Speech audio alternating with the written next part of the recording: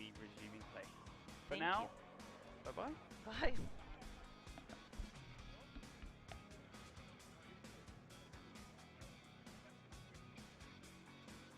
Oh, that's fine. We just wanted to give an announcement. People were like, when is it starting? Do you have power back? They're still asking. Oh, they didn't.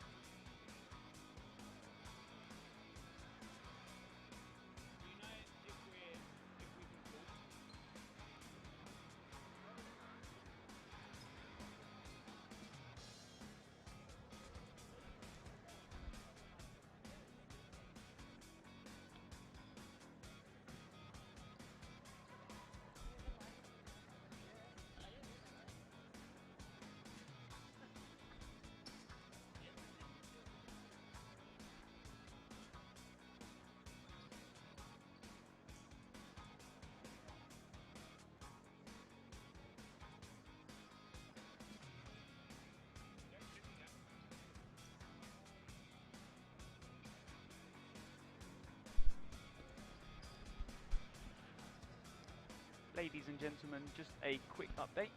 We will be resuming play in 15 minutes. In about 10 minutes or so, me and Alyssa will be back chatting. Obviously, we've had that delay due to the power outage, so all the games have been shifted back. No games will be moved to other courts. All of the games will be streamed on this Twitch channel. That's Dodgeball TTV. So if you are logging in just now because you are looking to see the bronze medal match between Italy versus Australia, cloth women's, our first two games were delayed, so we are just now starting the bronze medal match between the USA and Australia cloth mixed. Following this game will be the bronze medal match between Australia and the USA foam mixed, and then we will be doing the Italy versus Australia cloth women's game. So every game is still in the same order. We're just starting the first one at 12:30 Mountain Time, which is in 14 minutes.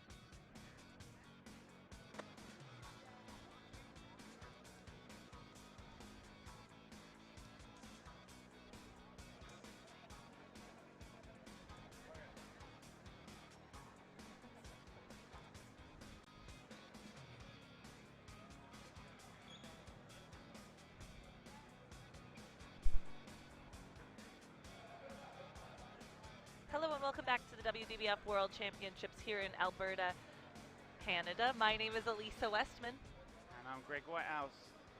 Don't worry, you haven't missed anything.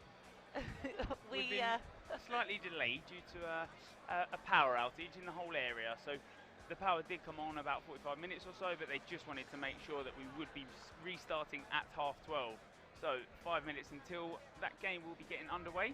We will be resuming play in where we left off. So the score, 2 set points each, 13 minutes 16 left on the clock of that first half. Absolutely. So these teams, had a couple hours off here to cool down, collect themselves, but they are back. Both teams on the court, Australia versus the United States cloth mixed. So if you are just tuning in, expecting another game, again, for those who are just catching up in the chat, we did have a power outage here at the bronze medal matches. So we are a couple games behind schedule. It has been updated and a new schedule has been posted to the website and on social media.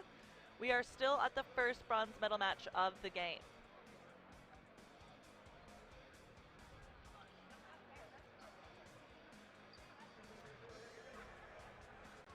Australia, before the power outage, obviously took that second set, drawing it up. They really started to build a bit of momentum, so a bit of a mental challenge for them now. 2 hours and 15 minutes passed. Not normally that large of a gap between sets. Normally a 30-second counter under the WDBF rule sets. But as mentioned, the score was 2-2. Just under 7 minutes into the first half. So we're a tight ball game here.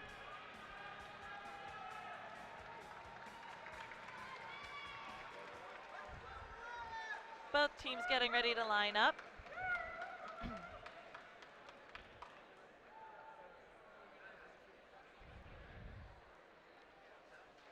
What is also nice about these medal matches that we will have a full reffing staff that you can also see huddled on the floor at the moment.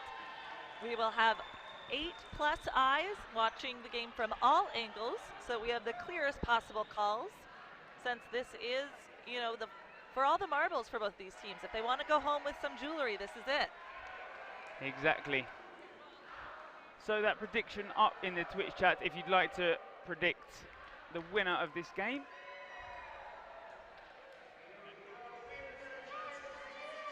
(13 minutes 16 left on the clock.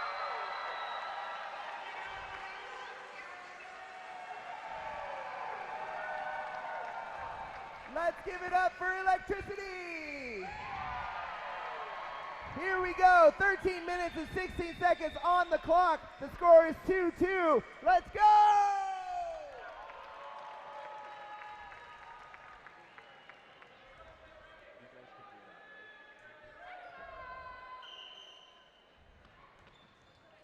They're off for the third set. For those who are maybe tuning in for the first time for this tournament, this is the cloth ball type. There is a different rule set than with foam, if that's what you're used to watching, which a lot of the viewers in both of these countries might be traditional foam players.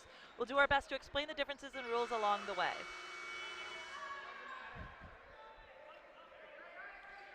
You have 2 times up in front of you. We first have the half clock, which has just about 12.5 minutes left in the first half. We also have a set clock.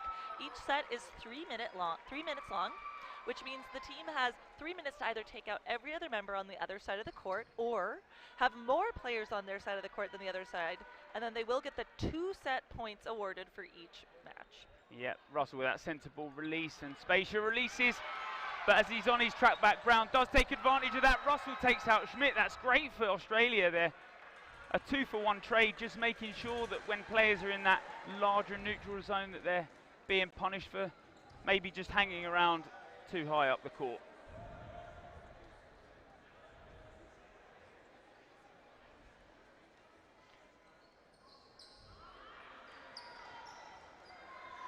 If you would like to predict who you think is going to win the match, the prediction poll is up on Twitch.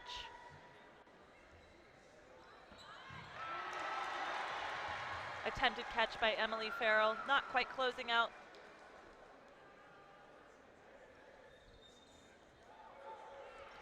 Close throw there, Dent to throw that single ball. They'll be pushed back by Payan and Hodge now. Payan with a single ball release. No target found though. Dent just getting low to the ground.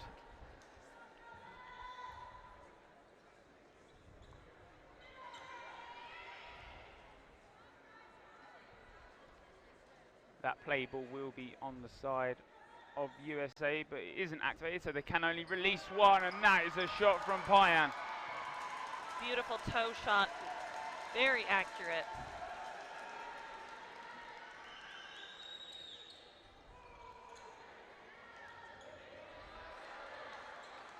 Four v3. Just over 40 seconds left on the half clock. That play two is released. Patmore heads up the court with the sides. Australia will reset with 4. Calm and collected there. Don't need to rush anything. Still that one player up. But Jenny Hodge with a ducking slide. And Patmore with that defensive single ball throw. It will force USA to make an attack on that. Brown on the reset.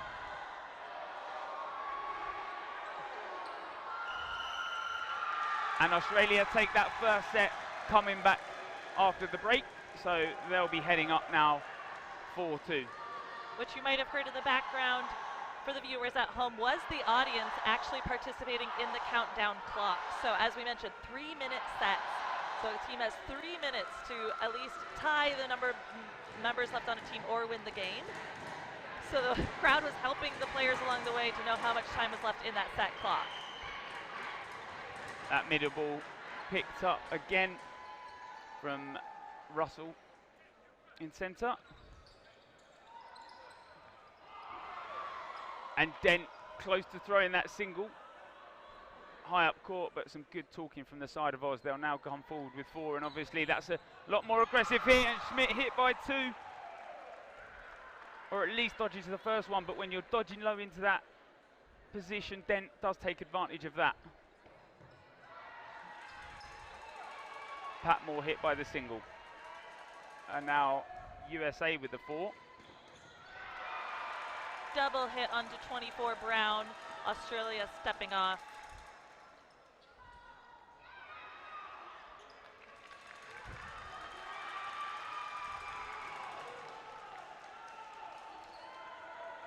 Australia 2 players down in this set now, but Russell hit out. He does take Spatial with him. It will leave Tancredi and McLean left for Australia. 4 left in for the United States.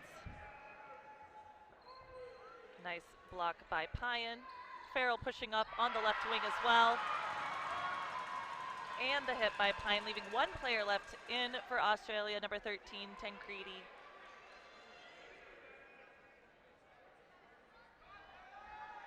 That throw just within that meter valid area.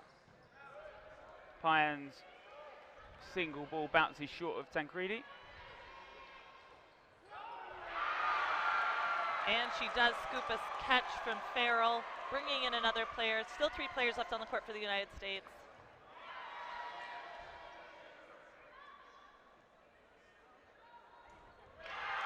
And a good turnaround from Oz. There were 2 players, 3 players down at that one point. Maybe a slight delay from Farrell as Tancredi picks up. Patmore come in and they take out Hodge. Now even things up with 50 seconds left to play.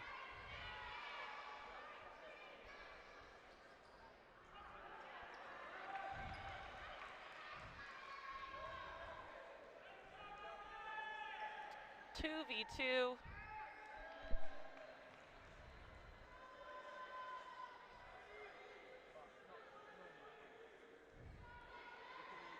Payan and Chasen pushing up. Not connecting. Looks like Australia might be trying to run the clock. 20 seconds left in the set.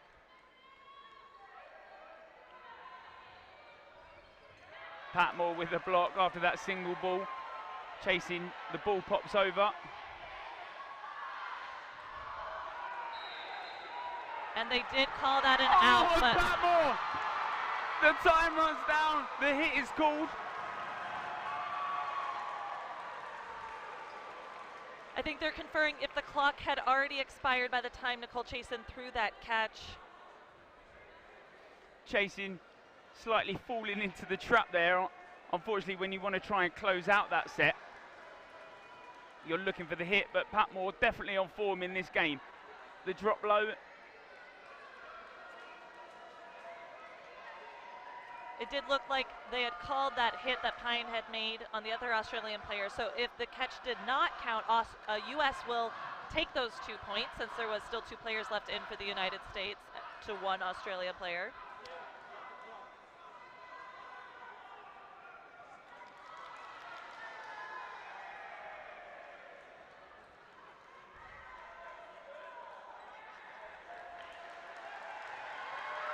Does look like the refs have conferred, and those 2 points go to Australia, bringing the score 6-2.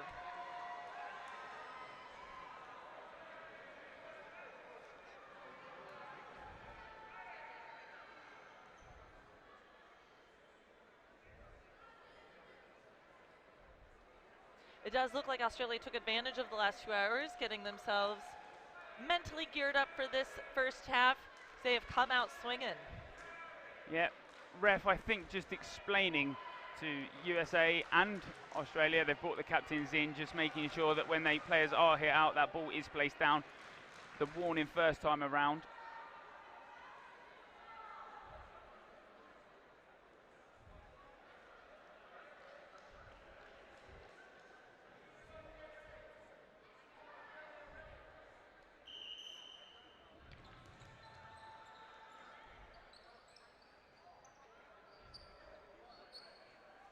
Just under 6 minutes left in the first half.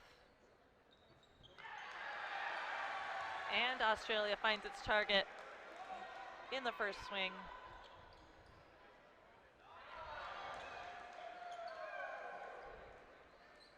So obviously we have those replays available for you in this game as well. Sponsored by Quality Foods.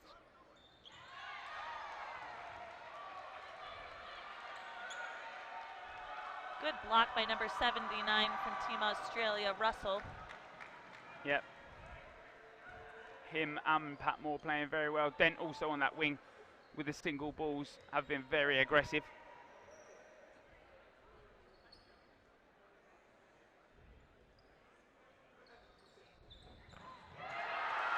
And Spacia not quite having the cover that he wanted. Obviously, when you're using that neutral zone, you've got to rely on the rest of your team. Brown almost has that free shot, and Russell with the single ball. Hodge close to taking that catch, but not this time around.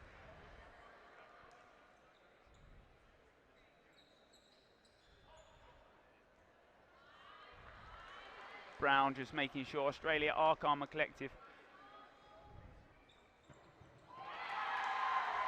Payan, last player in left for the United States. About 1.5 minutes left in the set clock. USA may be going for a couple more catches than they should be. They're always looking for that single ball. Those balls coming in at about 60 to 70 miles an hour. That ball close to that 1 meter valid. Payan with a single. And 2 balls do have to be released because they play that shot clock timer, so they then have 5 seconds to release the balls.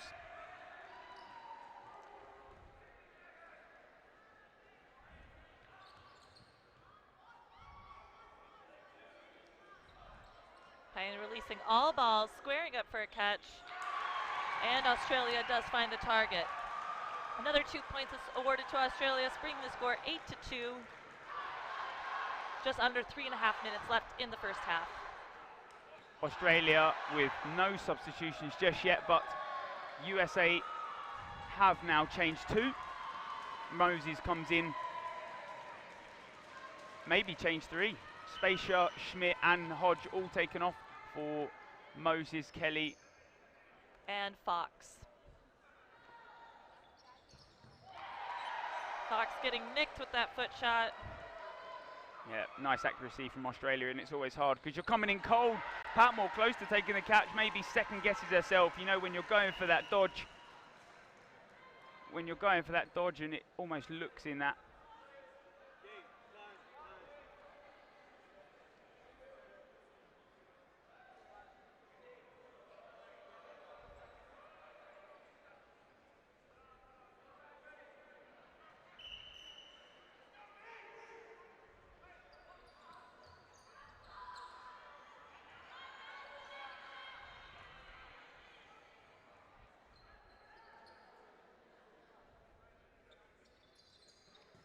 Single ball from Russell in centre.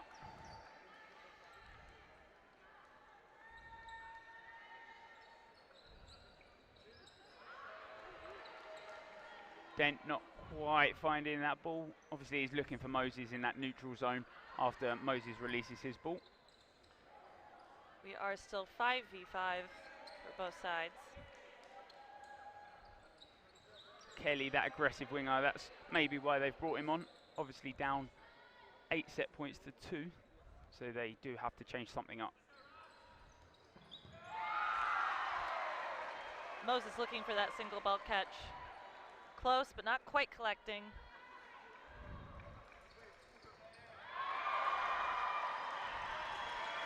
Payan gets a double out on that throw. Yeah, Brown and McLean both out in that play. So with that throw there, USA now that one player up. Obviously if that 3-minute set timer does end, USA will take the set point because there'll be that player advantage at the end of the set. Single ball from Denton as he tracks back quick, and Tancredi with a block. Australia doing very well to get low and make sure they're blocking those single balls.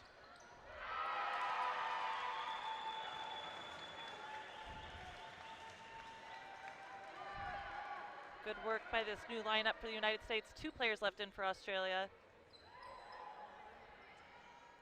Dent just with that 2-step running counter, just builds a little bit of power but keeps himself at the back of the court.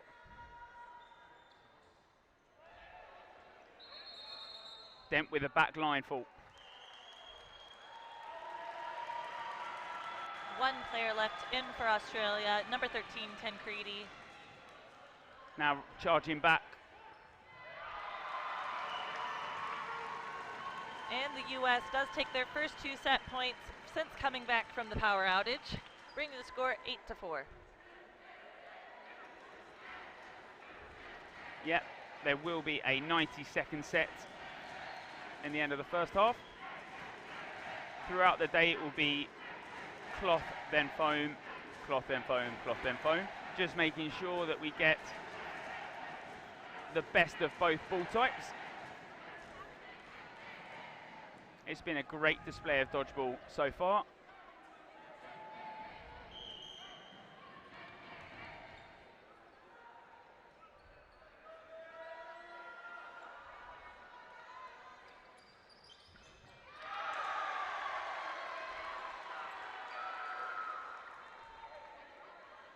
Two players stepping off for the United States.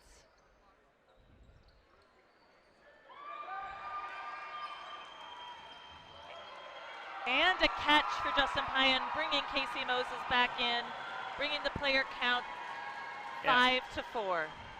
That's the one Payan had been looking for. Looks to get into that rhythm when you're taking that catch. It definitely plays on your mind.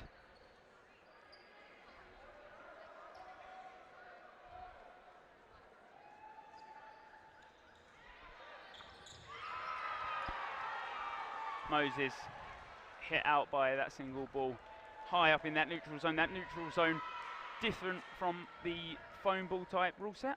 Obviously in foam you can't play past that halfway line. In the neutral zone in cloth you can play every part of that area, and that's why you see the teams running past that halfway line. Just about 10 seconds left in the set clock. 4v4. USA looking to take out one more player before the time runs out. And it does end in a tie. 1 point will be awarded to each side, bringing our score at the half 9-5. Yep.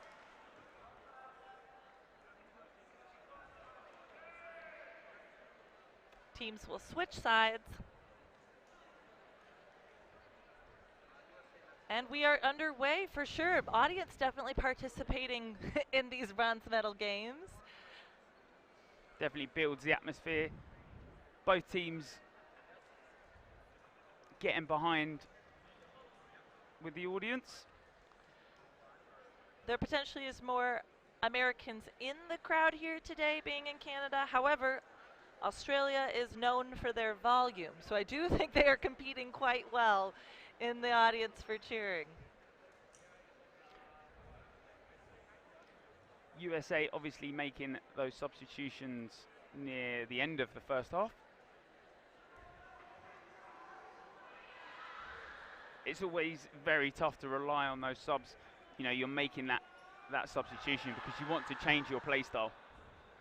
You've got to remember those players are then coming on fresh, so sometimes it's not always that first set that the difference could be made. Absolutely.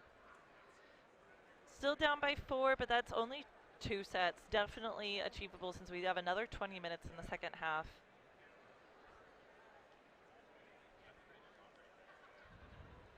And just as always, just making sure that the Twitch chat remains friendly. This is the first World Championships in Dodgeball where both foam and cloth play alongside each other. This World also introduces that mixed category.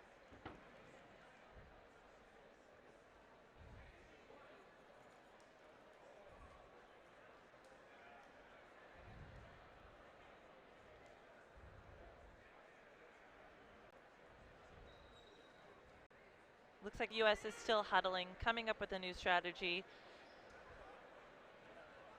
Going into this second half, I'm sure they're going to want to push the pace a little bit, try to gain back some points here quickly to at least tie themselves with Australia before too much time runs out in the second half.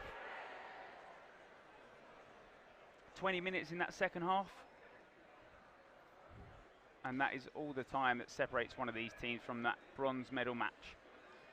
And again, if you are fans of either of these countries watching back home, do stay tuned. These same countries, Australia and the United States, play foam mixed following this match.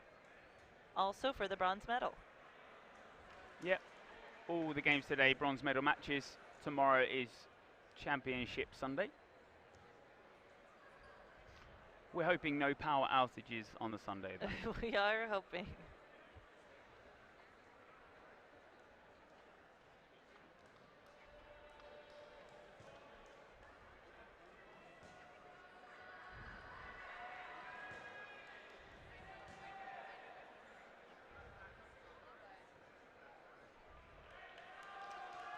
No substitutions yet from the Australian side. The saying goes, if it's not broke, don't fix it. Very true. Right off the bat, Dent finding his mark.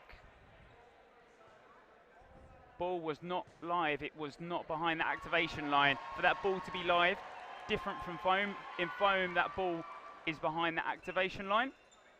In cloth, 2 feet have to be planted behind the line. Tancredi hit out there, so. But Moses is also hit out, does bounce just before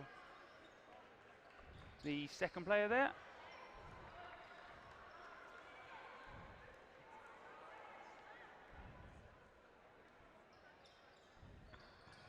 And a 2-ball attack there. That ball's still live after the first hit, so it will eliminate another player.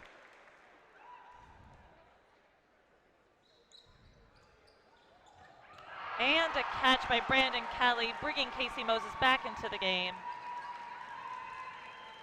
Bringing the player count 4-4. That good switch in momentum from Kelly there on his track back. Makes that preemptive dodge up high, but on his fall down, secures the single ball from Brown. Nice throw by Casey Moses. Yeah, Moses comes back on that centre ball, gets thrown. Takes out Patmore. Definitely been one of the key players for that Australia mixed side so far in this bronze medal match.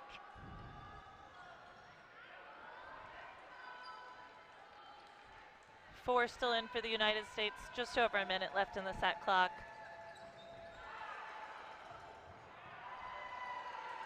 Russell drops low to try and take the catch. But doesn't quite grip his hands around it, and that catch from Kelly has definitely changed the momentum in this set.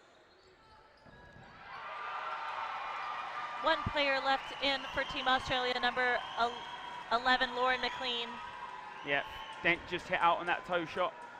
Very accurate from the side of USA. And a double running counter. Kelly and Payan. That strong wing that we've seen from USA. Now obviously both on the court, and they definitely started to make a difference. That brings the score 9-7. Australia still in the lead, but USA definitely within reach by 1 set. Yep, 17 minutes and 10 seconds left in the second half. Plenty of time, plenty of sets still to be played. Those 40-minute games give the opportunity for a bigger set difference comeback. Oh, and Dent with a catch. Big momentum swing. 2 players for the United States stepping off. Balls collide. Dent close to taking Kelly there. Eyes up at all times from these players, otherwise that single ball is going to try and catch you off guard.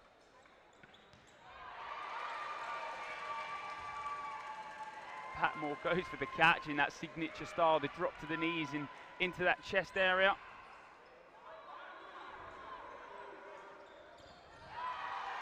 A 1-for-1. Russell is taken out by the ball from Kelly. 3 players left in for the United States, 4 for Australia.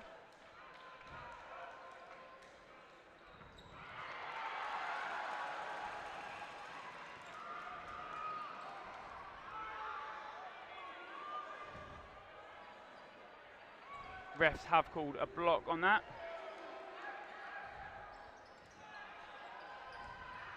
Different targets from the Australian too, as Dent just has enough time to pick up that centre ball in the neutral zone.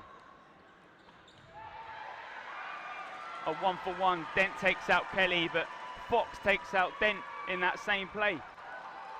Two players left in for the United States, Nicole Chasen and Lisa Fox. Nicole squared up for a block. Fox does get hit out on that team throw. Only Nicole Chasen left in to 3 Australian players.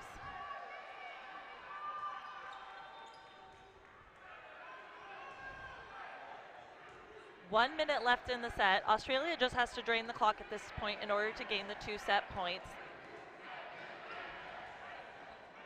McLean with a block.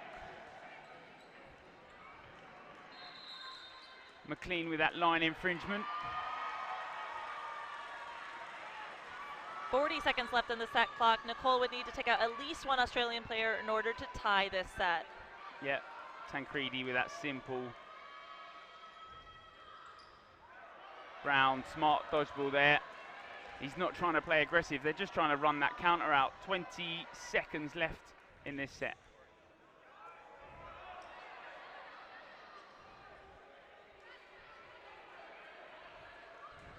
Oz happy to play that timeout. In cloth, you do have to throw a ball within a meter of a player in order to be an eligible throw. And Brown, very good timekeeping there. Timeout called from USA. Obviously, both teams do get 1 timeout per half. I don't believe any were taken in that first half. I don't think so. Well, we had a 2.5-hour timeout, I suppose. But yes, USA did take that timeout. They are down by 4 points or 2 sets if they are able to come back here. Just about 14 minutes left in the second half. If you're the United States, what kind of strategic change would you make right now, Greg? I don't think any substitutions need to be made. I think, you know, USA playing very good dodgeball. Maybe just trying to take advantage of Oz hanging around that neutral zone a little too high. I think USA are trying to throw from backcourt. I think you need to then try and counteract Oz in that scenario. So when Oz are kind of high into that neutral zone, back your running counter. We've seen the pace on these USA athletes. Definitely not slow.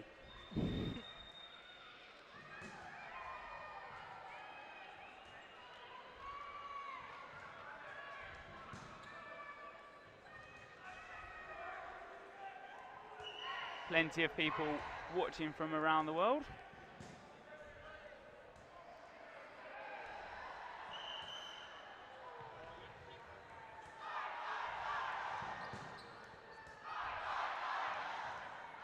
Oz yet again take that centre ball, and the ball picked up.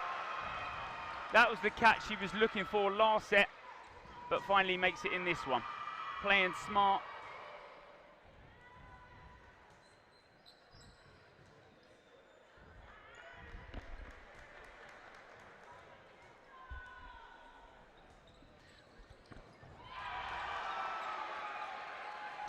And Russell hit out from that single ball from Kelly, or Payan, sorry, on that left side. Fox goes low to try and secure the catch, but power behind the arm.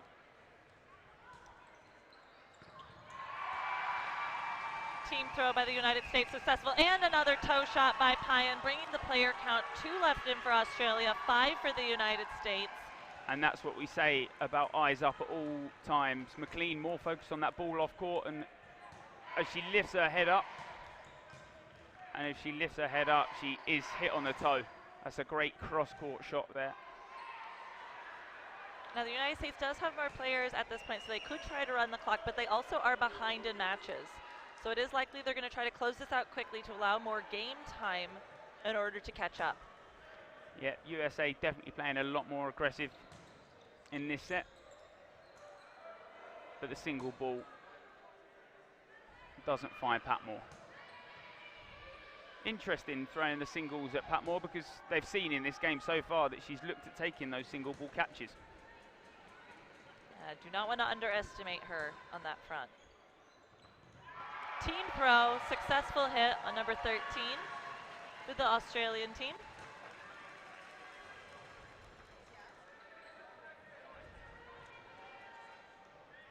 Patmore with this single. She's happy to run the clock down.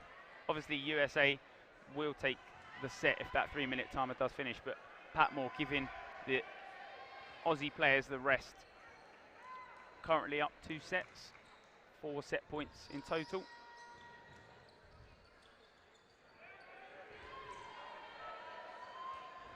Patmore just decides against going for that catch. Like we said, playing super defensive, just playing the timeout. Very strategic on her behalf, since they are up 2 sets. But the USA does take those 2 set points, bringing the score 11-9, within 1 set of tying this game. 11 minutes left in the second half.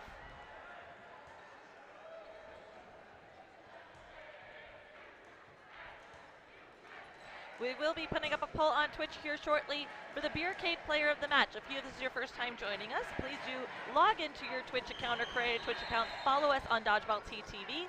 And a poll will come up shortly for 2 players that we have nominated from each side of the court to be the player of the match. 1 male, 1 female from Team Australia and the Team United States that we feel has done outstanding thus far in the match. The winner will receive a $10 gift card for our after party on Sunday, and we'll have a player interview with them following the game. Yeah, interesting there. USA did actually full start at the start of that set, so that single ball, that single middle ball that is normally contested, Australia get from the start. That ball is active from the whistle. And just like that, they've gone 2 players up. But plenty of time left in that set. We've seen both teams turn sets around, but USA will have to do it this time around. Only 1 set behind. Like we said, 10 minutes left on that clock now.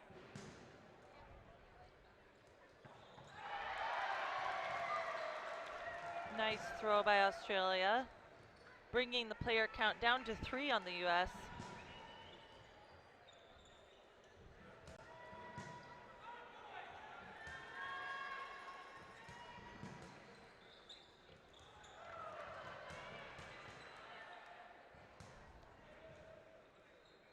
Sub being made from the side of Australia. McLean taken off, and just like that, that player swing.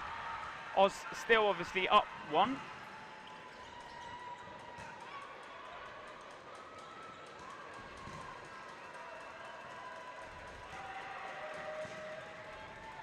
but now even in the play.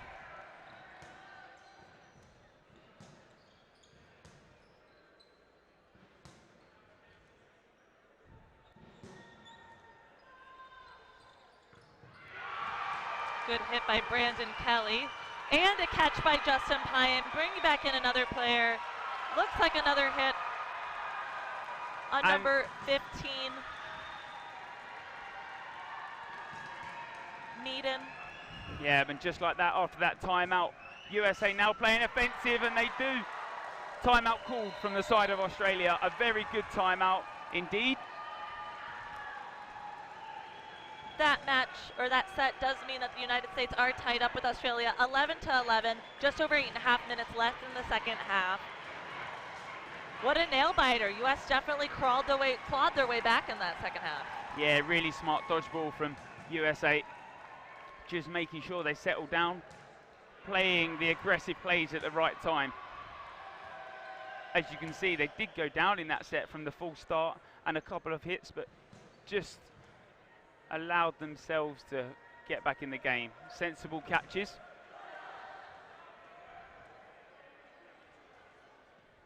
That Oz timeout just gives themselves a bit of a mental reset. Gives themselves time to stop that momentum from USA.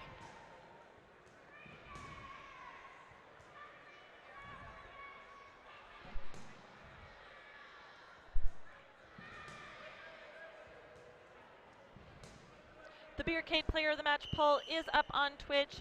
Do go online, create an account, follow Dodgeball TTV, and vote, and let us know who you believe should be the Beercade Player of the Match.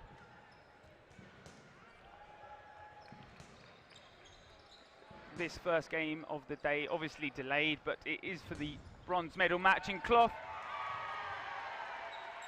Russell trades out there. Dent obviously heads out first, and Moses is then taken out as well. And a 2-ball attack from Oz after that timeout called. Played very smart dodgeball coming in. Yes, that was a smart taking out Brandon Kelly. He's made some big moves in the last couple of sets. And Hodge now subbed back on for Fox. No subs at the timeout for Oz, and that is a great toe shot from Brown. What a shot.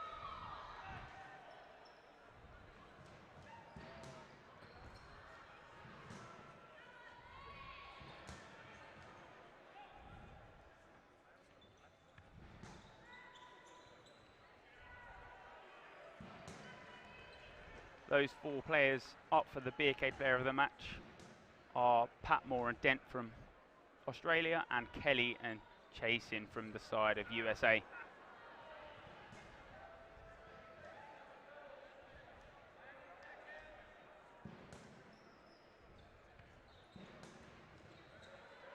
Bounce there, Brown just short of the target.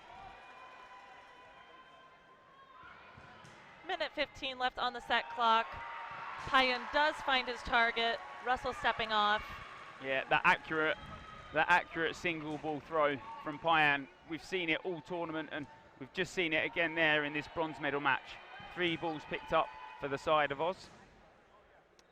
Australia still does have player advantage at the moment. Until that very second, Pyan taking out Padmore, bringing it 3-3. USA playing smart. They've been down in pretty much every set they've won, and they're just taking their time. 37 seconds left in this set. All can happen in that time. Another great single ball throw by Justin Pyan. Yeah, it takes out Meaden.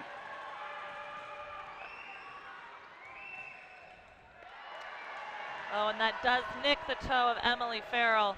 Yeah, we've seen that toe shot from Brown time and time again. 10 seconds left in the set clock. We are 2v2. And Pyan finds a target, leaving 1 player left in for Team Australia, number 24, Don Brown. He's looking, he's throwing, and they are safe. 2 points goes to Team USA, taking the 2-point lead, 11-13. This is the first time the United States has had a lead in this match. Yep. You're right there. The score now, obviously, USA 13, Australia 11. It was toe-to-toe, both teams going in the lead in that set. A change in momentum, though, as USA started to deliver plenty of successful throws, making sure they're finding the target. Another lineup change for the United States. Vince Marchbanks coming into the middle.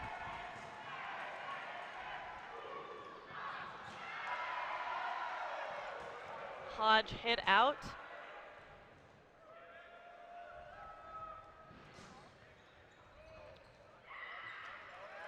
A one-for-one trade.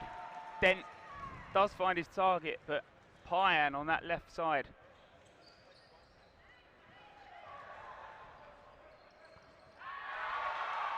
Another great single ball attack from Payan, bringing the player count 4-4. When Australia do back up, they're applying no cover.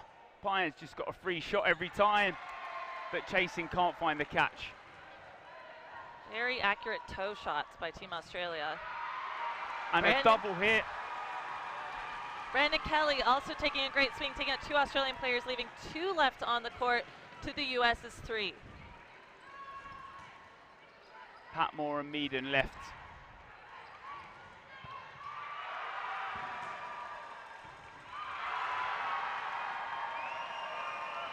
And 2 more set points go to the United States, bringing the score 11-15.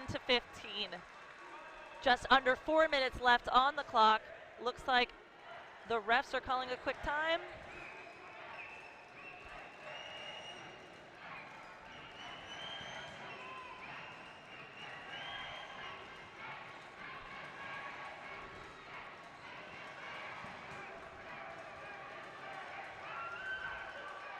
And that is a false start.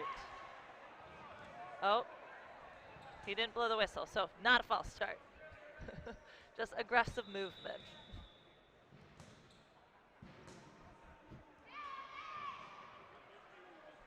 Refs calling a timeout. Does look like the Australian coach has a few questions. Again, we have 8 referees on the court for this game, so we have as many eyeballs about as possible to make sure all the best calls are being made. Just a challenge there. You can challenge you get 1 challenge, I believe, each half. I think if it's a successful challenge, you are rewarded that back. So you can challenge, obviously, rule sets. And a false start does mean that the middle ball starts on the other side of the court, and that is quite a big advantage. I think almost every time I've seen that happen, the other side is able to take a big swing off the rush and usually take a player out, so that would automatically bring the player count 5-6. Yep.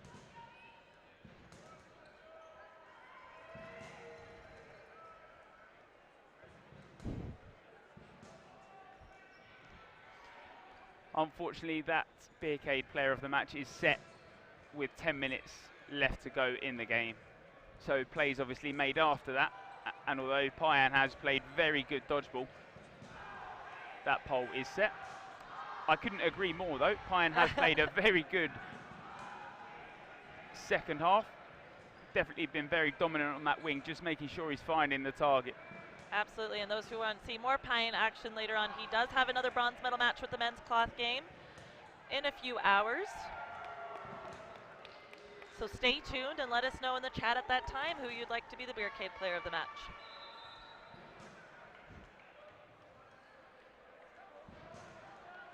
Again, this is also still just the Beercade player of the match. Tournament MVP will be awarded tomorrow during the gold medal games. Yeah, full start obviously from that side. So that ball live from the get-go. Oh, and a double hit from Russell, and he's not hit out, although he's a live player.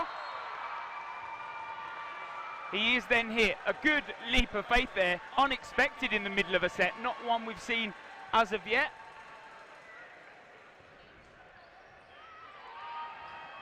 But it was a quick exchange, so it is still 4v4.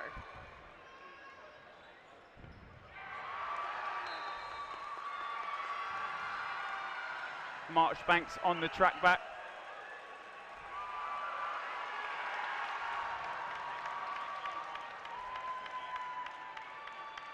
It looks like secondary ref saying that the player is safe.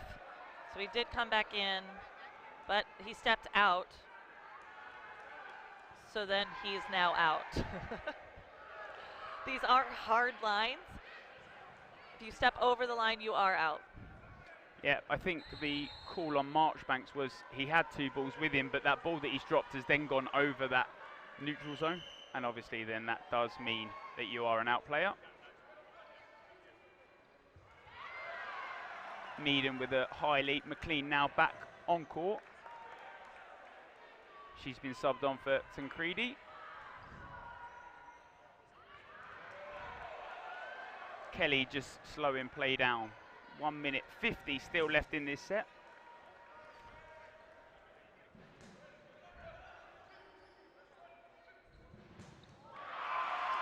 Good team throw by the United States, leaving 1 player in for Australia, number 11, Lauren McLean. Blocked by Heidi Chow.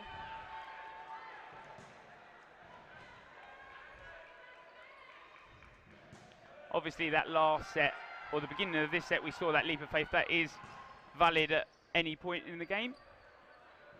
Unlike foam where you can't do it and you're carded for that, I believe. In cloth, it is rewarded as a style of play. It just has to be made 1 player at a time.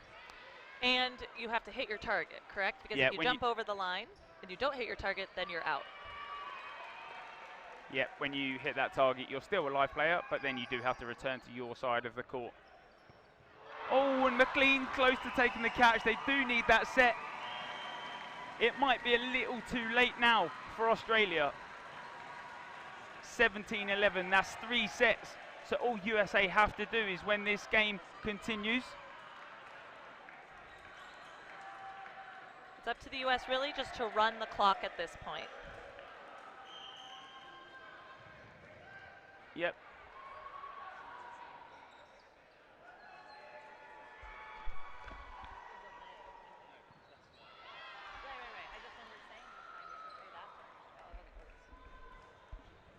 So that wasn't a 1 minute 30 set because there was still above 1 minute 30.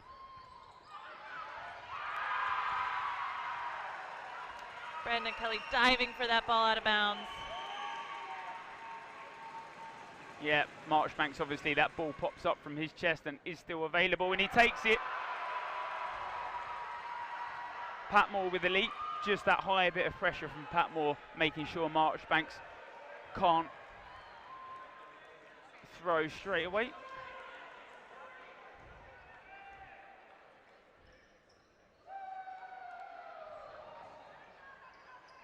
And a catch from Marchbanks, taking out Patmore. 2 players left in for Australia. That early timeout. That early timeout.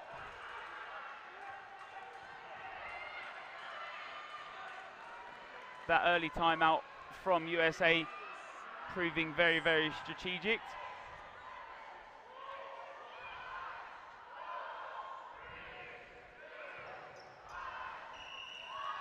And USA do take the bronze medal in mixed foam. Payan was a little upset earlier, but I believe that ball that he does make the hit on was still live. So obviously Russell then can throw. Yes, congratulations to the United States taking home some hardware. Do stay tuned. Right up after this game will be the United States versus Australia again with mixed foam. Also, some of your favorite players that you were watching on this last game will be playing again for the United States later on for the bronze medal for men's cloth. Yeah, a great first game and a great show from that mixed cloth. Some really nice dodgeball from both teams. And we do have a beer cave player of the match, Brandon Kelly from the United States. We will collect him for a player interview in just a few moments. Yeah, but before that, the Oz player with the second amount of votes, Patmore, will be interviewed first by Jake Mason. Oh.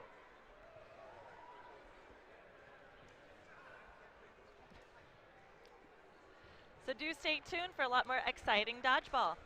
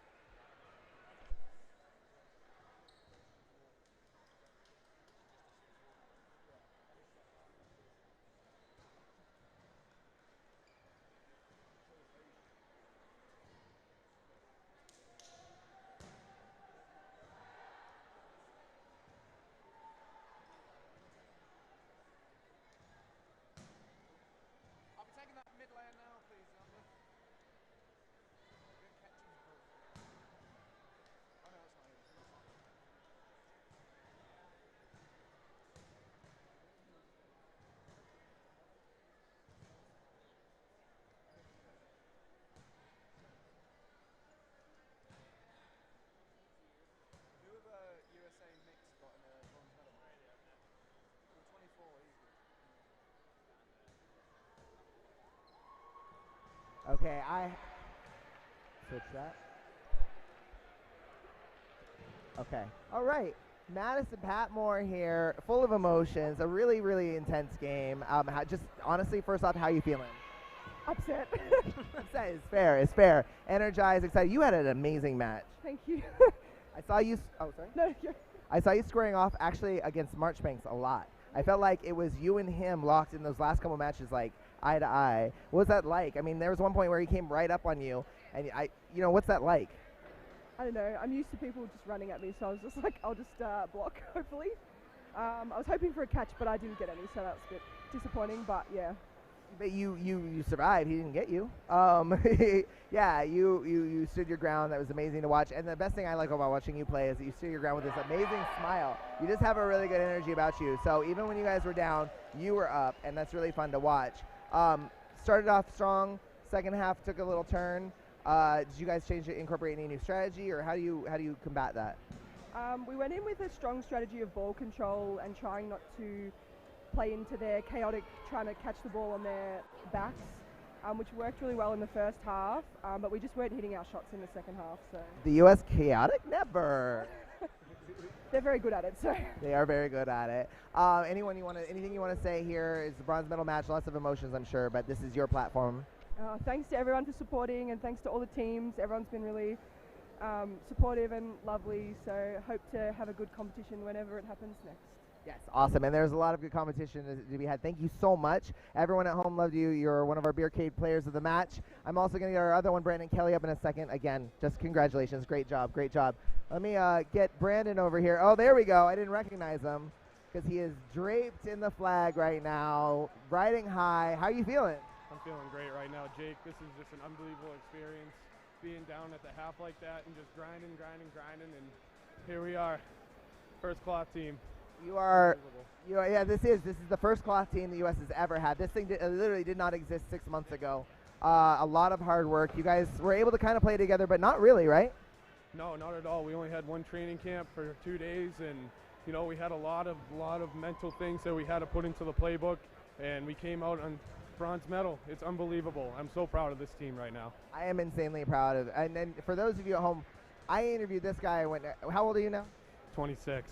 26. I interviewed him when he was like a baby at UDC, and he was so nervous for the camera, and he was just on this trampoline thing, and now here you are on the world stage, draped in the flag with a bronze medal in the first ever U.S. cloth team. That's pretty cool.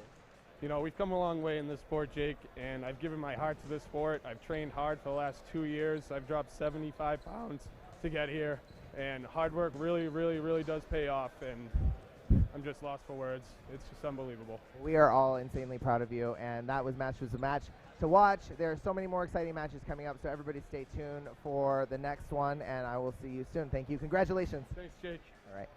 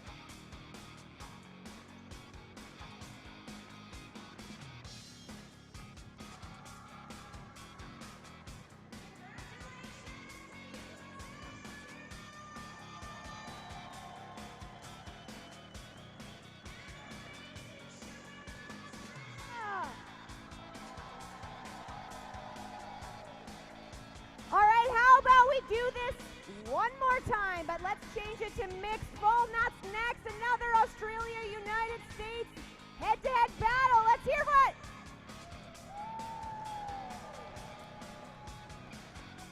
Just another reminder that the Beer Gardens is on the top. Go check it out, try out some local brew. And one more reminder as well, since this was unprecedented for injuries, I think, this year, massage is available up on the concourse there, $1 per minute. So if you're feeling it, that might be a place you want to head.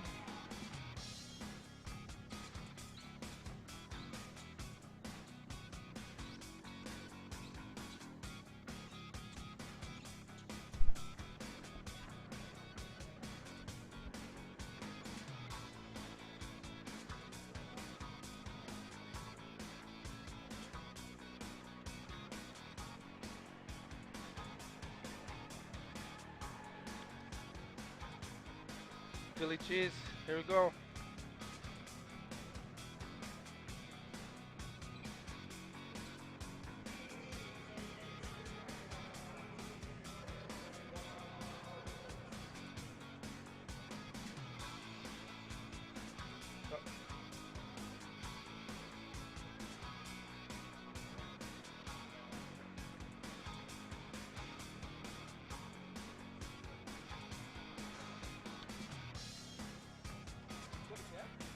No, I'll stand beside you, and then.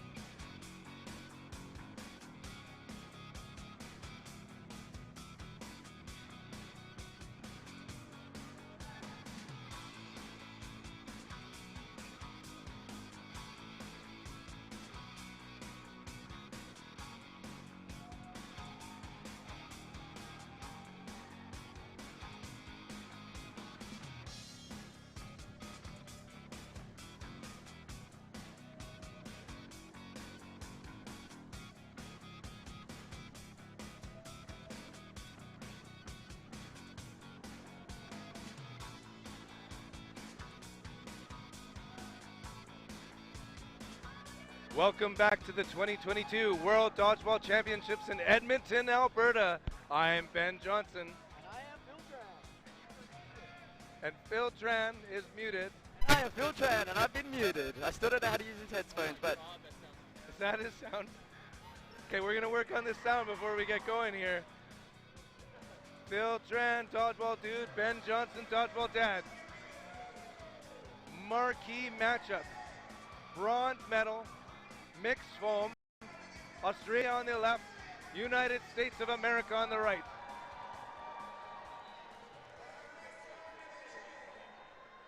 Oh, on the foreground, United States. Off in the distance, Australia. Phil, let's hear from you. See how we're going for sound.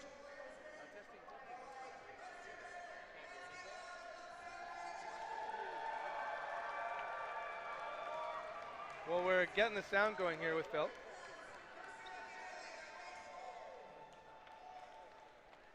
And Twitch Mitch will let us know once we can hear Phil. Sorry, I should have been here before. Hello. Hello. Oh, hello, sir. Welcome back to another episode of the World Dodgeball Championships 2022. What is this? Which episode number would you describe that This as? would be the 4th day episode, right? Oh, so yeah. Did you notice the bronze sky outside this morning? a little bit, yes. The city of Edmonton's feeling bronze. Ooh, let's go, let's go. So, United States on the short court, on the far end, Australia. Look at this court, look at this stadium, I love it. Oh yeah, there's a big crowd, and we're gonna hear some cheering. I You want to love give it. us a demonstration of the Australia cheer? Ooh. Get us prepared, worked up for it. As in, can I just shout it out right now? You might break your mic, but absolutely. Aussie, Aussie, Aussie! Aussie! Aussie! Aussie, Aussie, Aussie! Let's go! There it is. Now, of course, that's incredibly exciting, but Jake Mason, can we hear some the American version of this? Let's go! Our referees, David Armstrong, Dennis Quinnell. Looking for some line refs. Oh, this is going to be an Jordan exciting Ansu, game. Dan Smarts, Marco Belangio. Tip of my tongue, I can't quite remember. I owe you one, I'm sorry. Tip of the tongue. Which number? Which number?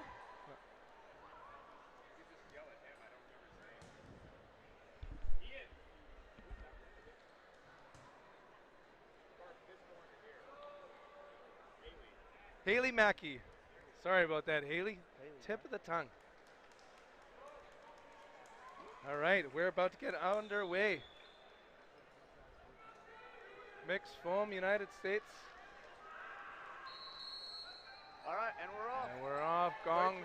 There's There's a big shot. Takes out one play on the United States side. 24. 24. And Kate Sanchez. Kate Sanchez. Hopefully she gets brought back on a catch. Catch him. Hard throw. Countered. Liang. Incredibly accurate right winger for Australia. I saw him practicing with a bottle. Hit every single one.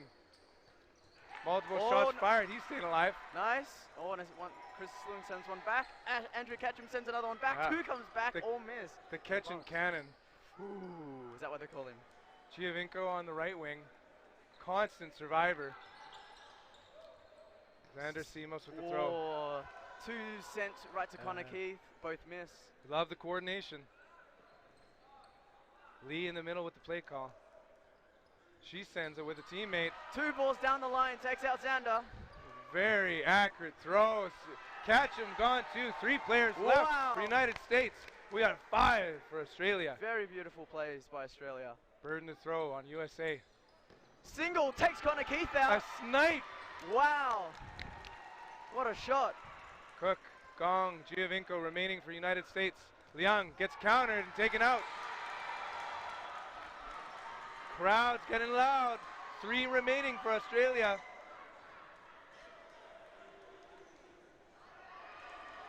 Big pressures by Lee. Tran in the middle, getting a ball. Nguyen on the left-hand side. Yep, Lily Nguyen on the left-hand side there. On the One left corner. solo fire, countered. Blocks. Yeah, Yep. went in the ground first. Cook pressuring and protecting your team, heading back for the play call. Gong with the play, sending out to the wings. 3 players, 4 balls. Wow. Balling back and forth, no Yep. damage. To both miss.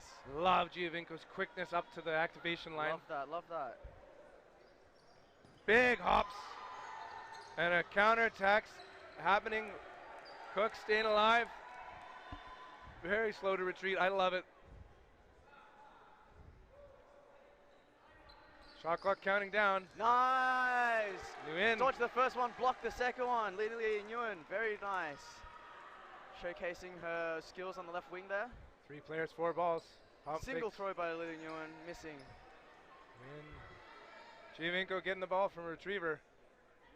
Playtime now for United States. Solo shot by Cook.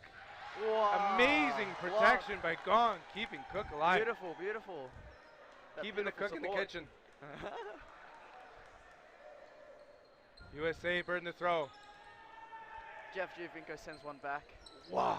Carolyn sends another. Oh, Back and balls are forth. exchanged, and Lily Nguyen gets Great. taken out. But Oh, and also yeah. Ashley Cook gets taken Cook out as is- well.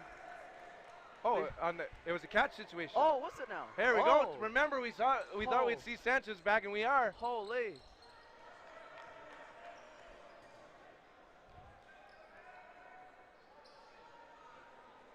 Katie Sanchez on the left wing, rejoining her team. Shots fired back and Wow. forth. No eliminations. 2 down to Carolyn, and Jenny sends one back. Now, if you were No, just they have to throw. yeah, burden to throw. Shot clock counting down, ever so slowly. Takes out Jenny Big Tran. rip Big and a shot. huge and another. Oh, Lee Carolyn in gets a transition. double. Yeah, Yep. wow. Lee versus It's down to Giovinco. a 1v1. Hard throw, but she's got a harder one. Bam, right on target. Brilliantly blocked. Wow. Love that active hand. This is interesting. Carolyn Lee versus Jeff Giovinco. Low and away. Right on target again. Wow. 15 minutes 40. Sharp shooting Lee. Quick moving Giovinco. Bounce first. Carolyn bounce Oh. first. Another perfect throw. Jeff Giovinco to throw. Missing. Carolyn, turf. Little shout out to his amazing shoes. What colors are those? Very nice. Like aqua blue. Giovinco to throw with 4 balls. Turfing another one. He's been Carolyn just Lee. low every time. Not a. Aussie fans loving those throws. Yep. I'm Giovinco to loving throw. the intensity. Here we go. This is an important set. This is the first set. 1, 2. Oh! Right. Referees It's done. confirming Oh, no it's hit. not done. Double ball block and a quick rip goes low. Wow, okay, this is very back and forth now. Very back and forth. Oh, Oh, Carolyn stays alive. Giovinco stays alive. Oh, wow. Giovinco sends 2. Carolyn sends 1. Sends They- one other. Blocked. both players are so accurate, Response so goes agile. over. It's back and forth. But you can tell they're getting a little bit tired. They're starting to make mistakes. But they're both getting tired. The crowd's gone wild. And the crowd is getting loud. Bounce first by Giovinco. Lee with the hammer. And then Carolyn. Oh, this Was is a that tough 1-1 moment for trade? refs. So, just to confirm the rules, the player dies when the ball hits the ground. Yes. So what's most important, if both players were hit, what ball landed first? Yes, exactly. Which ball landed first? One of the things I love, we just watched an amazing cloth match. Australia takes the point! Yes! Australia, Carolyn Lee! Doing Carolyn a Lee. 1v1. Making an early run for MVP. Beautiful. And we're going to watch this replay of the referees discussing what happened. Amazing. 14 minutes and 17 Wow, seconds wow, to go. wow. Australia takes the first point. Lee, just one of the most brilliant world-level players. Wow, wow. I'm also impressed that she's doing this next set here. Yep. Is she going to be receiving a toss back? Probably. That is stamina. Yes. Desmond Onuamere on the left wing now. Yep. Toss back, Lee gets Carolyn it. takes it. She's 1 countered for right 1. away. Sanchez again off in the beginning. Pump fakes, missing his target. Watch out for Liang. Amber, Oh, Chris Young that takes it arm and catch is him. Single unbelievable. ball throw.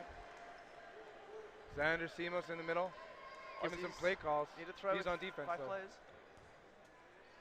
Anu Mary with the low throw. Ooh, just skimming his hair. A little bit of skim milk there. Wow, a little bit of skim milk there. Xander throws one straight to Connor Keith. Connor Keith blocks it back, and United States have 4 balls. Single by Xander there. Cook is taken out.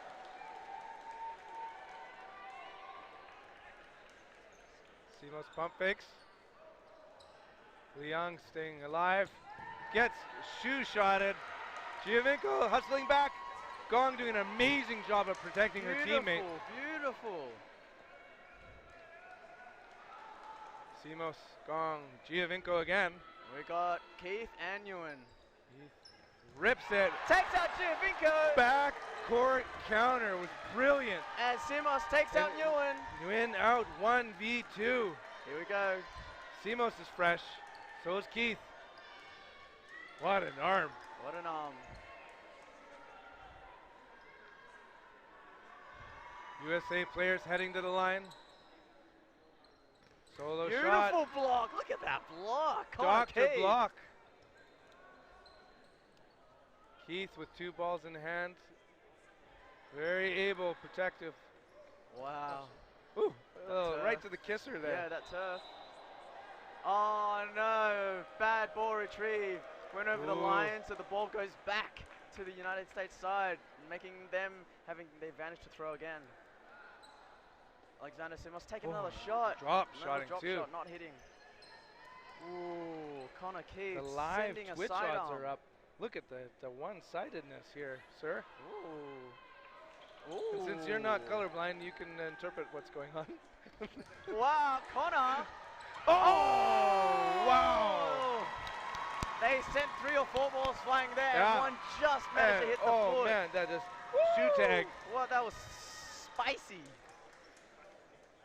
That's a spicy beat the ball. We could call it sneaky because it hit a sneaker. Yeah, true. Very sneaky. Wow, so now 11 and a We're half all minutes to knotted go. up. 1-1.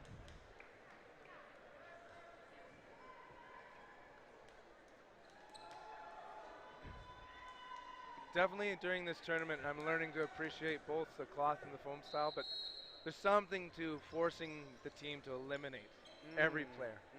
That survivability that comes out, and that you have to make the elimination. Mezcura, pump fakes and fires. Wow. Wow. She gets counterattacked by Liang. A double rush back, taking out. Tell you, you can be as small as a water bottle and still hit it. Yes. Catch him. Wow. Cannon. Cannon arm. Big rip, solo throw, missing. USA with the play call. They spread out to the line. Wow. Surprised how early Simos threw that one, which is, I think, the point. Wow. Oh, balls up is that a and bounce way first? out. Not a bounce first. Chris Leong is out. Oh, He's Connor taken Keith out too. jumps, and as he landed, gets taken out. Lee too. The Cameron hammers Lee are also coming gets out. taken out. Oh God. US has found their momentum. Lots of balls by Australia, but not lots of time. 2 seconds on the shot clock. Ball quickly goes out over to Giovinco, and he blocks it. United States with 5 players, and Australia with 2. Lilian Ewan and Jenny Tran. Couple pump fakes. I wish time balls. went as slowly as this. Catch him, sends it back and forth. These girls know how to play. They won't give up Oh my goodness. without a fight. Big hit. Oh, unlucky. Tran off the board. 1v5. Lilian Ewan The catch and doing Trebuchet a strikes 1v5. again. Nice Good. lateral. Ooh, big throw. Gong readies. Tosses it back to a teammate. Beautiful shot by Wow. The ankle biter. Yowzers! It was a heat seeker. Taking out Jeff. Giovinco. Oh. Ah, she slid out. Hey, that was a great slide. Yes, yes. Just too good. Unlucky. Another point on the board. USA now with the advantage. Woo! 9 minutes to go. And are we hearing some chants? U-S. USA. A-U-A-U-S. I don't know. Phil Tran. Dodgeball. Oh. And we're off on the opening rush. Toss back, double toss back for Australia. Ooh. An arcing throw by Mescu, I believe. Everyone stays alive after the opening rush. Yeah, no eliminations. Burden to throw, Australia. And off we go. Anu Emery misses. Wow. The throws from the back court, just flies. It's crazy. Coast to coast. Wow. Big blocks, Wow. both teams. The block is on point. The throws are strong and fast. Big pump fake. 1-2.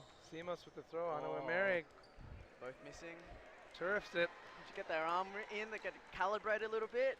Yeah, you know when he feels it's off when he looks at his hands a little bit. Yeah. Ooh. Jeez. Big ups. The toes. And he found the landing strip. Love it.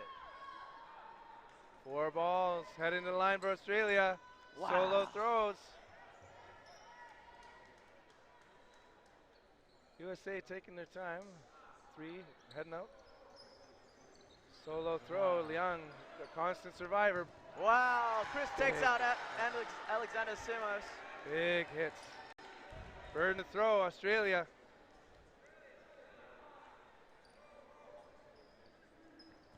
Wow. Takes out another. Carolyn Lee. Sanchez gone.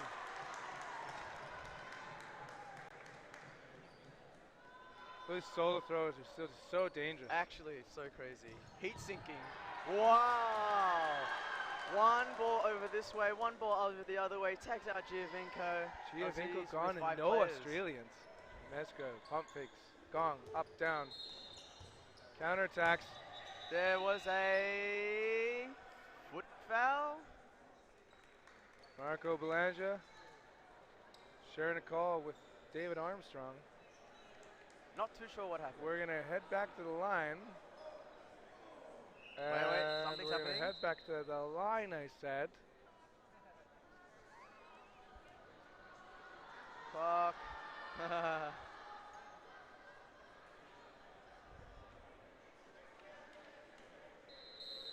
Off we go.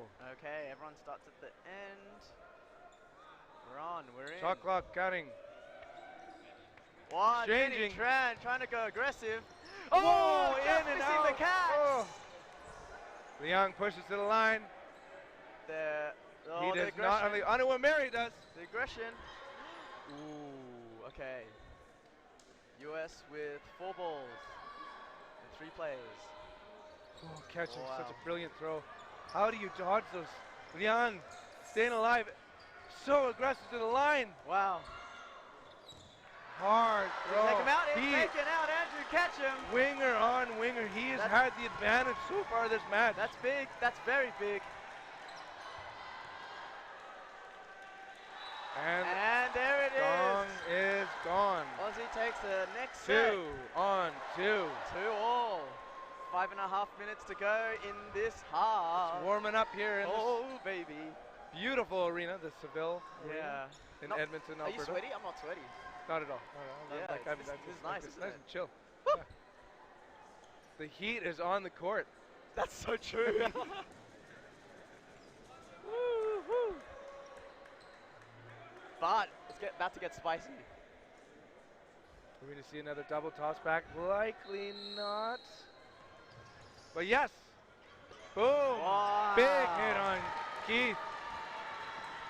Ball's up. Amezcua, oh, not taking, oh, Hashimoto, who finally joined on the roster hello here. there. Quickly out. Elijah Hashimoto. Wow, there's that 3 flying. Aussie's got 5 balls. Lee's taken out. Lots of balls for Australia. Their burden to throw. 4 players. Ooh, what Liang, are we gonna do with dangerous 5 with 2 in balls? hand. Counter strike. Oh! Andrew Ketchum throws one, takes one out, and gets a catch. Oh! Wow, Yin off. Bit of chaos, brings in back in But, Hashimoto. oh my goodness, Hashimoto brought back in. Yep. What a turning point. And we also have Lucas on number 19, taking that left wing. Oh yes, Lucas Boyle. Lucas sends it right Wow. wide of its target. Tran, big pump fakes. Hanua Mary sends it just slightly off so far. Still calibrating his throw. 4 minutes to go. Bounce first. Mesco with a big pump fake. Sharing the ball. Aussies with 4 ball now. They need to throw. 2 apiece, heading to the line. Just misses. Watch out for the Hashimoto throw. You can hear his voice from the distance. He'll go. Yes. Oh no, there was a foot foul. Was that a foot foul? Oh no. That's unlucky. That's upsetting. Left alone. Ball goes low. She's still alive. She's going up against 5 Americans. Back and forth, no damage. Jenny trying to do a 1v5. 3 balls. Pump fakes. Hashimoto with the throw. What is she going to do? There's 3 minutes left to go. They're coming to the line. Wow. Lucas. Oh, both Jenny. shots going low, but Sanchez has an incredible arm, saving it. Hashimoto ready to charge, and they do. Nice, Jenny. Wow. Staying alive. Jenny's getting in the heads a little Watch bit. that back line. She threw 2 balls before, and now they're a little bit ahead on her face. Yeah, the hesitancy Yes. on the charge. I love it. That's a high IQ play. Big throw, big miss. Oh, clips on And the a foot perfect shot by Lucas. by Lucas Boyle. Giving USA the next point. USA in lead 3-2 with 2.5 minutes to go. Huh?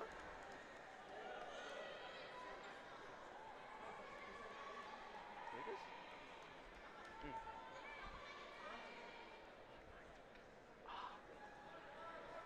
Lining it up again, 1 point advantage. USA over Australia. We have a false start. Belangia calling a false start. Fair enough, fair enough. I believe on a non-running player, Ketchum started going like, what, me? Oh. To the letter of the law, perhaps he didn't step off in time even, maybe. And they're underway again. Watch out for that Sanchez fastball. Anytime Nice. she on that opening rush, it's just been lethal. No balls exchanged in the opening rush, but United States gets to throw. Wow. Cass sends it again. On Wimere in the middle. Liang. But it's Keith with the throw. Keith with a massive throw, but missing everybody. No players eliminated yet. Not yet. Andrew Ketchum releasing one from halfway. Burden to throw, Australia. On Wimere with the play call. He sends it himself right on to Ketchum. Takes out Andrew Ketchum. Huge hit.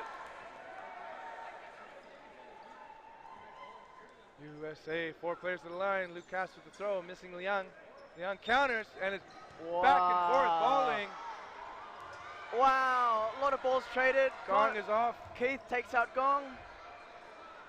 And there is a ball rested in the middle of the... Substitution also, Phillips, number Yes. 22. Wow, shot takes out 23 19 seconds Boyle. left in 22 this half. seconds. Where has the time gone? Wow.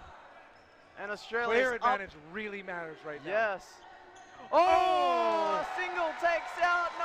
How enormous was that shot just then? Oh.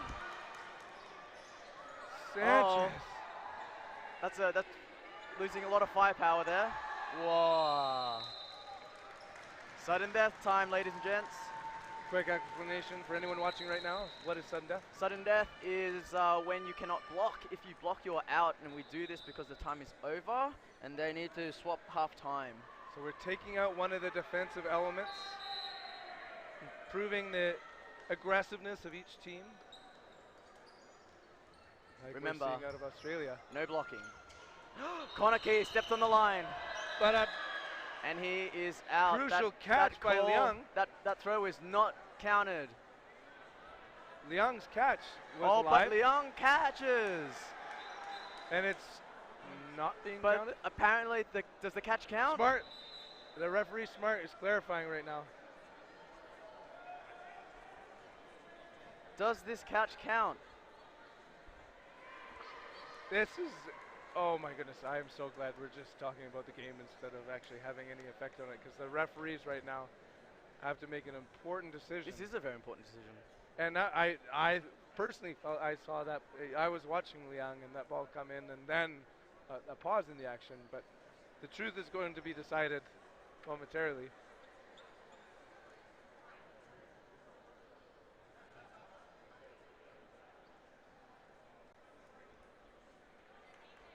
This is where we just be so happy for instant replay. Yeah. Just, you know, you slow it down. The balls go so fast.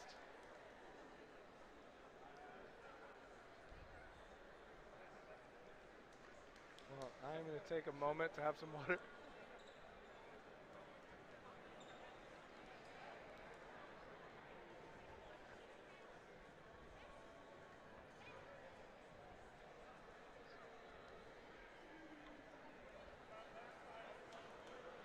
Referees having a good conversation. Don't worry, the clock isn't counting down. We've still got lots of dodgeball to come as we are finishing up the first half of the bronze medal match, mixed foam, between the United States of America and Australia. I'm Ben Johnson beside Phil Tran. Hopefully by the end of this weekend, my kids will think I'm a little bit cooler because I'm commentating with a YouTuber. Oh. You know, I had a Mr. Beast burger last night, very specifically because of that. I had a Mr. Beast burger 2 nights ago as well, my first time. Which one did you have? Like their popular one. It was The like classic. Beast, yeah. Yeah. What did you think of it? It was good. The cheese was the most forward flavor. Yes. So I think they could cut that a little bit. Yeah, I inhaled that. That was Yeah, really nice. The chips, did you get the chips? Yeah. Fries for those listening. Yeah. Oh, man. Yeah. Did you get the like specialty loaded? Yeah, the loaded one. Yeah. And also, I'm a big fan of crinkled chips. Yes. It was really nice, but it's probably something I'll have once a year or something. Oh, God. Yeah. Your arteries will thank you if you slow that down. Yeah. So, Liang is explaining his side of the story. Coach Devram, maybe when you have a chance, Phil, maybe we can announce who the coaches are for each team, which may not be on that sheet now that I think of it. So, yes. So we have access to the full rosters. Coaching is a tough job here. It's also a volunteer role. Australia. Shout out to all the high performance athletes who have done all the work to fund their way here.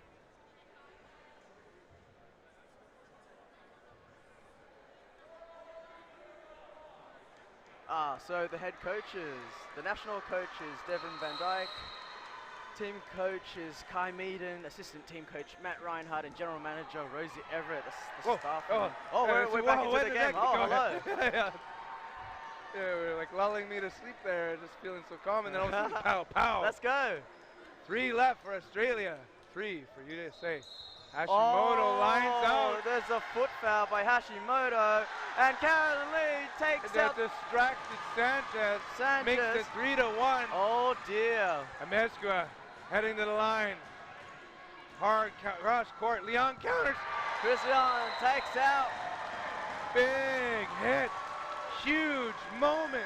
Liang. Wow. Unbelievably That was strong and quick. accurate. That was like, what, 4 players in the span of like 20 seconds.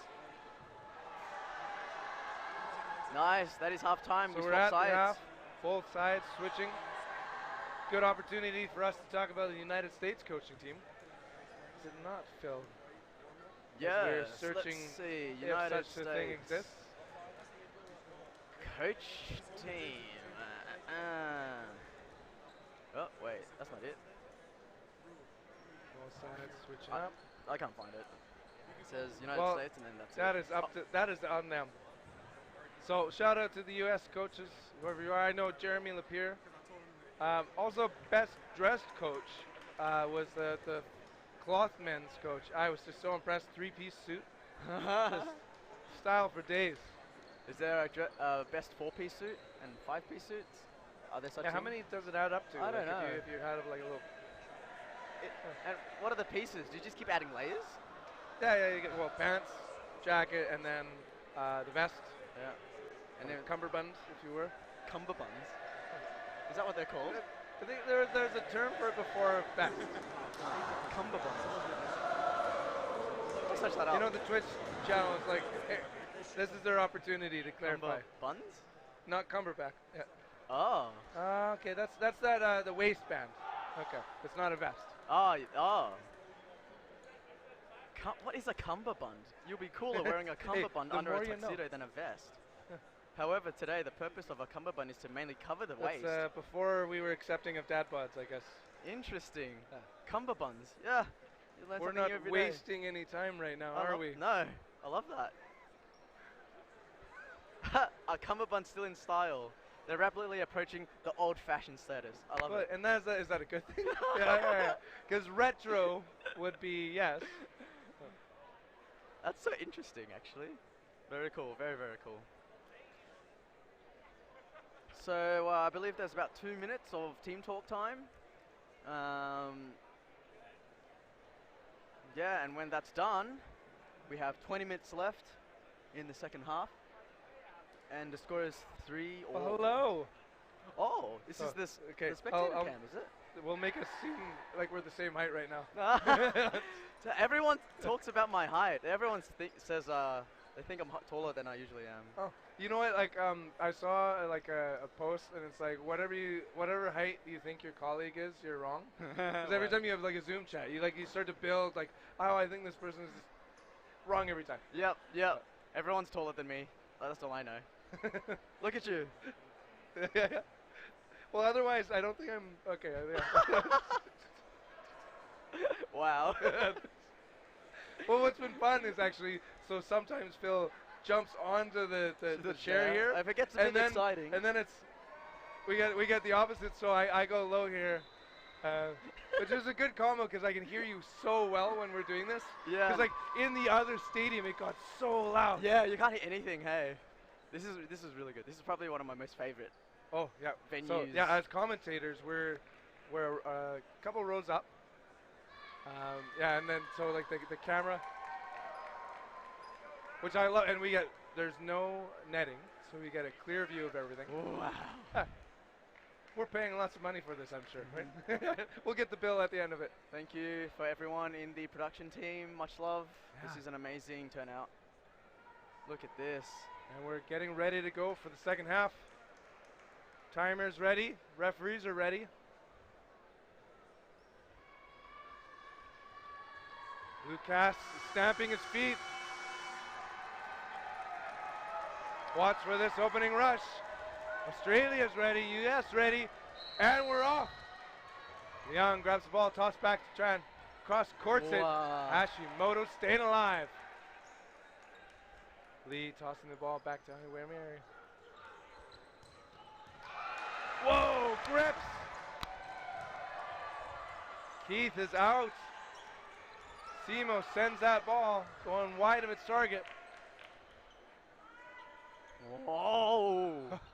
Chris Lewin going sends up. it back. Oh, Chris Lewin's not taking any chance. If Andrew Catcham doesn't have a ball, he'll throw, but Andrew can catch. Yeah. Andrew can catch him.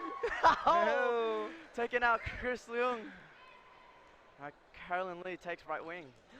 Oh, oh my man. God. Oh, sorry for screaming.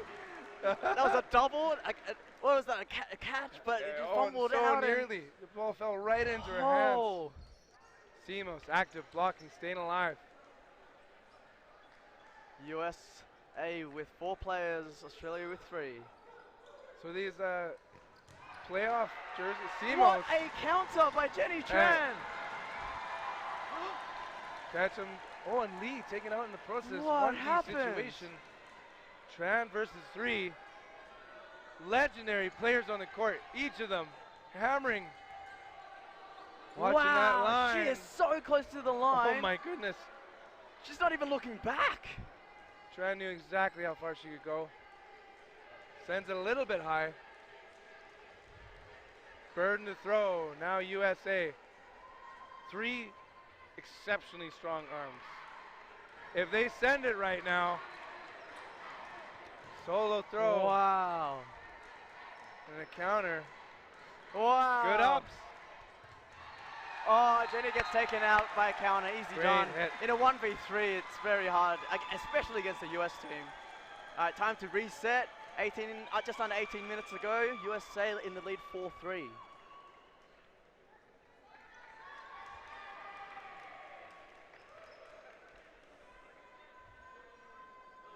No roster changes. Actually, a small one. Back on the court for Australia. Number Simone 22. Phillips. Yep. Ross Warder. Andrew Ketchum throws Ketchum. one miss. Oh, Look out. Just Keith gets out over quickly Connor again. Keith. Leon. Oh, wow. What a catch. Wow. Oh, man. Very close, very Ketchum's close.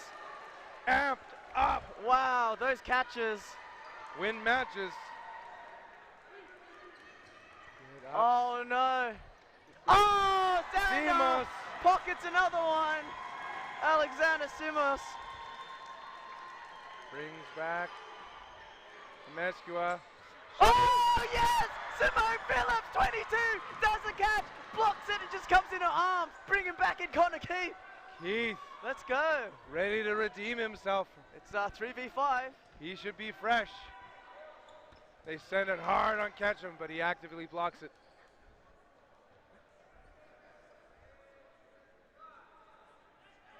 Shot clock down to 3. US needs to throw. Andrew Ketchum throws a single. Keith Connor fires Keith back. throws back, and the ball gets rebounded back.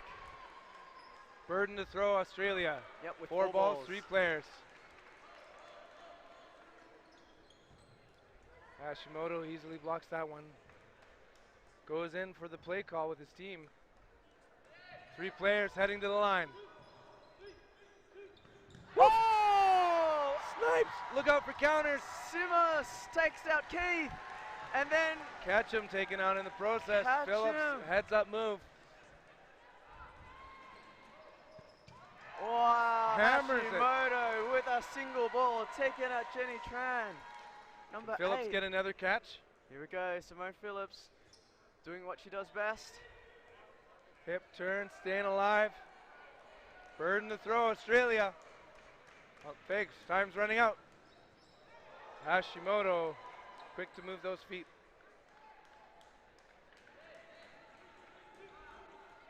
Oh, okay, US has 4 balls now with 4 players. They will most likely release 3 to secure it. Oh, no, maybe not. There's just 1 ball they still need to throw with majority players. Phillips gets it, wipes her hand. Hashimoto's coming. And a single by Teamwork. Hashi. 2 balls thrown. Makes the dream work. That's it. Point on the board.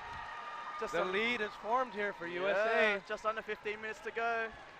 USA leading 5-3. Timeout called by Australia. Timeout. Crucial point. Yeah, You know, this is a good moment to pause. You make it 5-4, anybody's game. 6-3 with some time expired. That's gonna hurt your emotions. It's gonna be hard to feel like it's still a winnable game. 100% So agree. great timing for that timeout. The next set is a very crucial set. That set will actually decide the rest of the gameplay and how the play styles of each team will play. Yeah. It just, For sure. you know, you get 30 minutes in, and now we're starting to say, hey, the odds of this being anyone's game is gonna just switch. Hey, USA, not much to talk about. Nah, they're they're good. vibing. Let's cheer. They just got to keep doing what they're doing. And also, I love these like playoff jerseys. It's like it's not easy to see, but like the 2-color look has been their thing. yeah, I like it. I like it a lot.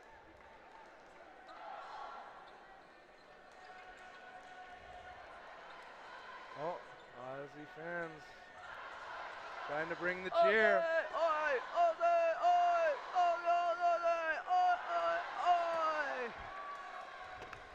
Here we go. And we're off again for the opening rush. Timer has started. Perfect shot taking out Hashimoto. That's big. That is big value. Exactly. Let's go on the right wing now. Single by Simas. And another one by Meskua.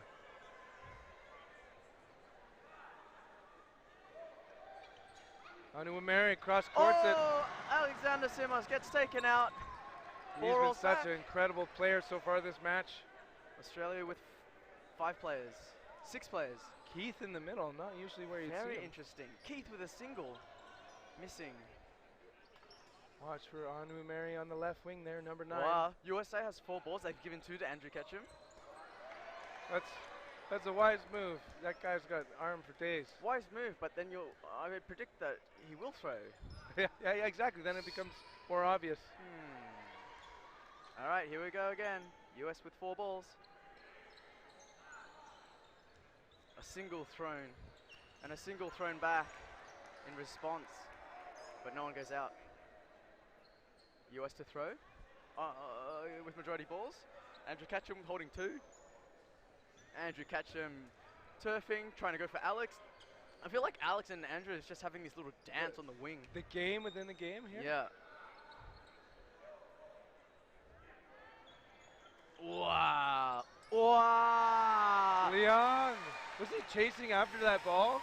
Or was it chasing him?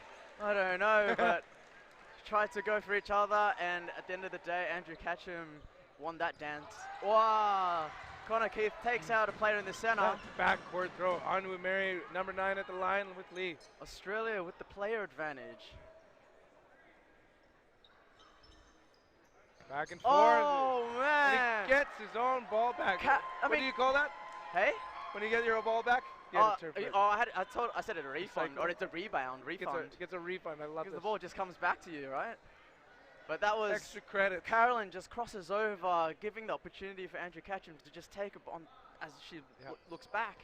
Oh, my Lord! That pocket catch! And Marion bringing back sends it right into the gut. Hashimoto's back on the court. This was a turning point right there. Oh, Hashimoto dear. of all players. Oh, dear. And another one off the board. Oh, goodbye, Tran. no. And Keith gets taken out as well. And if I'm on Australia, I do a step off. She needs to be going all guns or all gloves right now. You have to catch. You have to go for a catch. Don't be defensive, Nguyen. I think. Amescu's coming for you, but they're not in a rush. Lily Nguyen knows what she's doing. Let's hope for it. Australia. She's capable. Oh, but she's also capable of eating clock and losing. Come on. This could go any way. 11 but minutes. She snipes Hashimoto. Oh, Lily Nguyen. Number 21. Nice block there. Nice. She's doing a 1v2 against Karina Mezqua and Andrew Ketchum. Whoa. Her throws are strong. Needs to be a bit accurate. Australia needs to win this. Come on, Lily. Let's go. Oh, I tell you, Phil, already I'm eating my words. If she takes this, that will be unbelievable. We'll have to determine her as the automatic Beercade player of the match if she gets this set. Yes. I will owe her a $10 Beercade wow. certificate. Wow, So she's still low. alive. That ball protected her. Going she for was Andrew. so good. Wow. If she takes out Andrew, it can be a 1v1 with the females. But this is a tough battle. Ketchum trying to it. do a 1-for-1. Or just trying to do Well, a free we throw don't, or we, something. we don't want a we one don't for know one. a 1-for-1. No tradesies. Oh. Oh, the clock's burning down. Come on.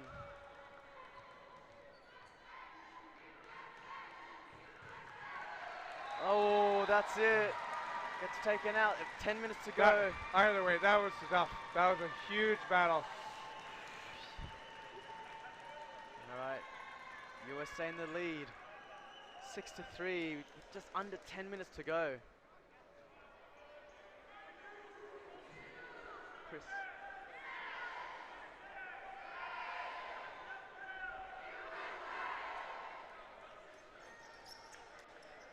Here a chance of USA, 3-point lead. We've got 9 minutes and 30 seconds remaining. False start called on Australia.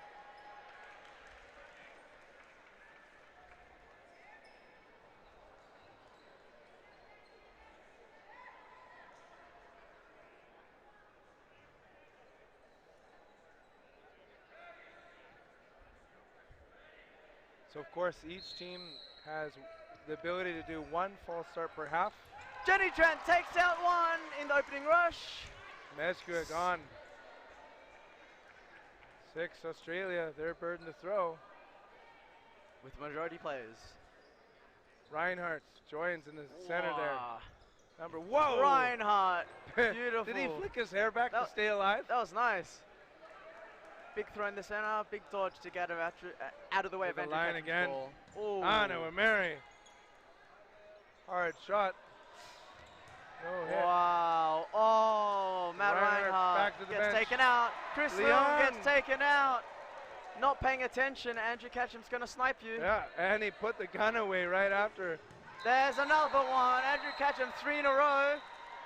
He apparently foot-bound. He He's stepped out while he was walking. Oh, lordy lord. Oh, where is my he? Let me get a goodness. close-up of that face. Lee remains alive. Wow. Counter-attack. Onward Mary pulling those hands back. No greedy fingers today. USA with the ball advantage. 2-2. Wow. And Takes Mary's out. taken out. Taken out. Tran though with a brilliant cross quarter. Ooh. Gong blocking, staying alive. Simos with the play call. Sanchez in the middle. Hashimoto on the right. Wow. Shots exchanged. No eliminations.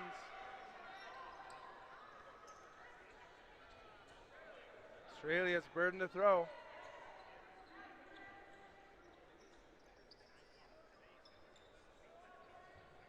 USA 3 heading to the line. Sanchez sends it to Tran. Back and forth. Phillips in the middle. Tried to take out Hashimoto.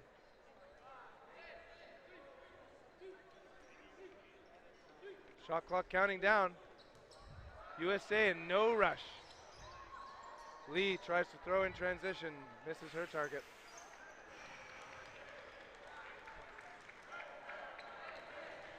Six minutes 40 to go. Solo throws. We're going to see a lot of those out of USA, right? USA is going to try to burn the clock as much as they can, and Australia's trying to speed up. Tran hustling to the line. Pump fakes. Come on. Watch out for Phillips and Lee. Lee sends it high again. Too high. Simos not concerned with that throw. He's concerned with a little bit of sweat on the brow though. The US guys have given the ball to the males, just on the wing, just to send their firepower down the line, sniping them out. Ladies next to them supporting the wings. 3 Australians right on target to Hashimoto. And the Australians are trying to fight hard, sending a double, but doesn't connect. All block and keeping him alive.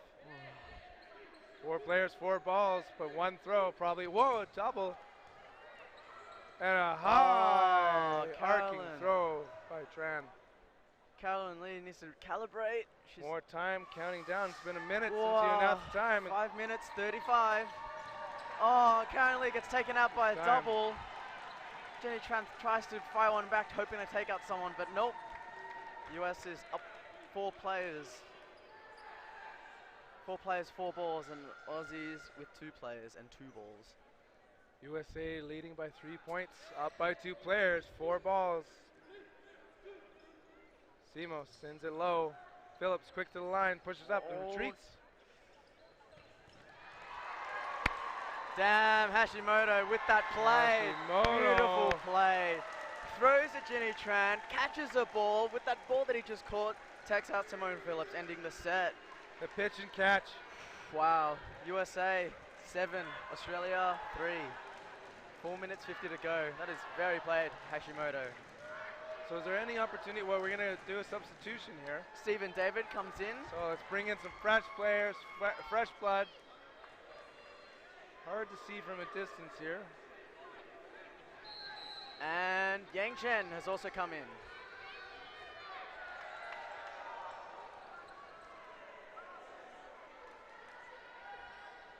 Stephen Phillips in the middle. Yep, and Yang Chen number 3. Stephen Phillips number 2. Big hit. Chris Lund gets taken out. Chen providing pressure there. Let's get that fresh energy going. Let's go. Let's watch Chen probably with the throw. Probably. Oh, Stephen David with the throw. Simo staying alive, but it's Yang Ketchum taken Chen out. up there with the pressure, but releasing the 5th ball. USA. The team synergy is a little bit off with the substitution. Yeah, 5 players, 5 balls, 2 sets. Wow. And destroyed in movement. Ow, ouch, Chen taken out. There's a lot of balls flying. I mean, when US has 5 balls like that, it's a bit chaotic, isn't it? David taking that wing. Ooh. Shots on a miss grab. She's agile as can be, staying alive. 3 minutes 30 to go. Notice Kate Gong getting so low. Staying aware of what's happening even if she's not in the action. Love that. Oh my God, the golden Sanchez catch. climbs the ladder and brings it down from the attic. Oh, Andrew Ketchum, welcome back.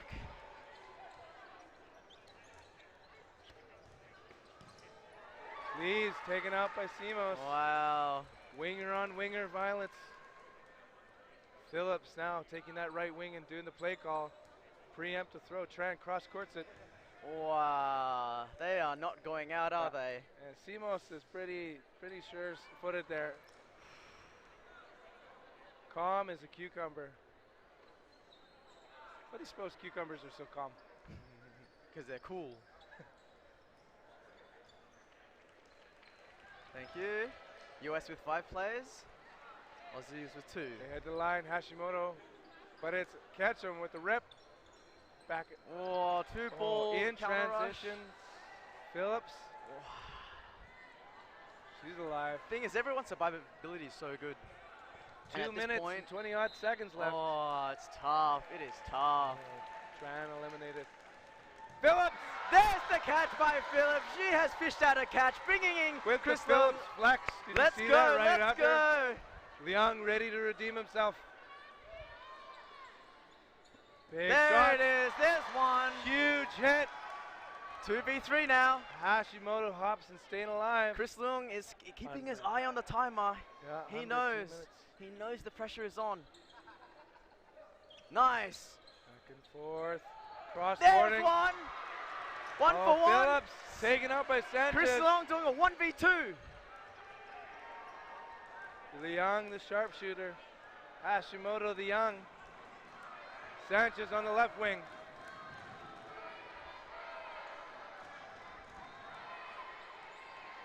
minute 30 to go. Crowds are getting loud. Oh man, so close. Wow. Liang. Yes! There it is! Beautiful! That is push-up of the year. Oh, Liang Chris, just missing his target. just showcase your talent now. Boy, let's go. 1 minute to go. Win this set, winner takes all.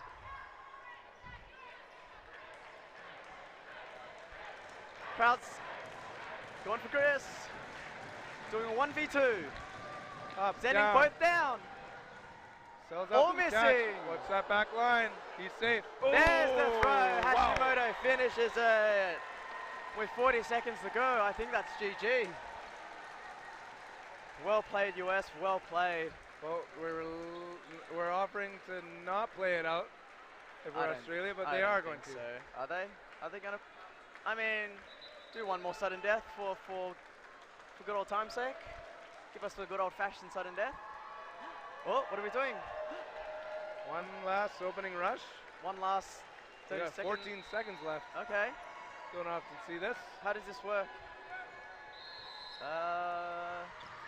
All right, beginning. Aussie receives it faster, missing. Big shot. Callan gets taken out. Oh, tries to Givico. keep himself alive. Oh, just Lee missing. taken out. And that's it. Now, sudden death, no blocking. And we're going to see it through. Get those final votes in for your Beercade Player of the Match. Sanchez v. Simos for the final votes. It's close.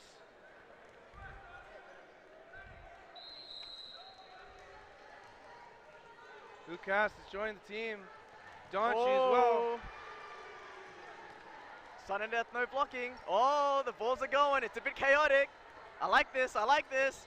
Oh, Lucas 1 for 1. taken out. Lauren Hoffman with the ball now. I love it. There's like no strategy, right? You just get the ball, throw it. Let's see who gets out. Sun's out, guns out. Yep.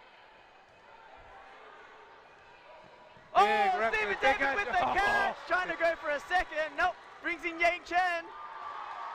Pressure is on. Let's go. Hoffman going low, staying alive. Let's showcase some good old dodgeball. Donchi. Love it. Big rip. Misses its target. Whoa, no blocking. Don't forget, no blocking. If you block, you're out.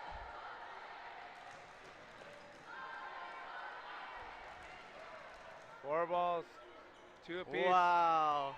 Shot fired back and forth. One goes well wide of its target and being brought back in by I love it. I love it. exogenous retrievers. Oh, Jenny Tran gets taken out. Yeah, an exchange. 3v2. It's just Donchi. 3v1. And a ball Yang and Chen. way out of there. So a final point for Australia. 4, but it's 8 for USA. And we're going to switch the mic over to Jake Amazing. Mason. Thank you so much. Yeah. Phil Tran, Ben Johnson. We're out. We're out. Up here. Test. No, wait. Up there for them.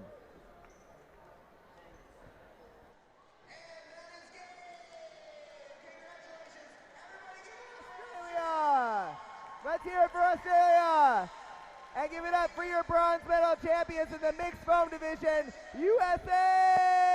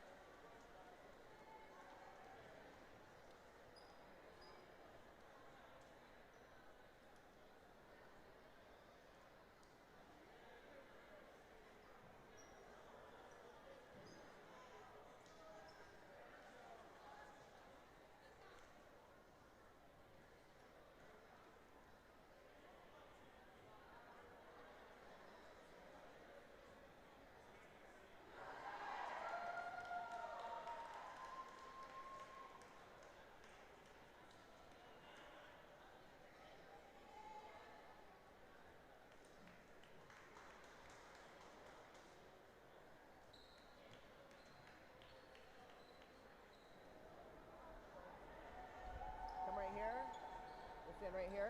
I'll get you both together. Squeeze in close.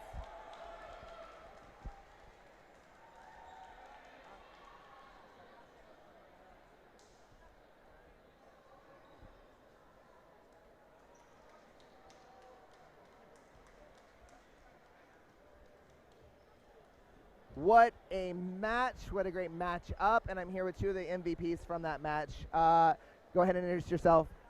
Chris Lim. Carolyn Lee. Carolyn Lee. This was so exciting. You both had some amazing, amazing moments. Your 1v1 versus Jeff Giovinco was epic. Back and forth, back and forth. To me, that is what mix is my favorite. Dodgeball is a truly co-ed sport. I love it. How was that just for you? And you got him.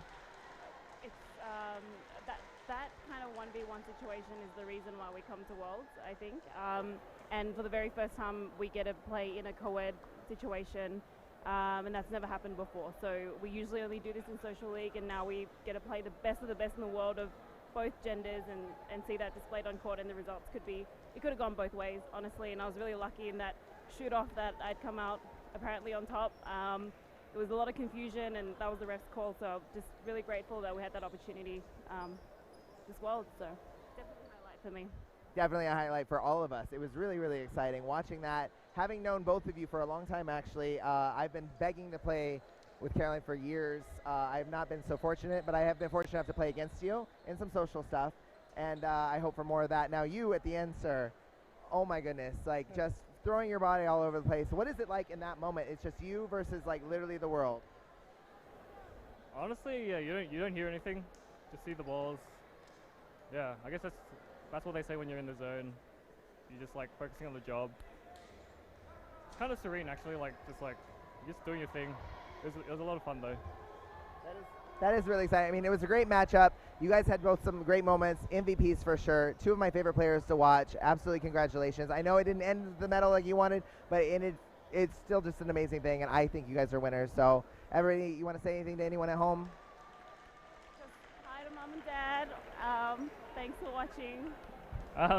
Yeah, Mom and Dad, Shri, hello, and everyone at Monash. And hi, Mom and Dad. I guess I haven't done that either. No, anyway, congratulations, you guys. You're amazing. We were going to be cheering for your team. I mean, I always cheer for your team, so one of my favorites. Two of my favorites to watch. You guys go with your team. Thank you so much. Good job, good job, good job. And now I have, coming over here, oh, they're coming in. We got Xander Simos. Get here. And Katie Sanchez, get on the other side of me. I've got my, this is exciting. Okay. Young and the old. It's the young and the old. Oh my gosh. Where are we looking? That is our camera right there. And yeah, that's kind of a fun point. Like, how long have you been playing dodgeball? I think 13 years now. 13 years. 13 years. And so we do this a lot. We've known each other a long time. We are always like, oh, we're old. Yeah. You're still at the top of your game. How? My Body by Brenda workouts. Yes. And my teammates who I love playing with, and that's the reason I've stayed playing so long. That's amazing. And then this one, literally, I was his coach when he was 11 years old, you guys. 11 years old. Yeah, wow, okay. Calm down. And 11 years old and came in and was just this little bouncy kid. And now you're literally on the world stage with the bronze medal. How has that been for you? How's this journey been for you? Being here for the first time is really eye-opening being a player. I haven't played the past 2 years just because I wasn't mature enough, but I think today proved it, that I can actually compete and be here due to my teammates. Shout out to Steve, Alan Arevalo. Got you. I would still argue mature enough. No, on the court, you were amazing. You're a legend. You guys both of you, and you each had such amazing moments. You each just blew my mind. You're gonna make me cry. It has just been so amazing being on both of your journeys with you over all these years, in and out. And I'm just so amazing, super proud of you and super proud of our team. So anything else you want to say? Yeah, I want to give a shout out to my husband, Tony Sanchez, who came all the way from Phoenix and shagged his butt off for us in that match, and that makes the difference. And hi to all my friends and family watching from home. Somebody taught my parents how to use Twitch. So that's amazing. And you, sir? Thank you for my parents for being here. Meant a big deal. I kept looking at them every time I made a play, and them just cheering, standing up. It kept me in the game, honestly. I love it. All right, congratulations, you guys. Let's go celebrate. Thank you so much. And everybody else, we've got more games coming up. Stay tuned, as always.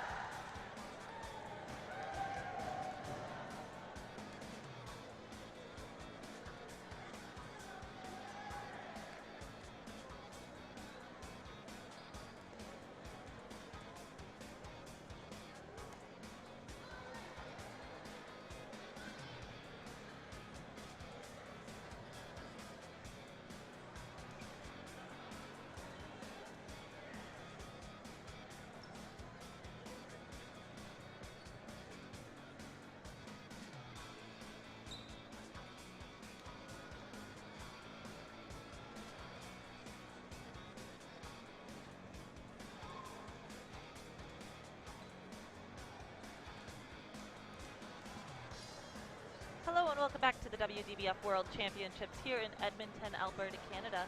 My name is Elisa Westman. My name is Greg Whitehouse.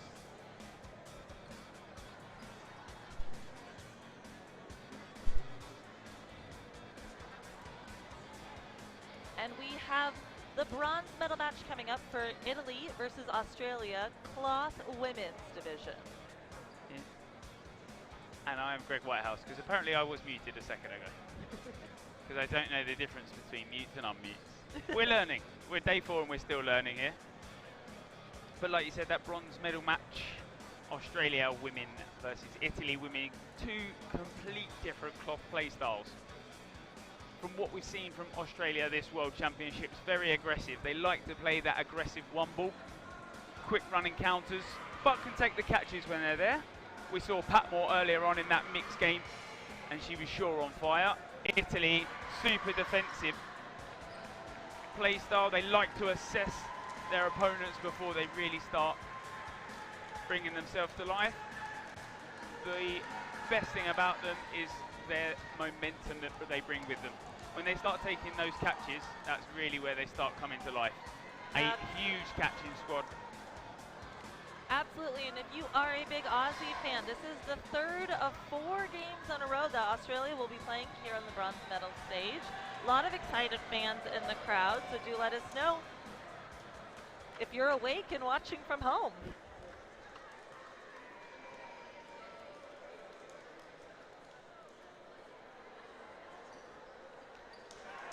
"20 minutes in the first half. If you are new to cloth, we will be explaining the rules along the way as well. 20-minute halves, 3-minute sets. The team has 3 minutes to either take out all players on the other side of the court or have more players on their side of the court at the end of the 3 minutes, where 2 points would be awarded to the winning team. The only way 1 point is awarded is if there are equal amount of players on each side of the court, so 1v1 or 2v2, and the 3-minute clock ends. And then 1 point is awarded to either side. I've learned so much, Greg, from you in these last 3 days. Well, thank you very much. That's always very, very good to hear.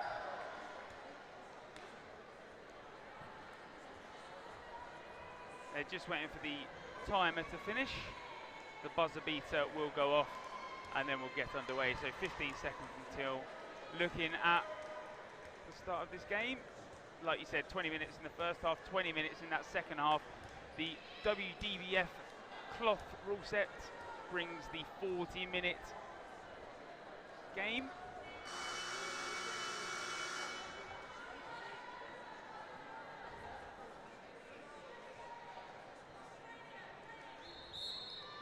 Underway.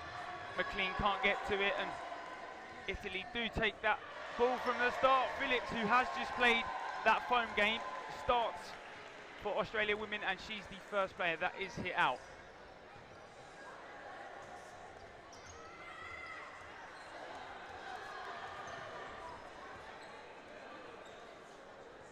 Van Rossen just making sure she secures that single ball attack on that left side, number 63. And a block from her also. Now, you're pretty familiar with the Italian women's team from the Euro stage, correct, Greg? Indeed, we've seen them time and time again at the top of that European seeding. A very interesting team to watch, and a lot of junior development in that lineup. It's very aggressive players, strong catchers. They seem to be very, very agile and difficult to hit from what I've seen from them thus far in this tournament. Yep, Brocky hit out on that left side there, but Italy do respond in that, and that's a hit for Australia. They've now evened it up 3-on-3. Let's see. And Van Rossen now heads to the outbox. Italy played really smart dodgeball in this first set, but a first set of many to come. Absolutely. Minute 20 left in the set clock. 3v2 advantage, Italy.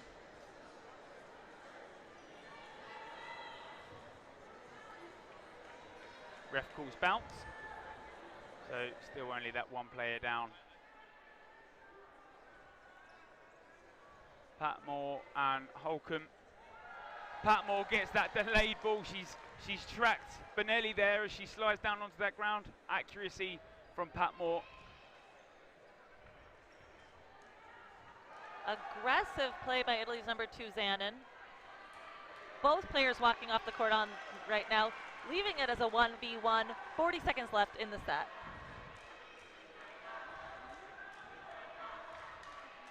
Jessica Campo left for Italy. The name that you'll see time and time again for that Italian squad. Years of experience under her belt.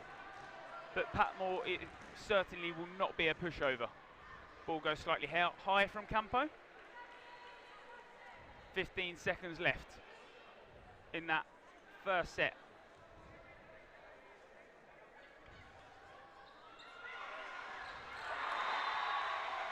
And Campo takes it as that 1-for-1 trade. Patmore is very close to taking that first hit. She then goes down for that Patmore style catch. Yes, very aggressive play by Campo. She ran the line, took her shot, and made the hit. Yeah, that fast running counter that we'll see from that Italian side. Like you said, they like to assess the play.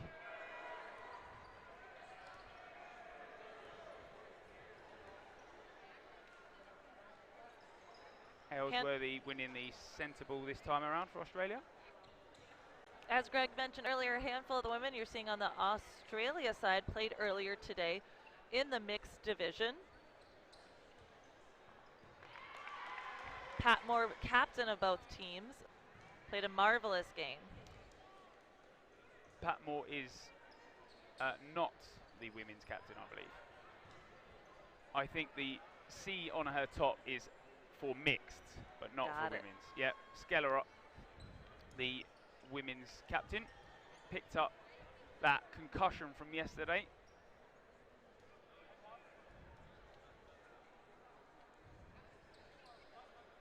Plenty of Italians in that Twitch chat. Plenty of support wherever they go, whether it be here in the flesh or in that chat. The Italian pump fakes just pressuring Austria back, making sure that they can't apply that one ball single throw.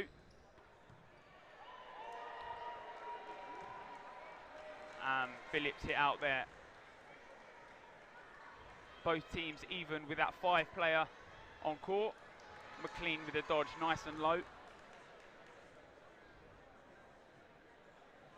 Now gives Australia that 3-ball attack. No play ball called just yet, so more than likely one ball thrown.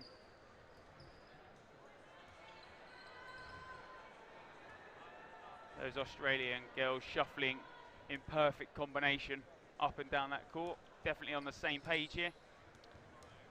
Delpayne taking a throw, not finding a target. Yep. Delpayne had a really amazing game yesterday against France, which helped them make it here to the bronze medal match. 2-ball attack, but does bounce before Zanon.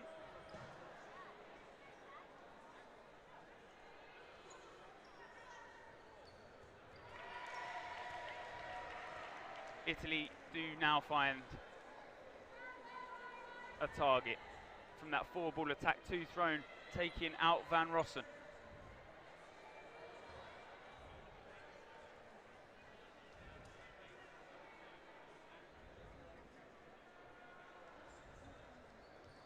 That Australia team came close to beating Austria in the groups. A couple of sets was all that separated them. They did then end up losing to GB in the semi-final. Play 2 is called. 2 will get thrown, but 3 get thrown. Smart from Ellsworthy. They did have 5, but she runs up in the dying seconds of the set. That is very good from her. Definitely looking at the clock. Dying seconds, she gets that hit despite them having 5. The score even up. Both teams with 2 set points. Just over 13 minutes left in the first half. A lot of dodgeball still to play for both teams. But the Australian fans really loving that one. Ellsworthy just getting that sensible this time around.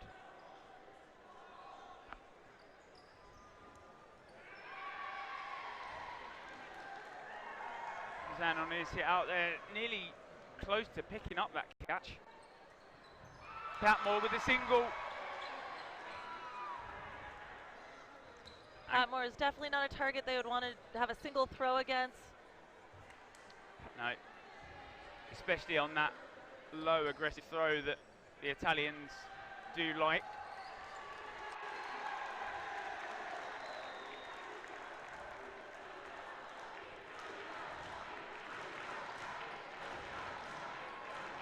Italian fans cheering on their team.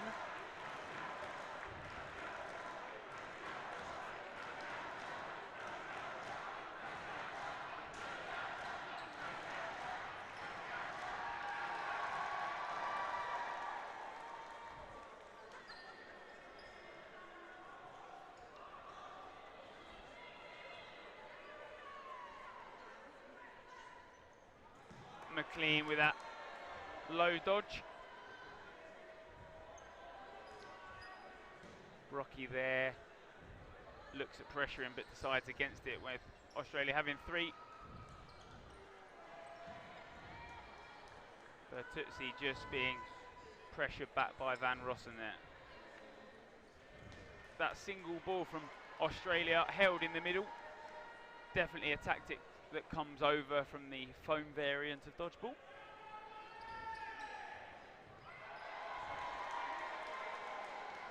Van Rossen probably doesn't need to risk that catch, because if she does then drop it, she obviously is out. She doesn't actually bring anyone in because Australia have 6 already. Patmore unlucky on that one. That ball comes in a little slow and she thinks she's got it, but sometimes they're the hardest ones to read. And Bertuzzi still alive.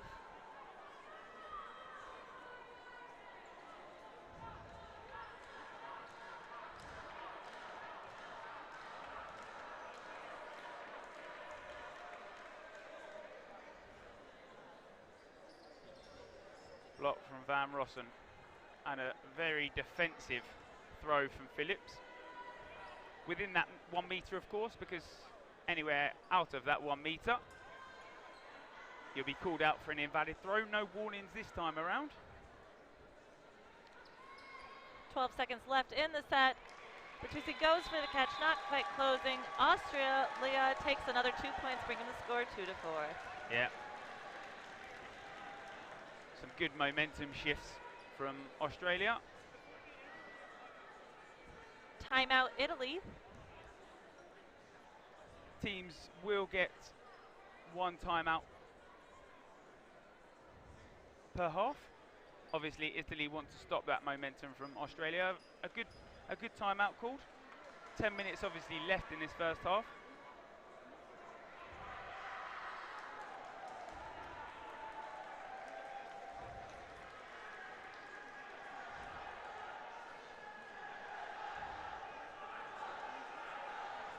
Just some confirmation on how long is left in the first half.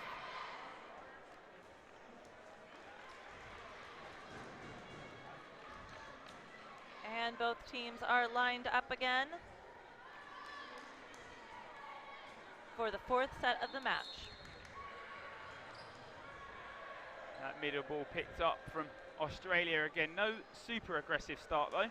Some teams like to pick that middle ball back. Patmore just with a cover. But some nice fakes from Benelli there.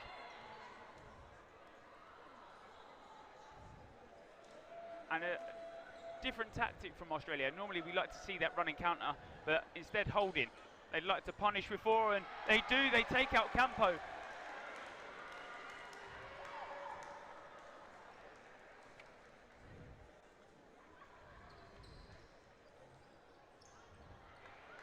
And a catch for number 62 from Australia, Holcomb. Yeah, really smart. Obviously, when you're in that large neutral zone, all players can enter that neutral zone, and all balls are live in that. Australia with all 6 players left on the court. Italy is going to have to make some quick work here in order to even the player count before the set runs out. And a catch by number 20, Delpain.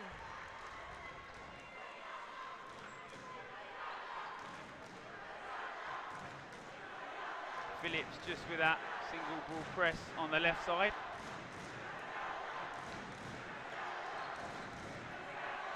And although Delpain catches that first one earlier on, she can't quite secure that one. Campo has obviously been brought back in for that catch earlier on.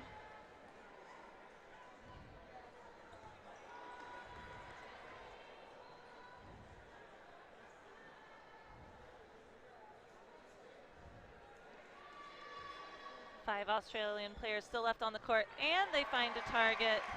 Yeah, that delayed ball where Jessica Campo has leaped into the air. That second delayed ball has caught her just off guard. When you're in the air, it's probably one of the hardest places to dodge. Brocky, last one in for Team Italy.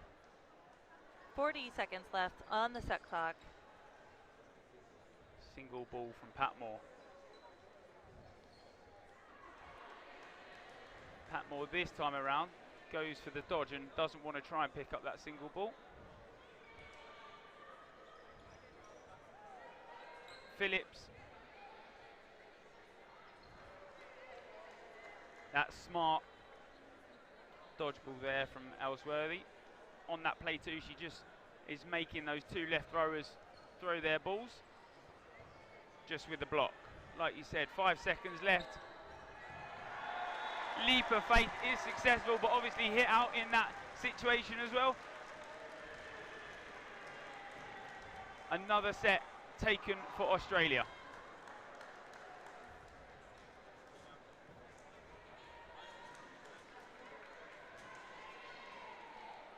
An injury not from the Australian women's sides, but I think the ball retriever does trip over something there and picks up a bit of an ankle injury. Oh no, hate to see it happen.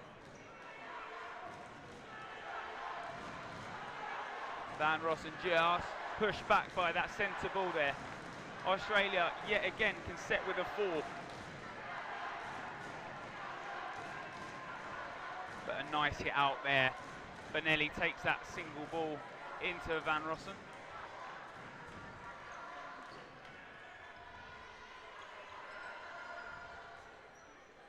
Australia decide against throwing the single ball this time around. 2 players down early on in this set.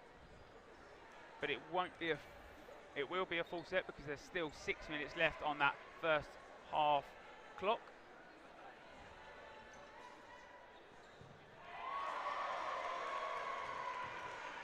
Nice throw by Italy. Number 62 from Australia walking off the court. Italy with 5 players still left in. Beautiful dodge by number 33. Yeah, Campo. Jessica Campo there with that lay on the floor, try and get as low as possible. Does obviously dodge under those 2 balls, and the single ball caught from Patmore. Number 20, the Italian. Delpain, who we've seen take plenty of catches, is then hit out in that play. Skellerup now on court for Australia. Her and Phillips occupy those wings. And the catch from Phillips. That slight delayed ball has been picked up. Now Australia within touching distance in this set, only 1 down. And now evens. Van Rossen goes for the catch, but it's too high. It rises on the way through.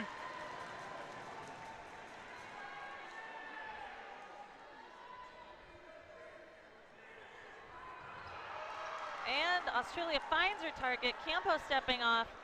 2 players left in for both sides. 35 seconds left on the set clock. Australia have done really well in this set there. Skellerup misses her first one, but does get the second as Campo tries to leap high. 3 balls.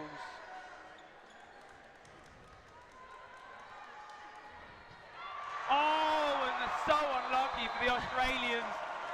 That aggressive running counter gets the two hit. Comes off Skeller up, and as Phillips tries to track back, it grazes her. Maybe if she'd been in slightly different positioning there, so that she could have looked. That was a ricochet hit. If you're new to the dodgeball rules at home, a ball is still live until it hits the ground. It hit one player, ricocheted off, hit another player. Both players are out. That is why Italy took that set. Yeah. Australia take that centre ball after the Italy false start. That is another cloth rule, different than foam if that is your ball of choice. If there is a false start, the opposite team does start off with that center ball, which is honestly a very big advantage for a lot of teams if they're able to hit one of the players on the rush. Yep. When you're taking the opponent's left side balls. That ball still won't be live. Holcomb does only put the ball behind the line. Obviously, for that ball to be live, 2 feet have to be planted behind that line.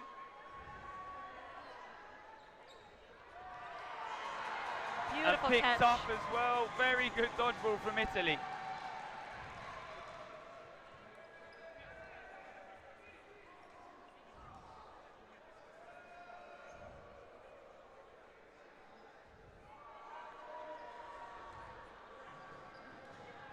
Oh, and Phillips takes the catch. She's been very, very good in this game. Swinging the momentum. 5 players in for Australia, 4 for Italy. 2 minutes left in the set.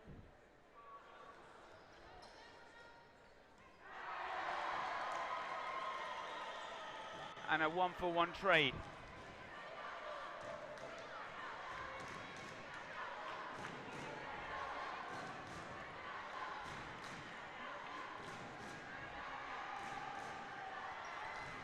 Skeller on that left side wing, just with the simple 1-ball block. Oh, and takes the catch on her way down. There is sometimes nothing you can do about that. No matter how low that throw is, it sometimes gets stuck. When you hear that catch all the way up in the commentator's booth, you know that was a hard throw. Beautiful catch by Australia.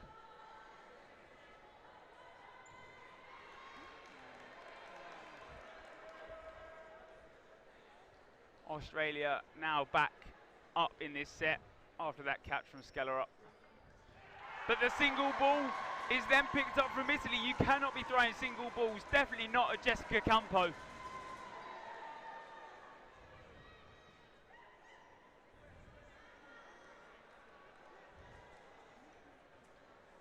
Catch City out here. These ladies are very impressive. They very equal opponents is what it looks like at the moment. Campo ever so close to that single ball hit on Holcomb's shoe.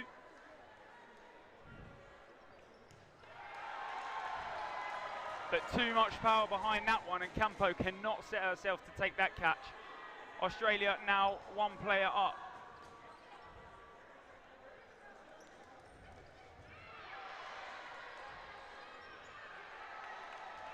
Skeller up goes for the catch into that position, and it nearly sticks. But they are 1 player up. They've just got to dodge. They don't have to do anything. That's a good set, despite the drop catch from Skeller up.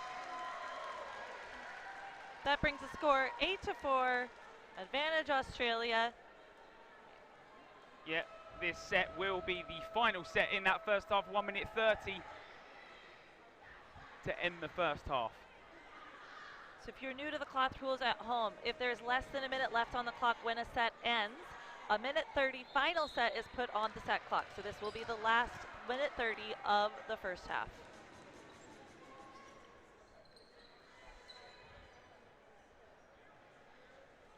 Italy obviously take that centre ball this time around. The second time in the half they've done that. The first was the first set. Van Rossen just heads low, tries to get that ball in front of her just in case Italy do decide to throw. That 1 minute 30 last set will obviously be a lot more aggressive than the 3 minute one, as both teams try to get those set points. Benvenuti playing very aggressive right wing. keeping Australia back on their heels.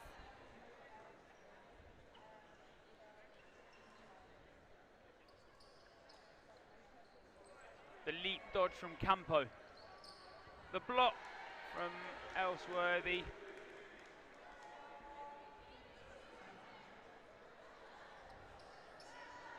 Van Rossen with a block. And as she goes to dodge out the way, Benvenuti does and concur that line fault.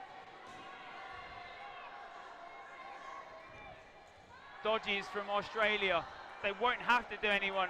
2 seconds left in that 1:30 timer. It does bring the score 10-4 advantage Australia going into the second half. Another 20 minutes will be put on the clock. Yeah. Italy did try and take that timeout, and obviously they did take the timeout in that first half, but nothing changed from it. Sometimes that is the case. Obviously that minute timeout, a lot can be said in that minute. You obviously try and get those substitutions in. Still 20 minutes of dodgeball, so that 6 set point difference is nothing. Absolutely, we've definitely seen that happen thus far this tournament. Teams can come back by this kind of deficit. Again, with the cloth ball, one set is worth 2 points. We're really looking at 3 sets here that Italy would have to pull off in order to tie with Australia.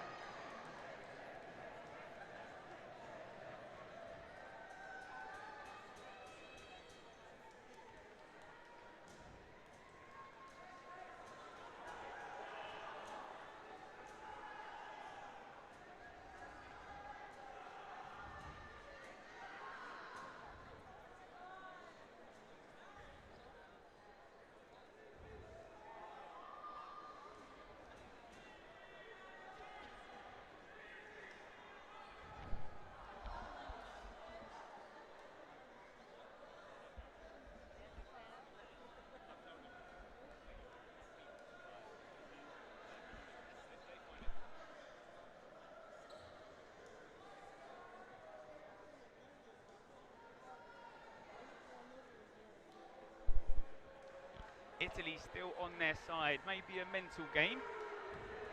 Australia ready for those high fives that we have seen from every team.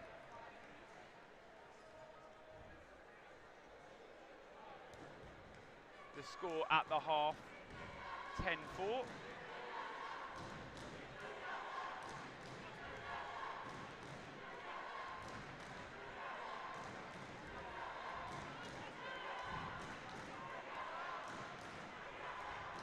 Crowd getting into this second half.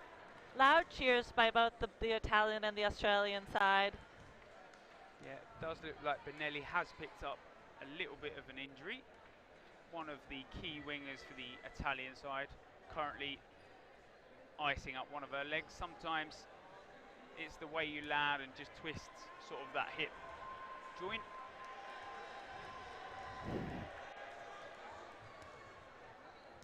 Hopefully this ice will recover her. We hate to see injuries happen here at the world stage. Any stage, but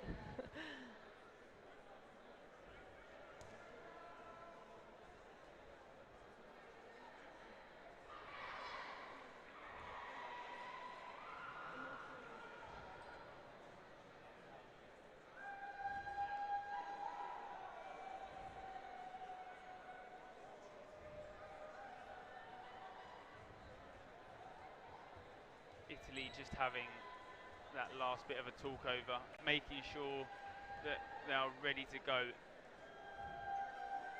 in and that again, second half. And again, for these medal games, we do have 6 refs on the court at every given time, which you can see in the center court right now. So we will have the best possible calls, as many eyes on this game as possible.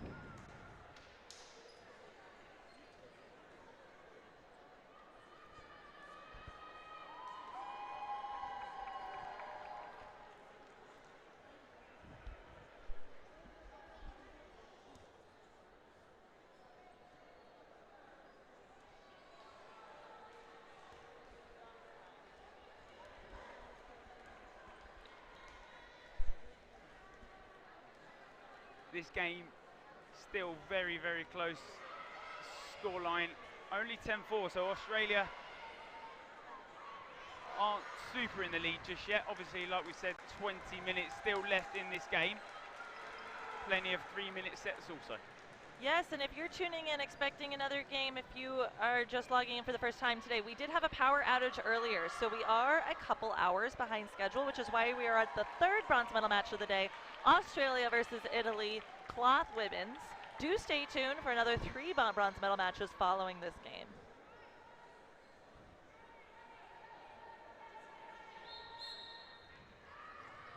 That middle ball yet again picked up by Brocky.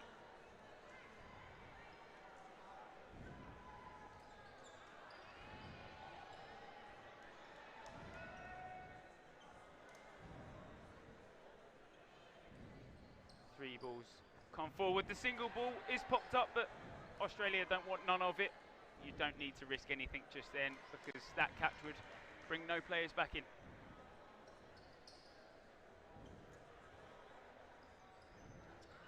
Geller up with the track back and just make sure she's trying to avoid that single ball. No excessive dodgeball needed. And again, to explain what Greg was just talking about there, if you are unfamiliar with the cloth rules, a rule with cloth that if you throw it at the other side, it hits a player and bounces back onto your side of the court and you make that catch counts. You get to bring a player back onto your court. Australia didn't risk it in that situation since they didn't have any players on their outline, but that is another difference between the foam ball and the cloth ball that we'll be seeing here today. Yeah, if Italy do give away 4 balls there, they try and take out Ellsworthy, because as she jumps down, she's a bit caught off guard, so they try and take that single ball hit on her. But it gave Australia the 4 balls, and they did punish with that. They're already 3 players up in this set, minute and a half to go. And Ellsworthy is playing unbelievable dodgeball on that wing.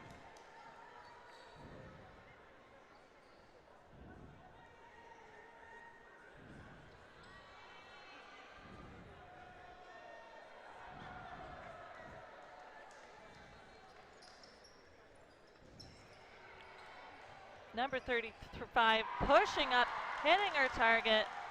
Benvenuti, beautiful shot. So 2 players down, 4 balls coming up. Phillips does try and get that standing counter on Benvenuti.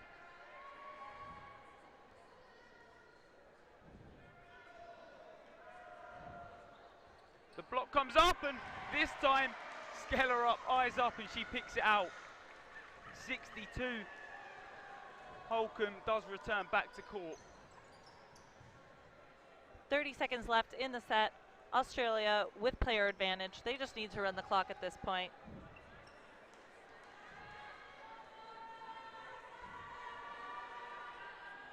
The Italian girls' head starting to deflate, but they shouldn't be. There's plenty more in this game to be had. Oh, and Patmore nearly takes the single. Skeller up, not looking. They try to catch her off guard, eyes up for a second, and she takes that single ball catch. Bringing the score 12-4, advantage Australia.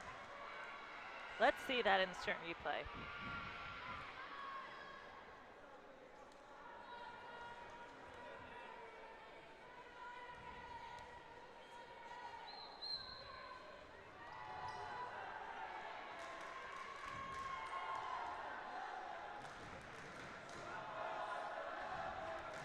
The Italian crowd getting behind them, and Benvenuti, the aggressive rush. Patmore with a point. They'll try and take out Campo. Campo goes low, and then with the lead, Italy have come out all guns blazing in this set.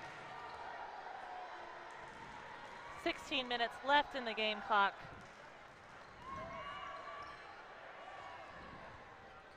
Ball does pop up, but Italy decide against it.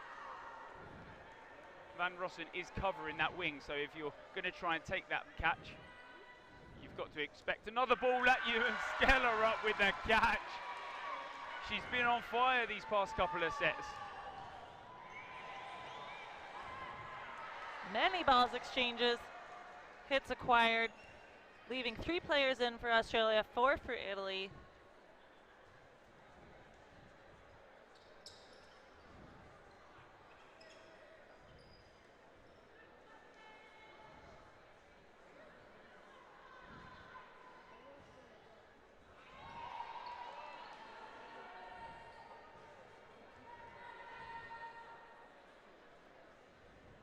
Four balls now in Australia. Bertuzzi does manage to block and just pressures the Australian to the back of the court. They won't be making any aggressive plays off that one. 2 balls release. Dao Pane nearly finds her target but doesn't.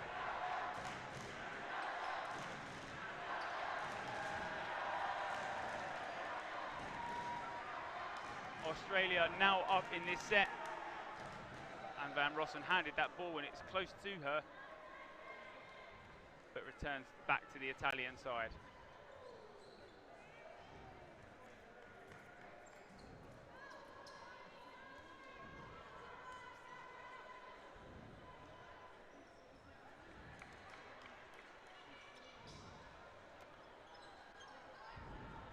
Australia with player advantage.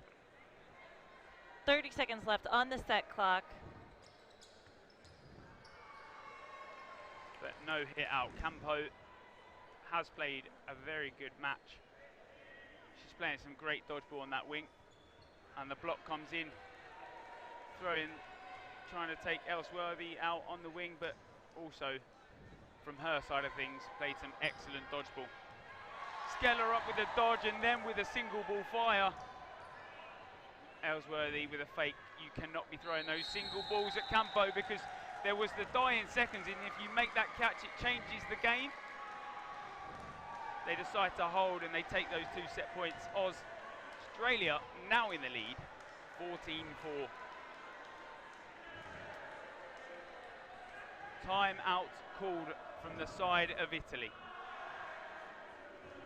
As Greg mentioned in the first half, each team is allowed 1 timeout per half. Italy used theirs in the first set, now using theirs in the second set. If you're Team Italy, what kind of change would you make up right now? I don't think you need to make any changes in terms of team lineup. I think those Italian girls have been very, very good, especially that last set. Obviously, throwing the single ball at Skeller up probably wasn't the smartest of decisions. Obviously, when you're looking at taking those single ball catches like Skeller up has, when you then decide to throw another single ball, definitely not the smartest of moves. Italy need to come out all guns blazing. Plenty of time, 13 minutes 23 left, and only 10 set points. That's 5 sets that Italy will have to win on the bounce. Obviously, Australia still do have that timeout in the back pocket.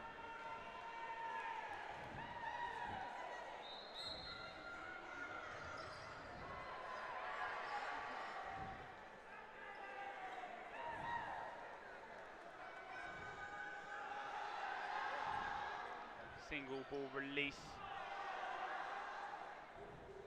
but no target found. Play 2 will be called. A second one has to be thrown, and it is.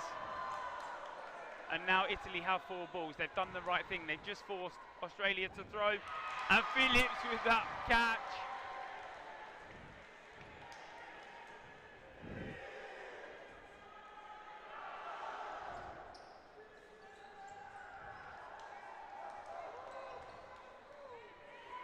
Benvenuti just dancing with death in that neutral zone. Definitely play aggressively, pushing that line. And a trade, as well as another hit out for Australia. 3 players left in for Australia, 4 for Italy. Yeah, like we said, aggressive had to be played, and Italy have done just that. 1 minute 15 played in this set so far. Dao Pane just at the front of the court.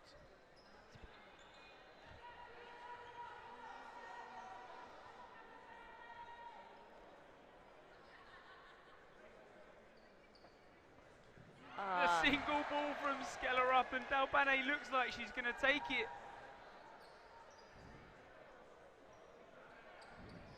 like we said, Italy, they're a very big, momentous team. They haven't quite made those single ball catches as much as they'd like, and sometimes they're their own worst enemy.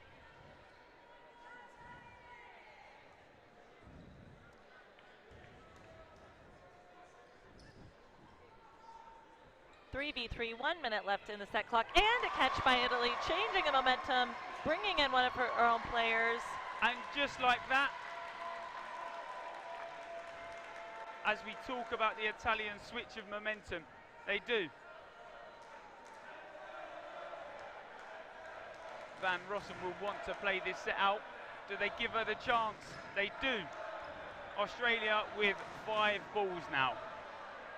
Looking at playing the last 30 seconds out on this set. Play 1 will be called.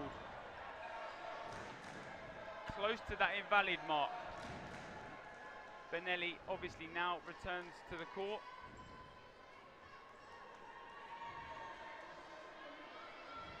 They may be wanting to win the set and play it smart, but those 20, 30 seconds could be dangerous late on, and she can't take it. They do find themselves the extra 5 seconds. Good work by Zan in closing that out. Number 2 for Italy, taking another 2 points. Coming up in a few minutes, we will also have a poll on Twitch for the Beercade Player of the Match. If you're new to watching with us right now, we have nominated 2 players from each side of the court that we think has played outstanding thus far in the match. A poll will come up for you to vote on at home who you would like to hear from following the game. And she knows as soon as she stepped on that line, Brocky, that she's line faulted. That centre rush, she's trying to obviously push so much harder for that. Nelly with a simple block. Italy with 3. They are going to have to start playing aggressive. Sometimes it's that big high risk, high reward that can be a team's downfall. Obviously only 9 minutes 30 left in this game. Benvenuti with the arch back and the knee slide, just dodging that single ball. Cat-like reflexes in the neutral zone. Benelli and Del Pane just high up court there.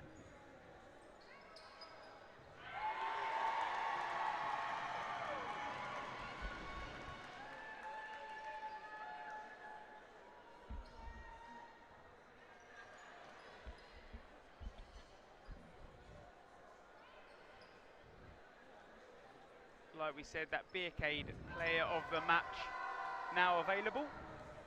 Neck and neck for both Skellerup and Campo, but as we say that, Skellerup gets that extra vote in. The block from Ellsworthy. Oh, and Phillips. Probably another name you could have put in the mix of that Beercade Player of the Match. The single from Patmore. Oh, and Skellerup as she goes to dodge one. That ball pops up. As Zanon takes the catch. Van Rossum. Oh my goodness. Del Pane with a catch. It's centre court. Time paused. A lot of action there in about 10 seconds time. Refs are conferring in the middle to make sure that they caught everything there. Double catch at least for Team Italy. Another hit or 2. Big change of momentum back and forth. Let's see if we can get that instant replay for the viewers at home.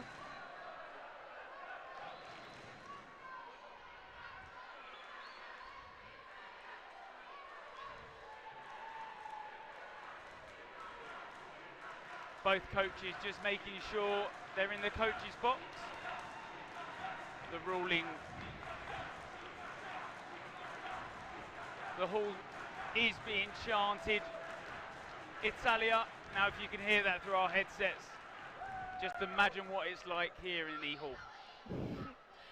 1 minute left in the set. Amazing play by both sides.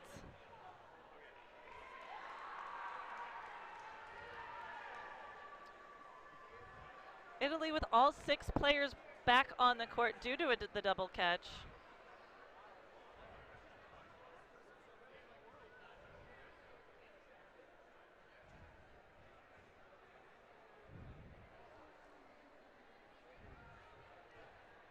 players just discussing there with refs.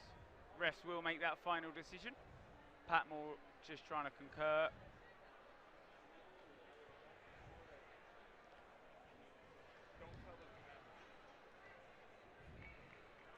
As you can see at home, you've been watching those replays sponsored by Quality Foods, Quality Replay. Let's keep the chat friendly at home for those who are watching through Twitch. Let's have sportsmanlike conduct like our players on the court. Benvenuti hit out with Holcomb single, but Phillips also taken out. Italy up 2 players. They'll need to finish this set. And Dalpane, she drops the ball to try and make the catch, and you see her clamber that ball back, because if that ball does go over the neutral zone line, she will be classed as an out player. Italy will have to play aggressive. A 2-ball attack, I can imagine, will come from this, but no target is found. Van Rossen does find the block.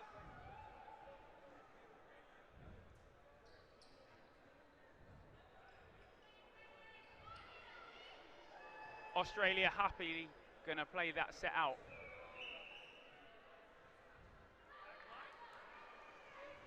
Ball retriever error called. Time just pause for that ball retriever error. So I believe the ball retriever error rule is slightly different under the WDBF rule. So I believe if... Okay, so that's slightly different from what we have seen. I believe that is the full ruling. So if a ball retriever error happens, that ball retriever error, when it happens in cloth, the opposing team can ask for how many balls they want. This time around, Italy asked for 5. They're going to play aggressive. Patmore and Van Rossen stand in the middle to try and take the catches, and they split apart, but it does not work. Italy want that quick reset, and as you can see, the timeout pause, so Italy do take their time then setting up the ball. It's a little bit of a tactic that we see in cloth. I'm not sure if we see it in phone that much. I've not seen too much phone from the tournament. The players normally try and rush to get that quick reset. Is that something that happens? It can. I do think it is a slightly different strategy here with cloth. There is no the error, or like with foam, you cannot ask for all the balls. If there is a player error or if there is a retriever error, only the ball in question would go to the other side of the court. Okay. So Italy tried to get obviously that quick reset, putting all the 5 balls in place. Australia can take their time. There is no rush. They can say they're not ready. 30-second maximum between each sets. However, there was a timeout called, so the clock was stopped. We are still at 7 minutes. Yep. The timeout is only a minute, and that 20-minute second half clock does stop. 6 minutes 59 left in this half. Zanon thinks she full starts but doesn't, so they don't this time pick up that middle ball. 6 points. Italy now behind. Plenty of time though.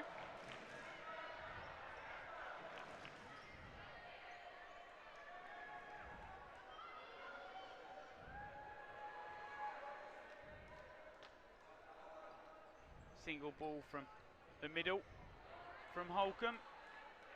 And Italy, like we said, have to play aggressive. It's that high risk, high reward, but this time they've given away the 4 balls. Australia have to punish in this. They try and take out Campo, and they do. That single delayed ball from Van Rossen finds its target. The first ball from Skeller up, probably there to distract, and she nearly takes the catch. She sets herself perfectly for that single ball. Cannot be disappointed with her performance in this game. Absolutely, and as Greg mentioned, Italy has to play pretty aggressively here. They are 3 sets behind.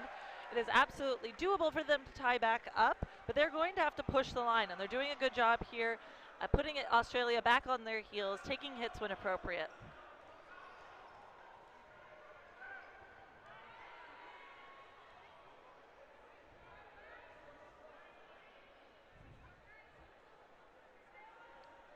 Four balls in the hands of Australia, but a double block from Zanon. And Italy then decide to reset with 3, and they'll play aggressive. The 2 balls comes in. Holcomb goes low and is very close to dodging that, just hits her knee, close to actually taking out Van Rossen on the rebound as well.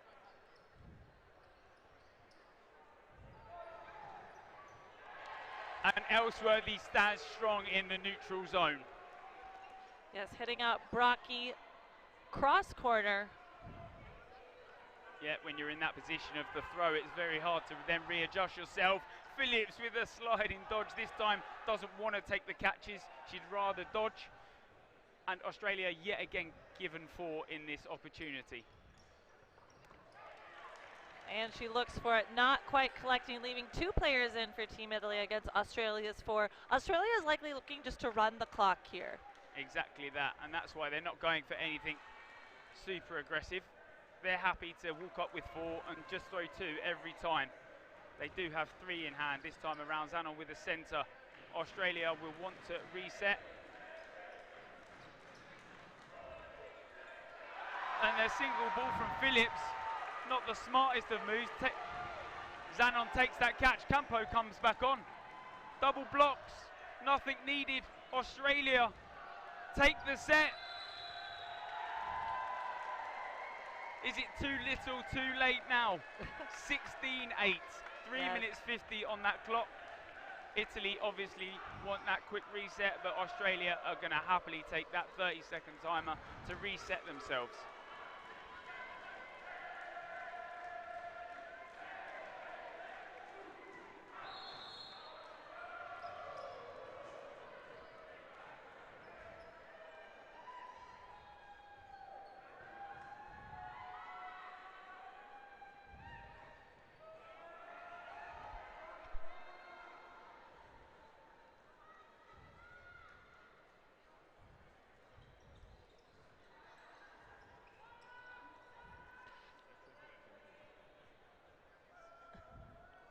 Three minutes left in the game clock, 2:30 in the sat clock. Australia likely to take their time here. There's no reason for them to rush. They are up 4 sets. Yeah, Benvenuti hit out there, and as they try and risk it all, Italy wearing their heart on their sleeves, and Tara Skeller up, goes low for the catch.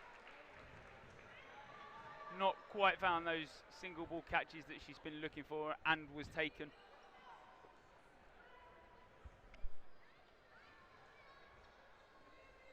Just 2.5 minutes until the end of this bronze medal match. Australia up 16-8. As Meaden is brought on in this set. Phillips close to getting walloped in the face. But a catch is made, brings back on Benvenuti. Phillips yet again playing smart dodgeball, just deciding to get out of the way. We know she can take those catches. But like you said, happy to play that clock down. Single ball from Brocky. And Australia are playing the defensive sets of their life. And they only got about 1:45 left in the game. Taking their time, likely only going to throw 1 ball at a time, and it looks like they still find a target. What a shot from Ellsworthy there. We do have our Beercade player of the match, Jessica Campo from Team Italy. She did play phenomenally this set.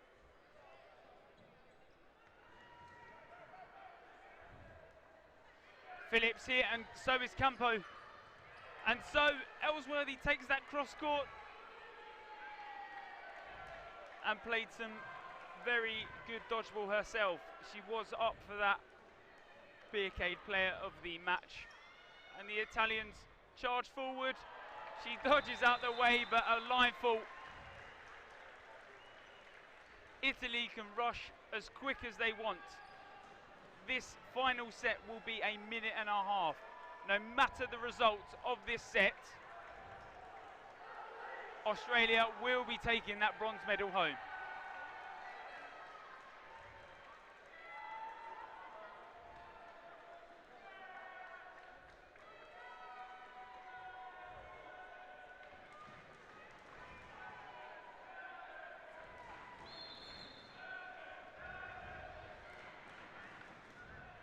clean, doesn't win middle ball. And a block has Australia decide to change their full starting 6.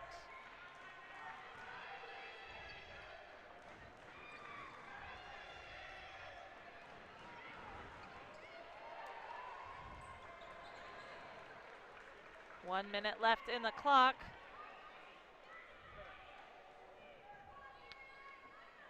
One minute called. A dodge from Vernon Curtis.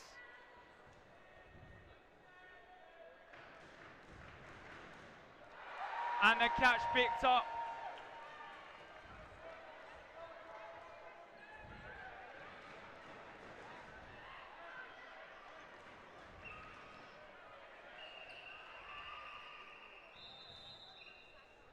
Time just paused. That does not look like a good injury.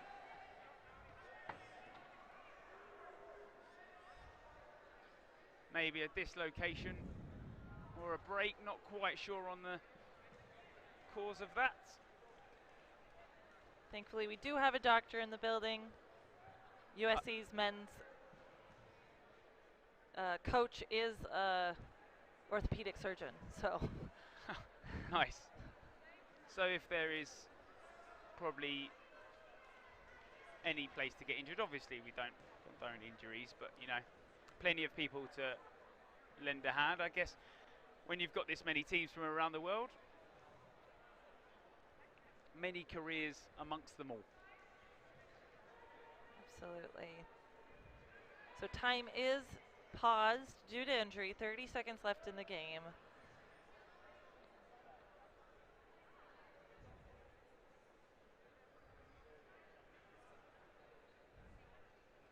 Ref just bring in the coaches, maybe a brief explanation of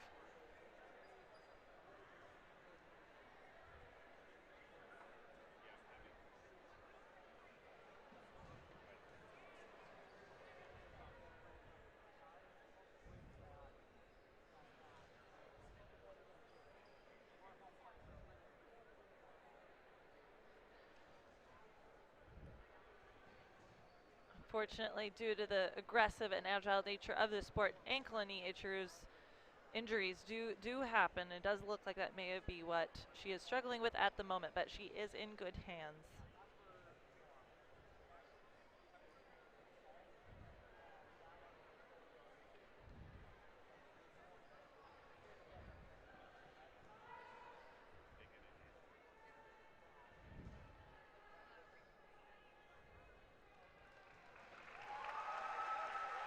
So that game will end, and I believe Australia don't take that set. I believe Italy take the set. High fives and handshakes all around. So Australia up 16-12. They did win the bronze medal. Congratulations to Team Australia.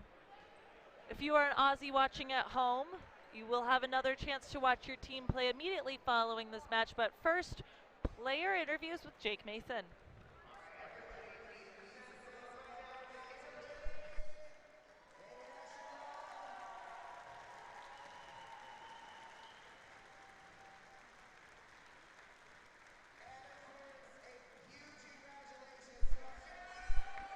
So Jake Mason just hyping the crowd up a little, maybe after a little disappointing end to that game. No one likes to see injuries of any calibre. Both teams wore their heart on their sleeves, but Australia played a great game of dodgeball. Italy also played that great game of dodgeball. That Beercade player of the match going to Jessica Campo. Fantastic tournament for Jessica Campo. I had a pleasure to see several of her games throughout this tournament. Very aggressive, young player with a long career ahead of her. Next up on the main court for the bronze medal match will be Malaysia versus Australia women's foam.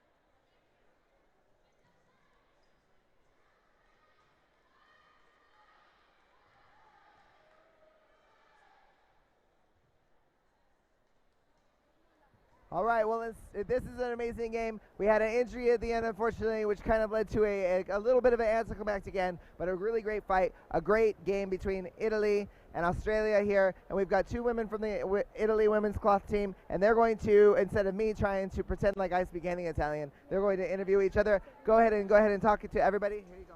You are in charge. Ah, io ti intervisto io, Jessica. Intervisto il mio capitano. Allora, signore e signori, Jessica Campo, capitano della nazionale di Dodgeball. L'abbiamo persa 16-12 questa partita, ce lo aspettavamo? Allora, sinceramente non sapevamo come prendere la partita perché nei gironi siamo riusciti a battere la squadra, ma sapevamo che non sarebbe stata facile. Brava. E non l'abbiamo presa per niente sotto gamba, ma le avversarie sono state molto brave, hanno retto il nostro gioco e se lo sono meritate in pieno, penso. Ora che possiamo utilizzare questo esempio per farti questa domanda, pensi sia meglio affrontare una squadra prima nei gironi e poi in finale o affrontare una squadra in finalina, diciamo, senza averle mai viste? Conoscendo l'Italia come squadra direi alla prima senza averle combattute precedentemente. Sì, credo, sì. Ma è molto strano intervistarti perché anche io penso alla risposta che mi darei a questa domanda e avrei detto la stessa cosa. E sì, purtroppo questa partita è andata così, non l'abbiamo sottovalutati come dicevi te, però le australiane hanno messo su un gioco differente da quello che abbiamo visto nei gironi. Sì. E siamo riusciti a tenere le teste nel secondo tempo recuperando qualche punto, però hanno avuto la meglio, brave loro. Abbiamo fatto comunque, se posso dirlo, mi bacio un po' i gomiti, un mondiale della Madonna, lasciatecelo dire. Speriamo che voi concordate con noi e ci rifacciamo alla prossima. Esatto. Grazie. Thank you guys for watching. Thank you very much. I absolutely agree with everything they said. Thank you so much. Congratulations, a really great showing, a really great turnout at your first WWF World Championships. That was amazing. Thank you so much. Grazie. I'll see you later. We'll go party. It'll be great. Yes, absolutely. All right, next up, I've got the one and only Tara Skellerup coming. She's hiding from me. She's hiding. Oh, no, she's just putting her stuff down. Just throw it on the ground. All right. We have the Tara Skellerup here, our player of the match. Also, are you captain? Are you vice captain? Oh, there we go. Captain. So you've played. So congratulations, first off. How are you feeling right now? Very sore and tired. Sore and tired. It's a long days, yes. Very, very tired. You've done this before. You've been on the foam team before, correct? Yes, twice on the foam team, cloth team since 2015. Oh, wow. So, a long time. So how is this experience on this cloth team compared to your experience on the foam national team? It was amazing. It was good having both of them together, having them combined, worked out really well. Big tournament, so it was worth it. Italy, do you have any feelings going in against Italy to start with? Were you nervous? Did you anticipate, it was a really tight game, or 12-16? Yep. Yeah, no, we lost them in the round robin, so it was a bit tough, but we just changed our strat, stuck to it. We knew there were catches, so we kind of did the doubles and took them out that way. There were some really amazing plays there. As far as like this being, again, the first cloth at WDBF, you've been on the cloth team before, you've been on the foam team before. Just, I don't know, anything else you want to say to that experience before we let you go? It was amazing. Good job to Italy. They played amazing. Good tournament. How does the crowd get you going when you have all these Aussies here just screaming and chanting for you and making chants out of your name? How does that make you feel? How does it make you play? It pumps you up a lot. It's a good vibe. It's a great vibe, and you're a great vibe. Congratulations. Our bronze medal team, Australia for women's cloth. That's Tara. I'm Jake. We'll be back. We have more matches coming up. A lot to do today. Stay tuned.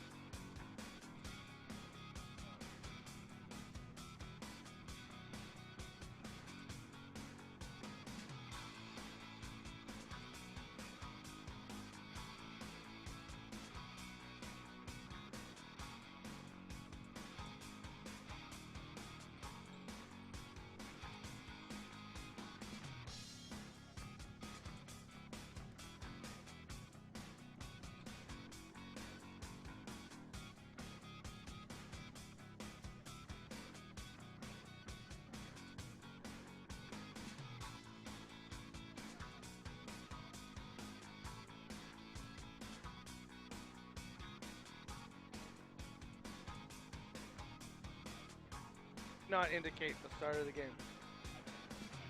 And we're alive. Yay!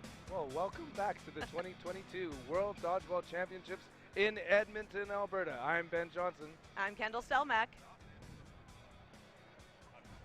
And we are here today at the Saville Centre in Edmonton, Alberta. Like we said, Edmonton being the host of this year's World Dodgeball Federation Championships.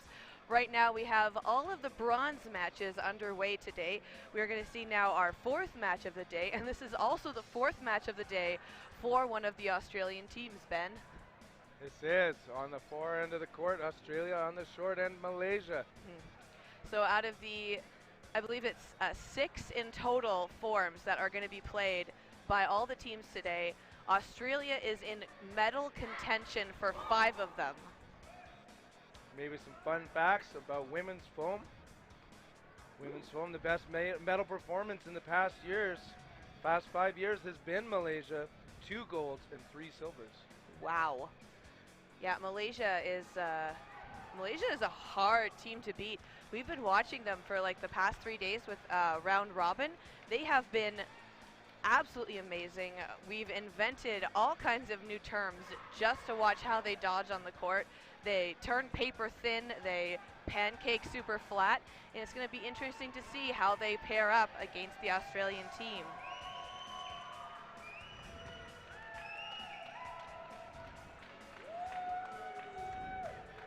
So that bell has rung to remind everyone it's about time to get going.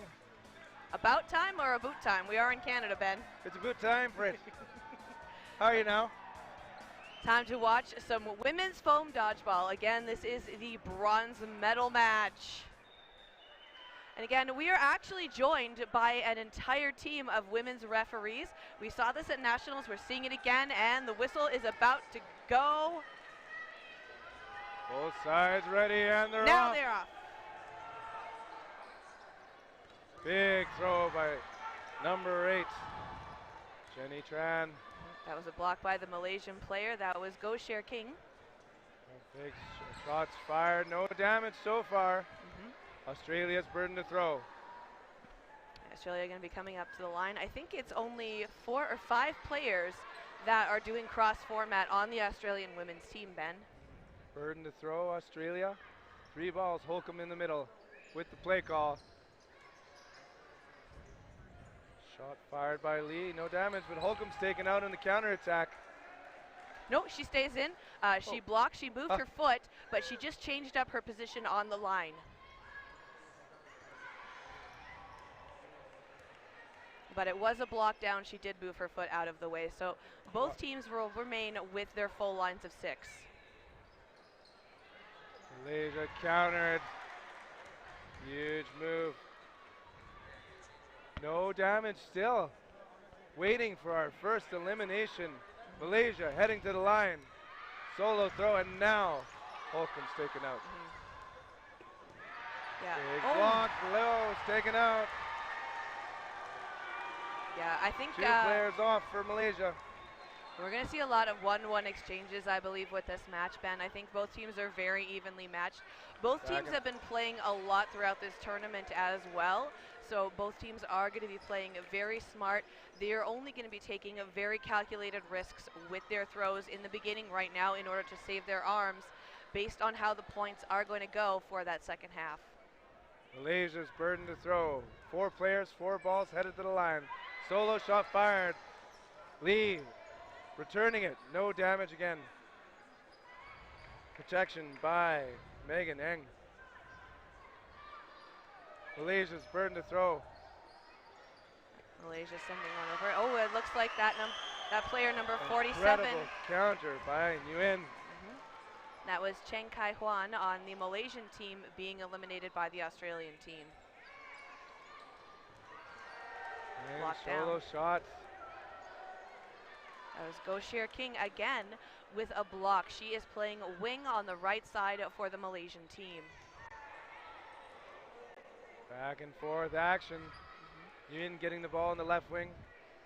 Yeah, Holcomb with the play call. both Malaysia and Australia doing a very good job of keeping each team towards that back line on their throws. They are pressing up, making sure they are able to get those throws in. Big block, staying alive.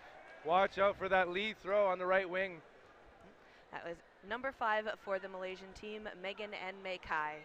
Burden to throw, Australia. Holcomb solo throws and brings in a catch. Ooh, that is a beautiful catch made by that Australian player.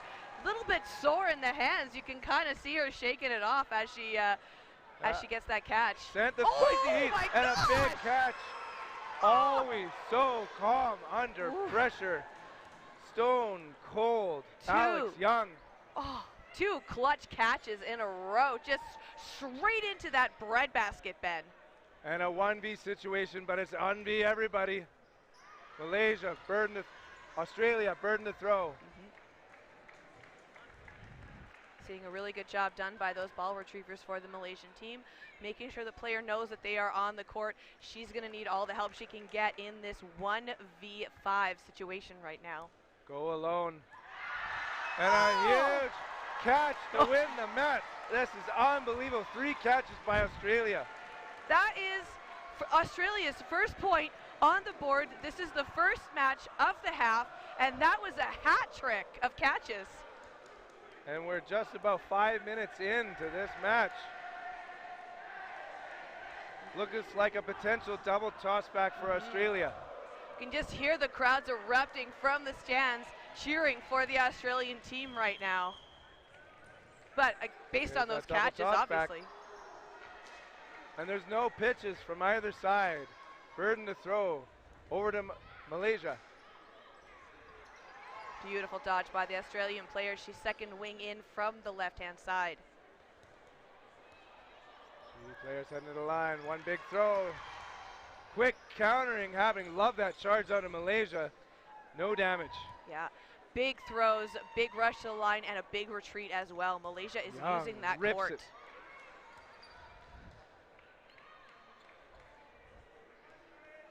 So Australia now getting that ball in from the retriever, and they're going to come up to the line. Hard hits. Quick retrieval by Malaysia. Their burden to throw again.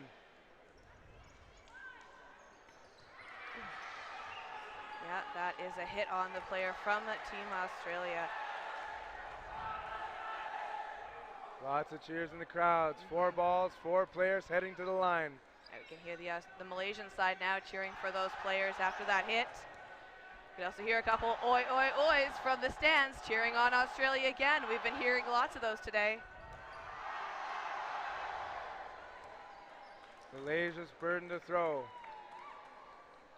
Yeah, Malaysia doing a great job again of using the court to their advantage.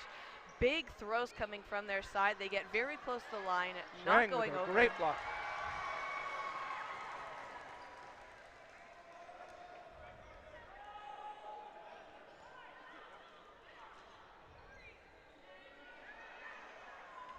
Over now to Australia. Their burden to throw, last to go. Here we are.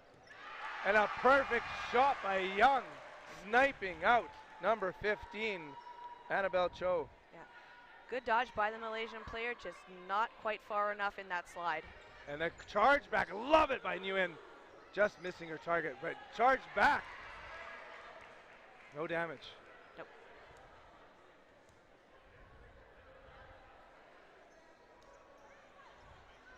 Burden to throw Malaysia, 4 balls, 2 players. Retrievers playing pass with one another right now. Yeah, those Malaysian players want to make sure that they have 2 balls in hand right now. A snipe cross court taking out Jenny Lee. She is dangerous. That is a big move. That was a great shot just made. Oh, block. See to the line. Right on to Holcomb, taking her out. Yeah, good honesty on her part. She wasn't too sure. Checks with the referee and walks off. Both Malaysia's going so low on defense and right into the gut. Nguyen. What a winger. C left alone. Burden to throw. Australia. 3 players, 3 balls. They send it right on target. 2 points for Australia. We have about 12 minutes now left in this first half, and that is 2 points. We're going to see a timeout now called for Team Malaysia. I guess Team Malaysia is just going to take a second now. Obviously, they're going to be discussing some strategy. Definitely want to get some points on the board in this first half for Team Malaysia.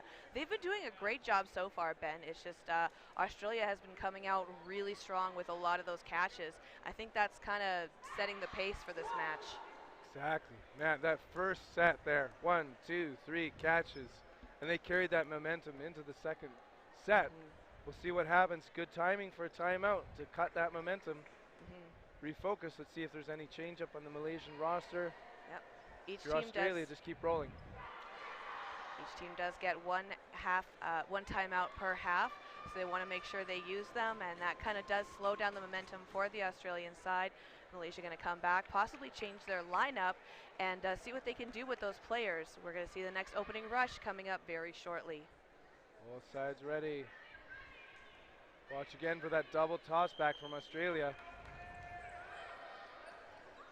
Shot fired right on target. Young is on the money today. She was going for it. Unfortunately, she fumbled that off the pitch and gets hit out by Australia. Malaysia's burden to throw. Turfs it into the ground. Malaysia almost seeming a little rattled on the court right now, just with that throw and that catch, or attempted catch, I guess. Malaysia. The fumble. C sends it. No damage. Still Malaysia's burden to throw with 4 balls. They go into the middle with the play call, spreading out to the line.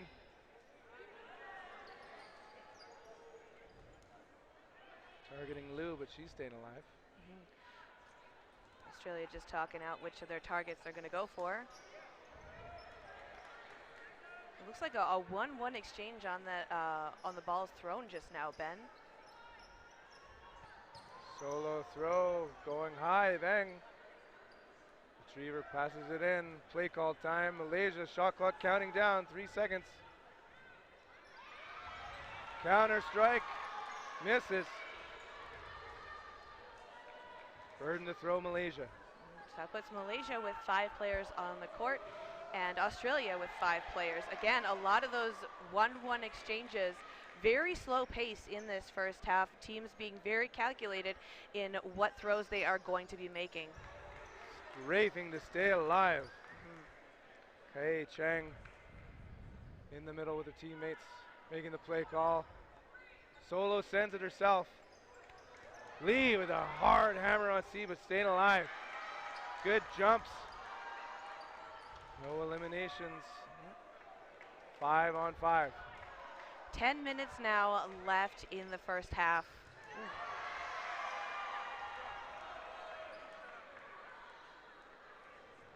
Hard thrown ball, no elimination.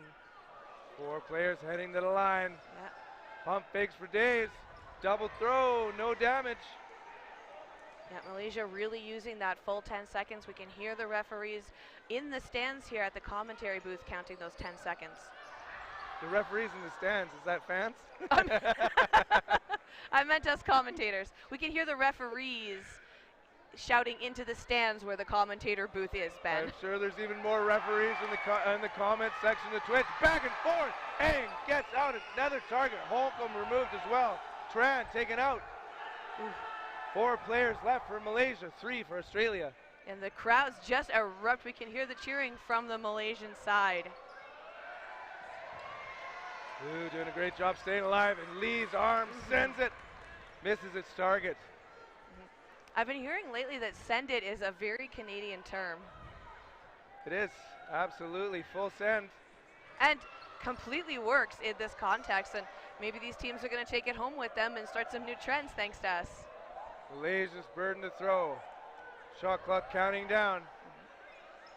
Solo throw, countered. Beautiful dodge by that player on the Malaysian team, getting nice and low to the ground, using that momentum, putting her feet up but sliding with those knee pads. Big shot, no elimination. Burden to throw, back to Malaysia. Play called by Cheng. She sends it herself. Now, if we're being technical, send it means all the balls. Sends it would just be shot the ball. Okay. And a shot fired right onto Nguyen. She wasn't able to block that one. Liu taking the left wing along with Lee. One of the most dangerous arms. They flip the script, 2 balls apiece.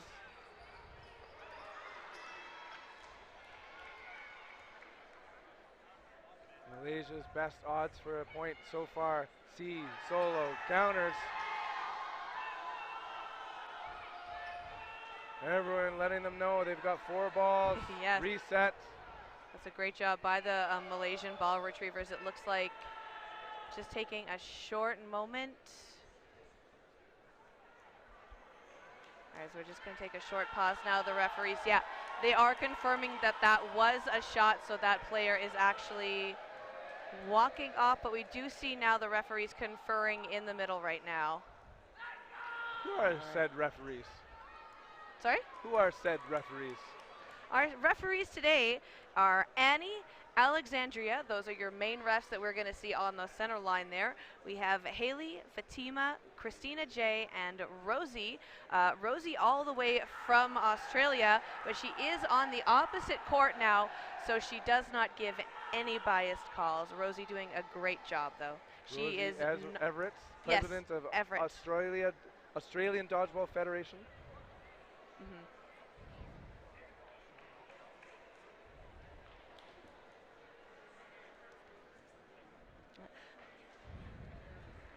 Yeah, Rosie, I believe, mainly focused on cloth this tournament, though. That's why she is pinch hitting as a ref for the foam part of this game, for the foam part of the women's game.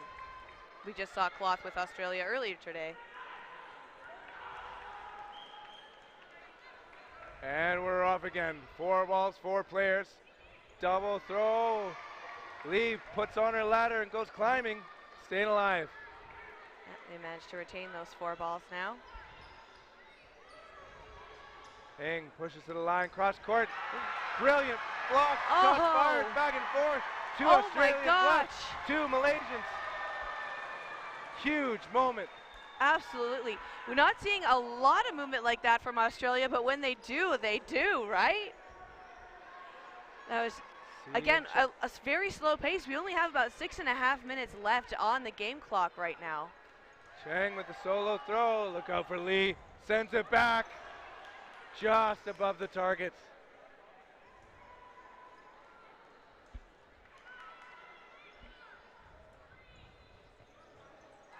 Low throw, narrowly missing. Lee keeps her ball in front. 2 balls apiece. They head to the line. Brilliant body block. Absolutely, the way she just slides off to the side there, putting that ball right up, making sure she was protected, and it stays on her side. Interesting switch up and right in the gut. Liu, number 13, creates a 1v2 situation. That was on her huge own. shot from her. There we go. 1v2. Whoa! Yep. They are calling it. That was a line. Was there a wind? I'm not sure what it was. It looked like it was a worst angle possible for us, so we're going to have to look at that instant. Yeah, we're going to have to take a look at that through that Quality Foods instant replay.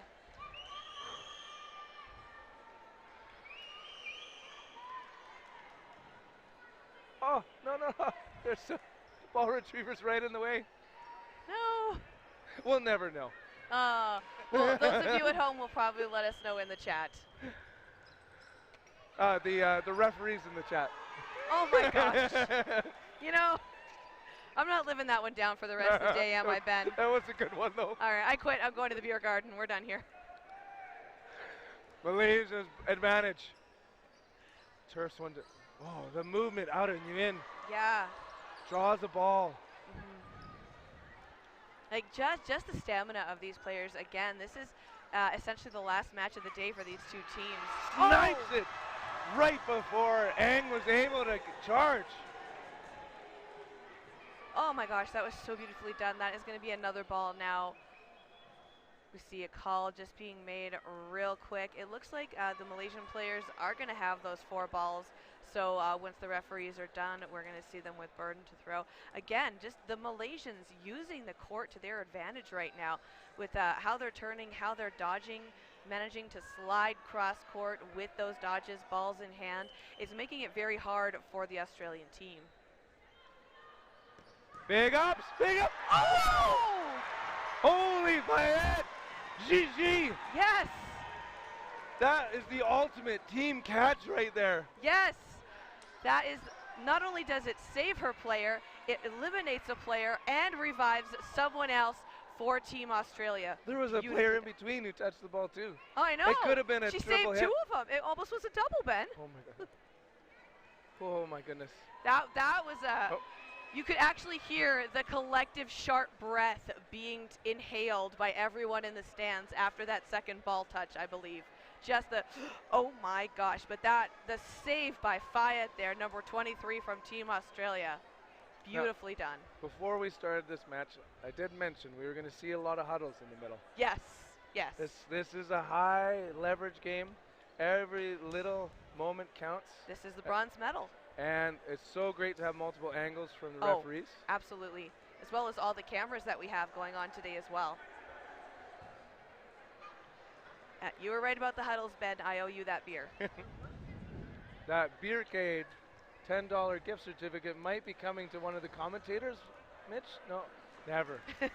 All we have to do is practice for several years, make our way onto one of the national teams, and then be the best player on the court. And then we would get that $10 Beercade gift certificate. You know, I'm pretty sure the only way I will ever make it onto a Worlds team is the media team, which I've done. So I'm happy with that, Ben. I think that's a success in my books, and I will leave it to the players who are very much more skilled than I to show us some great dodgeball today, like the match we're seeing right now. Burden to throw, Malaysia with the extra ball. Pump fake, solo throw, countered. You in. She gets targeted right after that. Fayette handing the ball to her teammate, getting another one and passing it over to Holcomb, who passes over again. That close was so close. That throw was so close to her knee pad there. Almost thought it was a shot, but it wasn't. So the 3 players will remain in for Team Malaysia. Foul in the middle. 1, 2, back and forth. Laos taking out. Yeah, another one of those 1v1 exchanges that I was talking about. Very calculated throws. Trades are so important at this part of the, when you're up by this many numbers. With only 3 minutes left now on that game clock. C on the left sends it, missing her target. Holcomb, then Lee right on, but a better block by C. Yeah, that was a great block made by that Malaysian player, which is going to get another ball back. Solo Sanuin charging right up to the line and staying alive. So Malaysia managing to maintain that ball control now. They're sending that 1-for-1, but they are getting that 4th ball. On the left knee pad, Nguyen taking out, Fayette taking that left wing. 4 players, 3 balls. Right on target, but a double ball block. Again. Yeah, those Malaysian players getting nice and low, holding those balls up, making sure they make every block possible with only 2 of them left now on the court. See, solo throw. Fayette was trying to sneak up, but Cheng had other plans. 4 players, 4 balls, heading to the line. Both throws low. Yep, bouncing up, going over that back line. Ball retrievers bringing them in. Again, Malaysia still with that ball control. Malaysian players switching it up. Fayette's taken out. You're screaming now from the Malaysian side, cheering. Tran taking the left wing, staying alive. Lots of cheering for both sides of the court today, from both teams actually. Earlier we saw Italy cheering for Australia, and vice versa. 2 players, 4 balls. Play call, spreading out to the wings. Solo throw, charging Lee. She goes low. Big shot. The fans thought it was a hit. Yeah. Tran taken out. Yeah. It was actually one of the Australian players that let the ref know that she did go out, but great honesty on the half of the Australian team. Holcomb with the cross court, but she's protected. Burden to throw, now decided by the refs, Malaysia.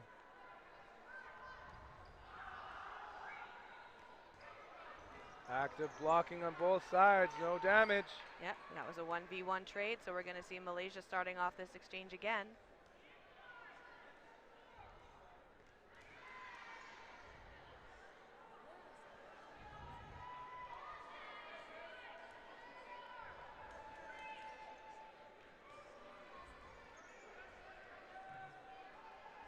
Malaysia's burden to go. C rips it right on target. 2-ball block was not successful.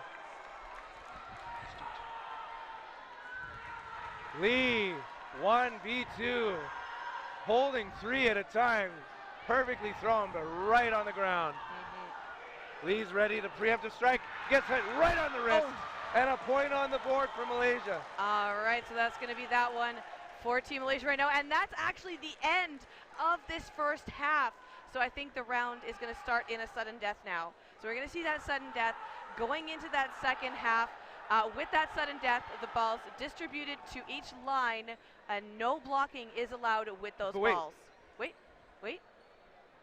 No. Yes, okay, no, okay, maybe okay. so. Okay, all right. There's a moment there where it's just. Yeah, I saw Lee. that too.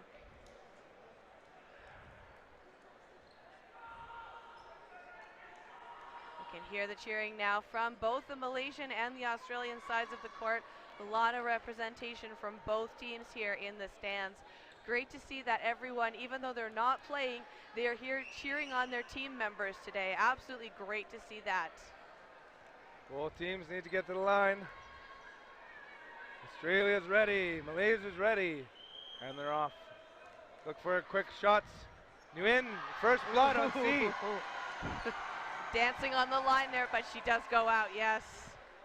4 balls, 4 players heading to the line. Exchanging back and forth. Nguyen brings it in, but it was a bouncer. Yep. Rosie Everett taken out on the back.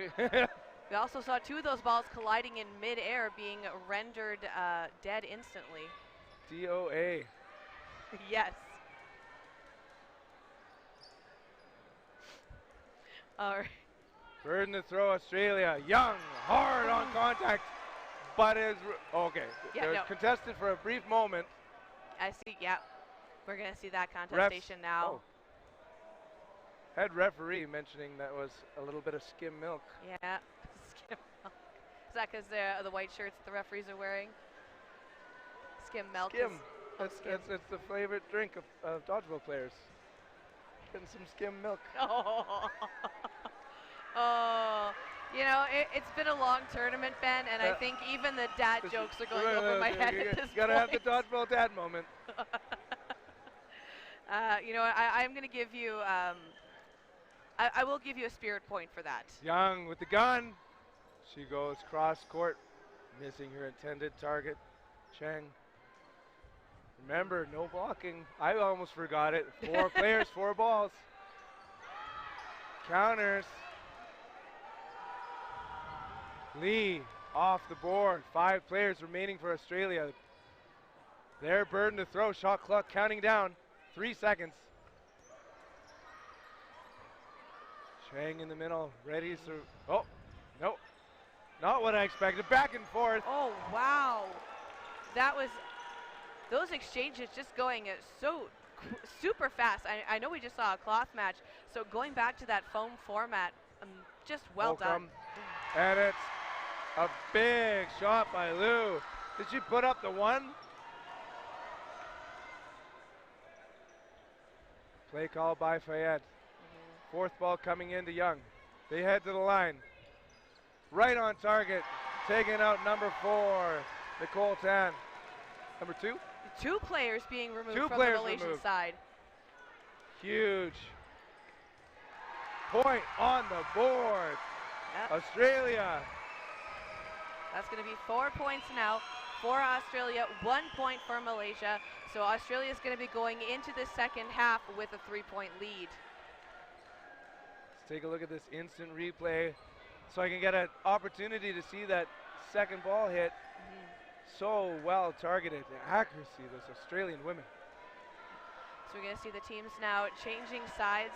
We hear a lot of cheering for both sides of the team going into that second half now. That's one of the great things that we have been seeing here today, Ben, and I honestly can't reiterate that enough. The cheering for both sides, both teams, the cheering done on every end, like the Italian players cheering on the Australian players, even while Italy was facing off against Australia.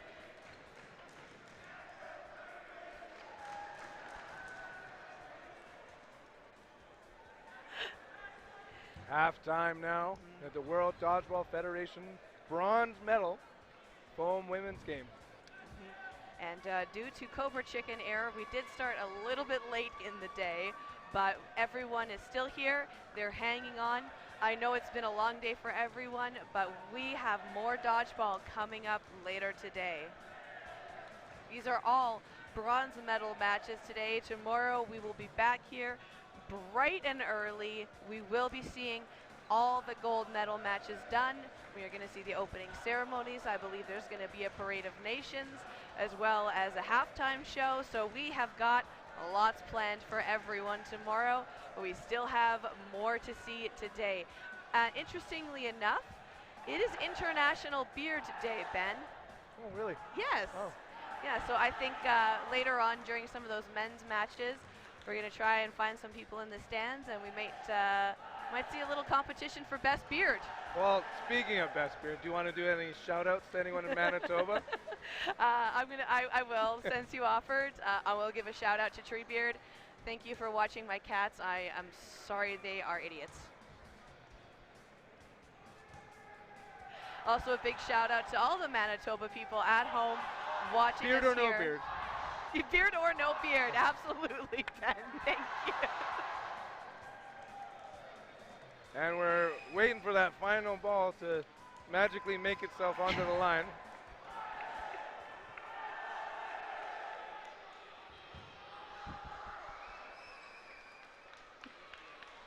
Australia on the short end of the court, on the distance, Malaysia, and they're off. That was a bit of a quick start by number 44, I think there. It was either 44 or 47. Yep. I'm not sure what the call was. It's either one of the two runners. You're right, yeah. Exactly. They're in the 40s, so we're in the wheelhouse there.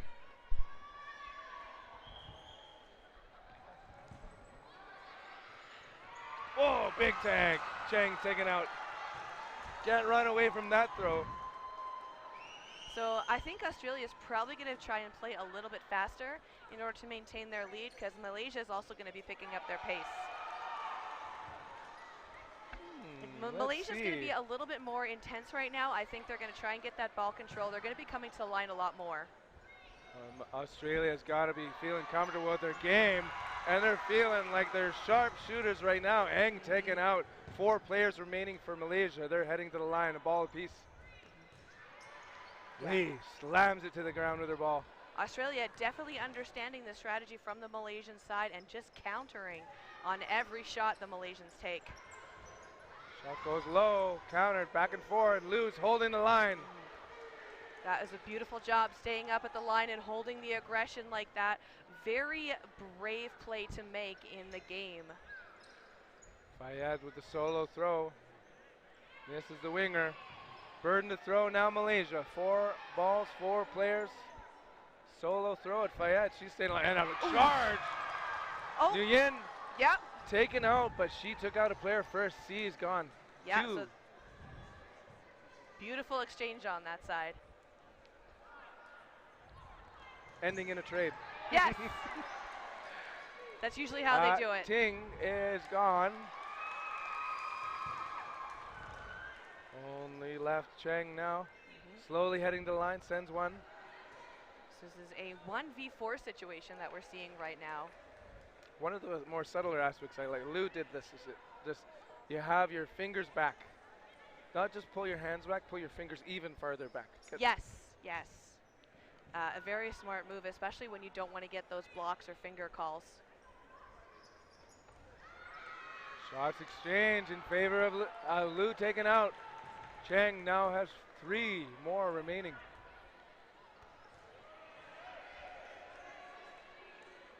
Burden to throw, Malaysia. Taking her time. She does have those 10 seconds. And see, now, brilliant move there by Fayette. She could have charged and thrown, but remembering that the clock is their friend right now, resetting it, slowing it right down. Yeah, speaking of that clock, there is only 17 minutes. I believe it is 20-minute halves. This is still the first set of the second half that we're seeing, isn't it, Ben? Exactly. Another couple of Lee, long Holcomb, matches. Fayette. It's Holcomb with the throw with a follow-up shot by Lee, right on the money. Yeah, both referees calling it. That was a hit. That is going to be point number 5 now for Team Australia. Malaysian women winners of the silver medal in 2019. No games in 2020 and 2021 for obvious reasons. So following up now for the bronze medal match. They're falling a little bit behind. It's 5-1. Hearing those oi, oi, ois coming from the Australian side. One thing I did learn this weekend, never ever interrupt an Aussie when saying oi, oi, oi. That hurt a lot.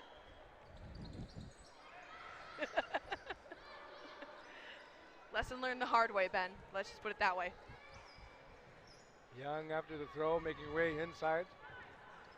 Malaysia, big pump fakes. Solo throw. They need to pick up the pace. They're ripping it back and forth now. Just unbelievable exchanges being made both sides right now. A lot of aggression. I think both teams picking up the pace a little bit too. More solo throws out of Malaysia. Malaysia really wanting to close that gap with only 15 and a half minutes left. Alex Young with the play call. Get ready for her to send it. Nope, it's Lee. Shot fired back. Nguyen, so good with the charge. Retreats back this time. Fayed with the play call. Yeah, most charges being made on the line now There's from the Australian side. There's Young's throw. It's back. Also, pointing out how quick Malaysia is. I love it when a team is very quick to the activation line. Oh, absolutely. Ball's up and caught. Excellent work, Liu. It's going to keep that full line of 6 for Team Malaysia now. The referee's calling that a completed catch. Oh, Young. No catch for her. An important elimination on Australia. Full court for Malaysia. Shot fired. Easily blocked by Lee. Yeah, we see a call being made by Fayed now. Tan with the play call. She sends it herself. Fayed being the target of that throw from the side of the Malaysian team. Big rip by Lee. No eliminations though. Well done by the ball retriever. They are absolutely hustling for Team Malaysia right now with all the throws being sent over by Australia. We'll see some of those retrievers in a gold medal men's match tomorrow. We will see that medal match tomorrow. Burden to throw, Malaysia. Back and forth, volleying. Fayed protecting her team, heading back. So Malaysia's many. burden to throw. So many of those counters being thrown. Big hit. Finally, a Malaysian player taking out this set. 13 and a half minutes now left on that game clock. Australia 5 points, Malaysia 1. Cheng out. No more player advantage for Malaysia. Burden to throw, Australia still. We saw Fayed there. She was telling her team, stay up, we have ball control. Let's do this.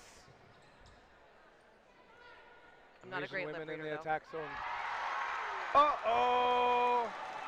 Catch time! Fayed Leading her team from the middle with the play call. Yin Yes. sends it. It was the first catch for Australia in this second half. Holcomb right on target. Another beautiful shot. That's 2 players left now for Malaysia. Do you remember there was 6 not too long ago? I These know, right? Australian women just put on a clinic. Holcomb though taken out. Holcomb being actually one of those players who is doing cross formats right now. So we saw that she did drop the ball instead of passing it to her teammate, which is common in cloth. Absolutely. Unlike us wild foamers who can just toss it about. The civil sport of cloth. Good block by number 5. Questioned by the refs. That 2-ball block. Did the gates close in time? I'm not sure. Or did it Indiana Jones it? I'm kind of hoping the Indiana Jones did, just so we can use that as a reference. I got to go back, circle back to what you said real quick. I don't think it could sound any more Canadian calling us a bunch of foamers versus the civilized sport of cloth, dodgeball. Both forms being played for the first time on the international stage here. So we have 2 divisions, foam and cloth. We have women's, men's, and co-ed teams as well. So that is a total Shot ruled in favor of Indiana Jonesing. Awesome! My son and I play a lot of Fortnite, and there was a scene where Jonesy gets down to 1, so 1 health. Anytime it happens again, we call it Jonesing it. 88, keeping it straight. So shout out to Ben's son. You know how many keys are on a piano? 88. Absolutely. And lose the only one, though. 2-ball blocking, that's how it's done. A little bit of a moonshot over Lee.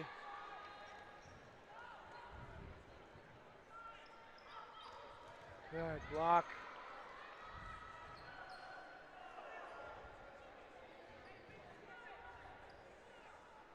Australia burdened.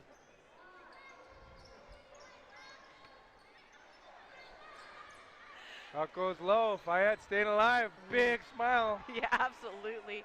She really enjoyed that one. Locks it down into the ground. Well Shares done. with her teammates. That beautiful, beautiful strategic move by Fayed. Just one quick step up and saving that ball. 1-2 punch. No damage. Nguyen going very low. A lot of those shots. And Fayed with another catch. Wow! Well, Shoddy not looking for the initial names for the match. Beercade player of the match. All on you there, Kendall. And it's going to be a tough one, especially after just witnessing 2 catches by Gigi Fayed. Yeah, thanks for that, Ben. All right, so yeah, that was Gigi Fayed from Australia getting that catch. Toss back, Lee hammers. Chang is out.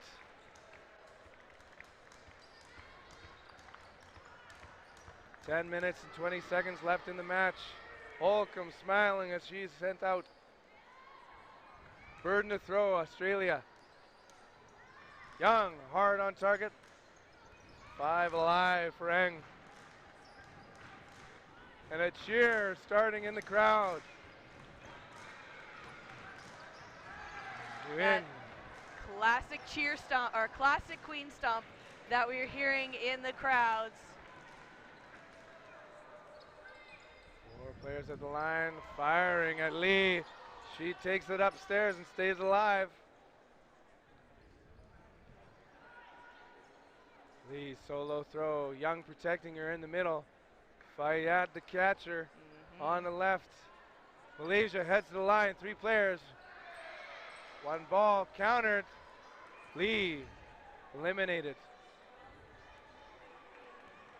Quick play call by Malaysia. Both right on target, taking out Young. 1v5. Malaysia's best chance to the next point.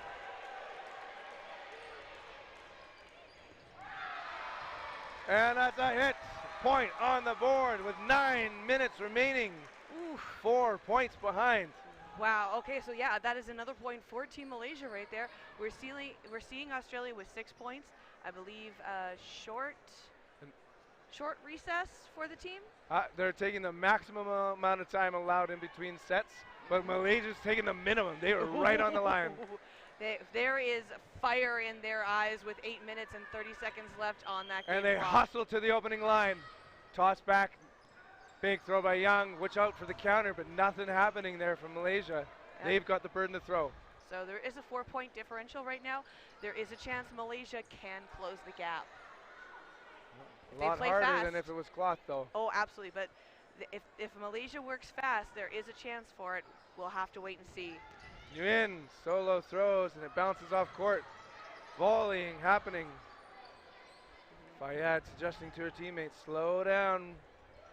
Very smart job by the Malaysian players staying up to the line, making sure that none of those Australian players wants to take a shot. She had a ball in hand. That was the wing for Team Malaysia.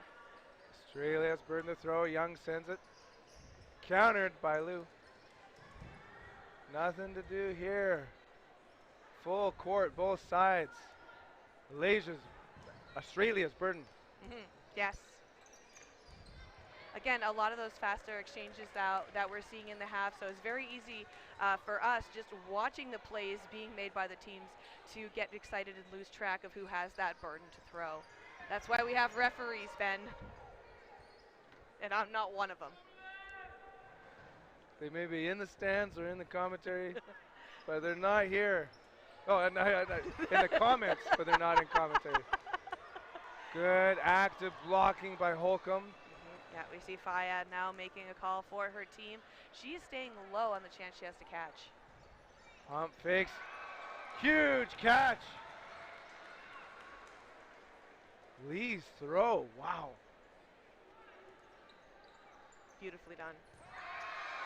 2 balls right on target. Young eliminated.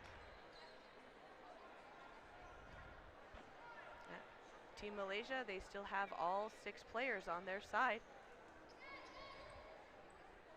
Oh. Burden to throw Malaysia. 3 heading to the line. Hard rip by C. Liu not phased at all. She receives the ball from a teammate. Off they go. Quick send by Nguyen before the line. All right, so we're going to see now again Malaysia getting pretty aggressive with a lot of their shots. And that was, I don't think that was a catch. Burden to throw. Australia. 4 players heading to the line. Solo throw by Holcomb. Countered. A lot of straight through shots, not a lot of cross courts that we're seeing. Ang with another great block. Burden to throw Malaysia. 3 balls, 3 players heading to the line. Holcomb protects herself, but the ball went nice and low. Yeah, Fayad making that call again. Fayad doing a great job so far of making those play calls. Very smart, very calculated. Speaking of play calls, 88 sends it herself. Liu. Australia 4 players, 4 balls. But look for that solo and an almost catch by Liu. Winger on winger violence. And that went right into the shins of the ball retriever and bounced actually back to the side of Team Malaysia too. Back to Malaysia, they head to the line. 2 right on target, but a brilliant block by Nguyen. Now, just real quick now, we have about 4 seconds left, or 4 minutes, pardon me, left on the clock. Oh my goodness. Gasped.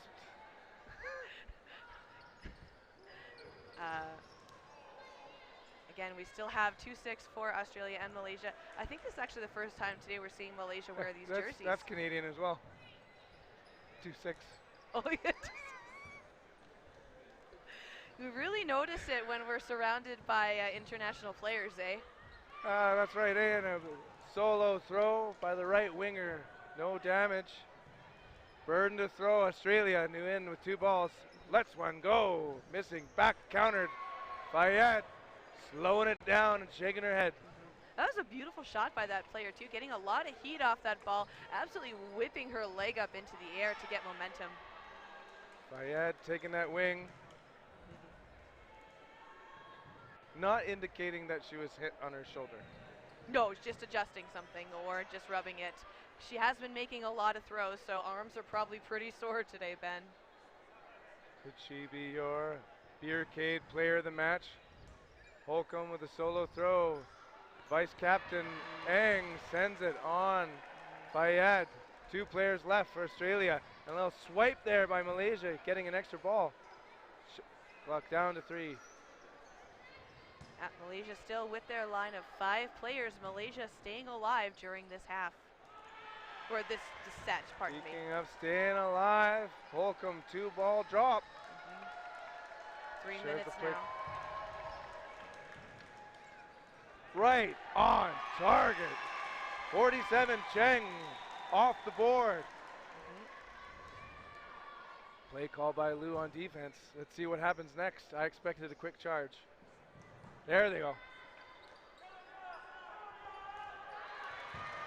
Nguyen on the left wing, number 4.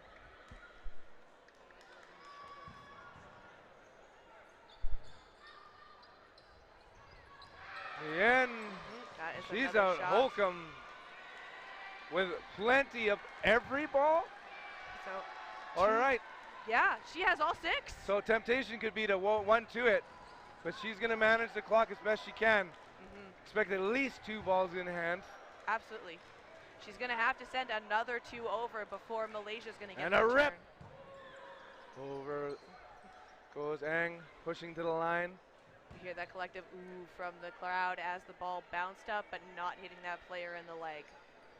1 rip, countered. Too high of the target. Yeah, so again, the big block. Return right on the head. And another point on the board. 3-6. So with a minute. Yeah, a minute 30. 32 seconds. Not So quite enough if you want to score 3 points. No, Malaysia had to work fast, but unfortunately Australia was countering everything that they were doing. We're going to see the refs having a short chat right now. And a long chat over in Australia. 30 seconds in between set is allowed.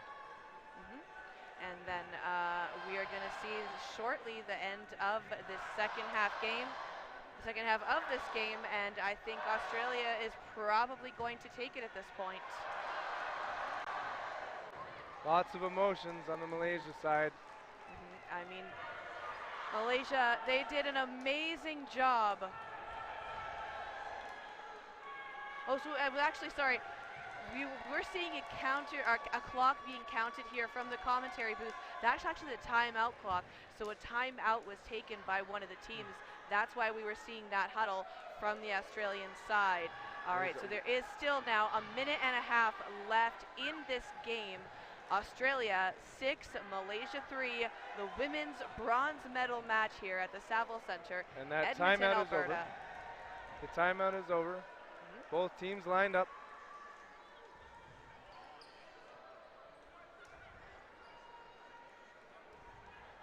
C returns to the middle. Number 31 for Malaysia. Substitution for Australia as well. Hannah Jackson is joined in the middle. As well as number 32. Ooh. Big moment. Hayworth, number 32. It was a beautiful shot made right now by the Australian player. She went down, where she throws, the Malaysian player getting hit out. 26 bow. Solo throw. That's Weymouth defending right beside number 32 in the middle. Ellsworthy is also joined, 28. It's a full new lineup almost. Tring, number 72. Ellsworthy sniped out. Definitely taking a shot, getting her in the finger. She is walking out, and that is gonna sting. Jackson rips it right on target. Fresh substitutes ripping balls. Malaysia, burden to throw. Hearing lots of cheering now coming from those stands as we are now with less than 20 seconds left on that game clock. Jackson again taking out her counter number. Ing. Oh. Getting so exciting. Even we're standing here losing our footing from the commentator booth. This is a nail biter now. A little bit, watching the excitement. And here is your champion, Australia. No more time left. Bronze medal winner for the WDBF Women's Foam Division World Championships is Team Australia. The referee's just having a chat though. Still time to vote for your Beercade MVP of the match. Well, yeah, we see the Aussies coming in now. The Aussies are celebrating it. They are taking that win. That is a bronze medal for Team Australia Women's Foam. And again, a big round of applause to Team Malaysia as well. They fought hard. They had a lot of fire in them, but just came a little bit short. They did great all tournament though. We are sorry to see them leave, but we were happy to see them here. Coming up shortly. Handshakes and high five time. Aussie, Aussie, Aussie. Oi, oi, oi. So once again, there's a medal for the Australian women, but the first time for these Malaysian women in 6 years not medaling. So Australia, guessing they took a lot of that time off to train up real hard because they came out strong during this tournament.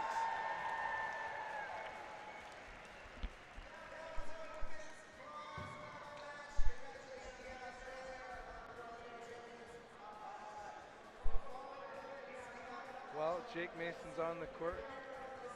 We're seeing these top-level athletes hugging. Oh, absolutely. That is just, it's so heartwarming to see, Ben. I love that. The amount of camaraderie between everyone here today, out this entire weekend. This is day 4 now of our 5-day tournament. Lots of games being played. It's a long one, eh? You know what? It feels like it was going to be a really long one, and then we're going to get home and we're going to be like, you know what? I really want to go to another dodgeball tournament. Yeah, like, I want to see more dodgeball happen. Suddenly there's only a couple more games left in this tournament. We've got 2 more left for the day today, and then tomorrow we're going to start again with 6 games. So coming up next, I believe we are going to see the men's cloth game, and that is going to be USA versus Canada for that bronze medal. And after that, men's foam, Hong Kong versus Canada, long-time rivalry. All right, so it's going to be a Canadian afternoon.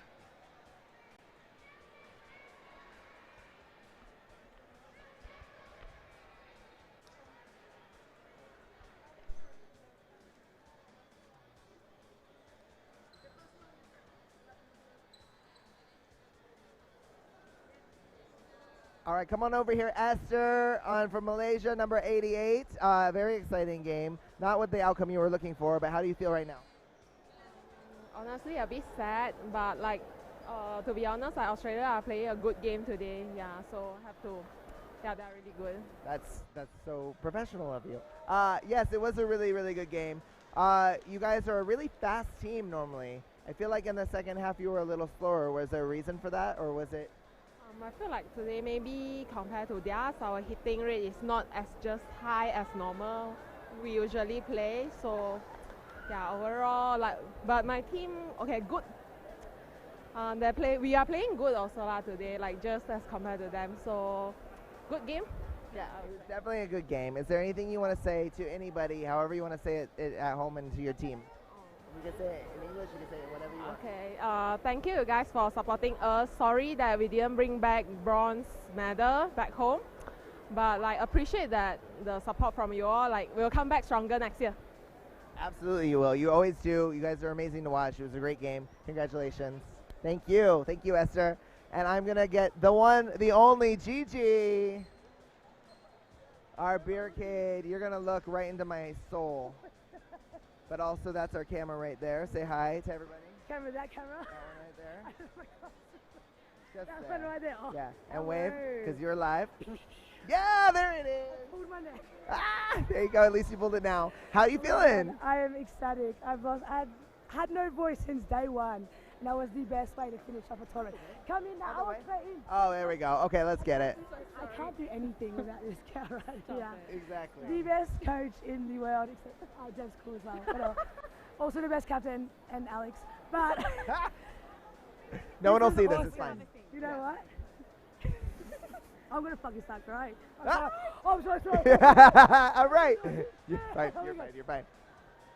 I love this sport. I love this game. I can't believe we won bronze. She's like the most inspiring person, and I love you. And I just love everyone at home watching as well.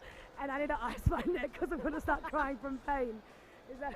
I don't know what you want to say. No, that's it. That's it. I don't need to ask you anything. You said everything. I love you so much. You did a great job. We were all cheering for you. Yes, exactly. And you, thank you. Love you. Good job. Congratulations. And everybody, you guys are amazing. Congrats and congrats, congrats. All right, we have more again coming up. I believe we have the men's cloth bronze medal match coming up soon. And that's going to be intense. So stay tuned.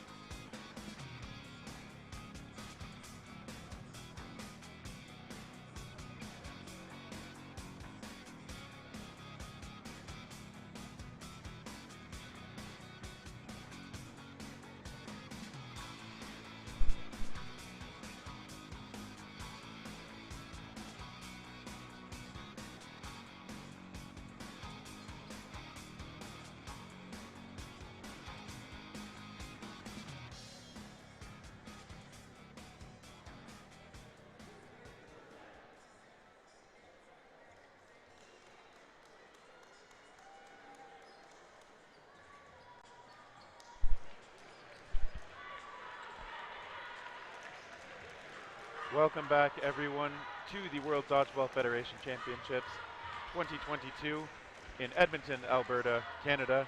I'm Terry Thrasher here with Bill Fisher. Bill, how are you doing? I'm doing great. I'm getting to watch the best of the best play dodgeball.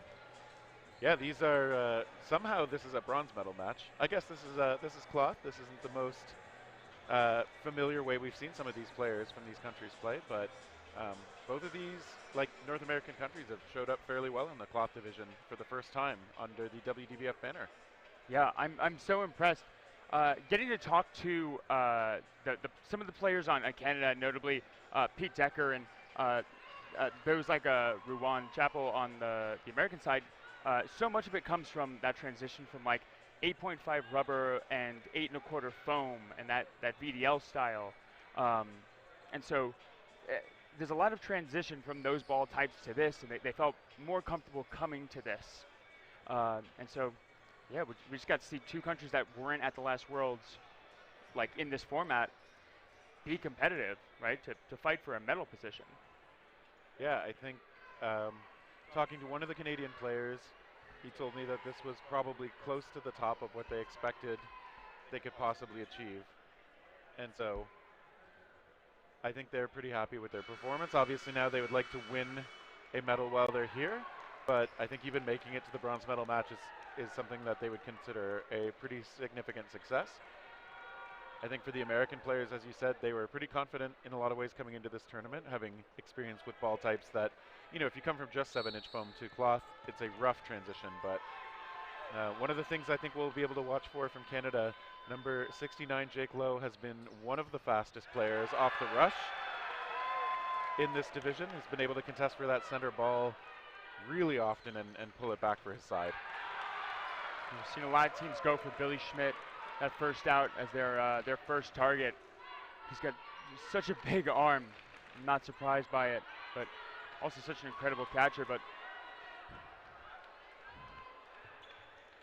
yeah, he's a big target out there with the big arm. Has made some big catches as well. We've seen him be able to do that while standing up or while scooching backwards on the ground. Decker maybe feigning a little bit of a very, very long-range leap of faith. Spacer, De Jesus, Payan. Woo.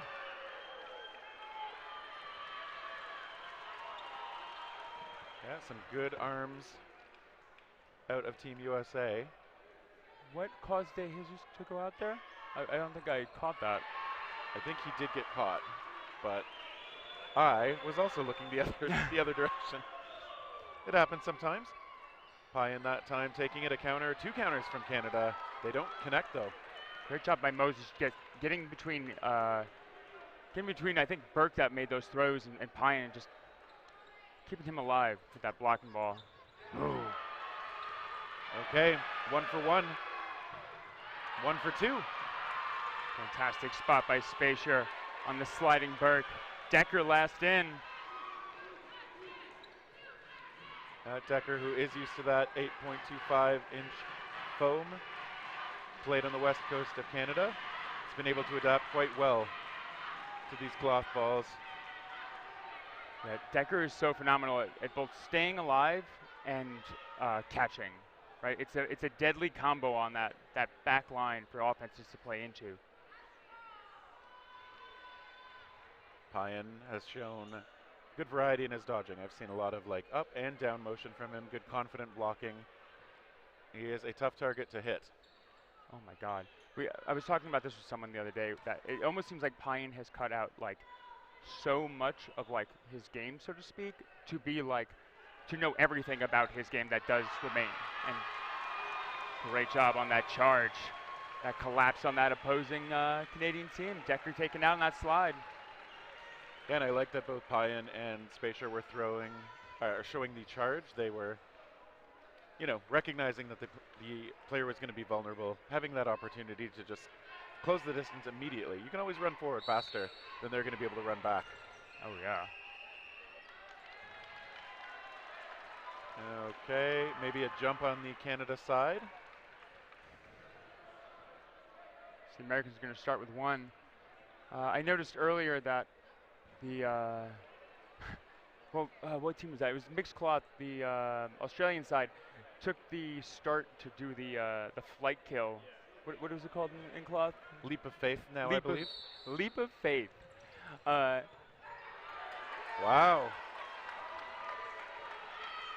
I think Schmidt just managed to point blank miss one of the Canadian runners. Oh no. That is a surprise.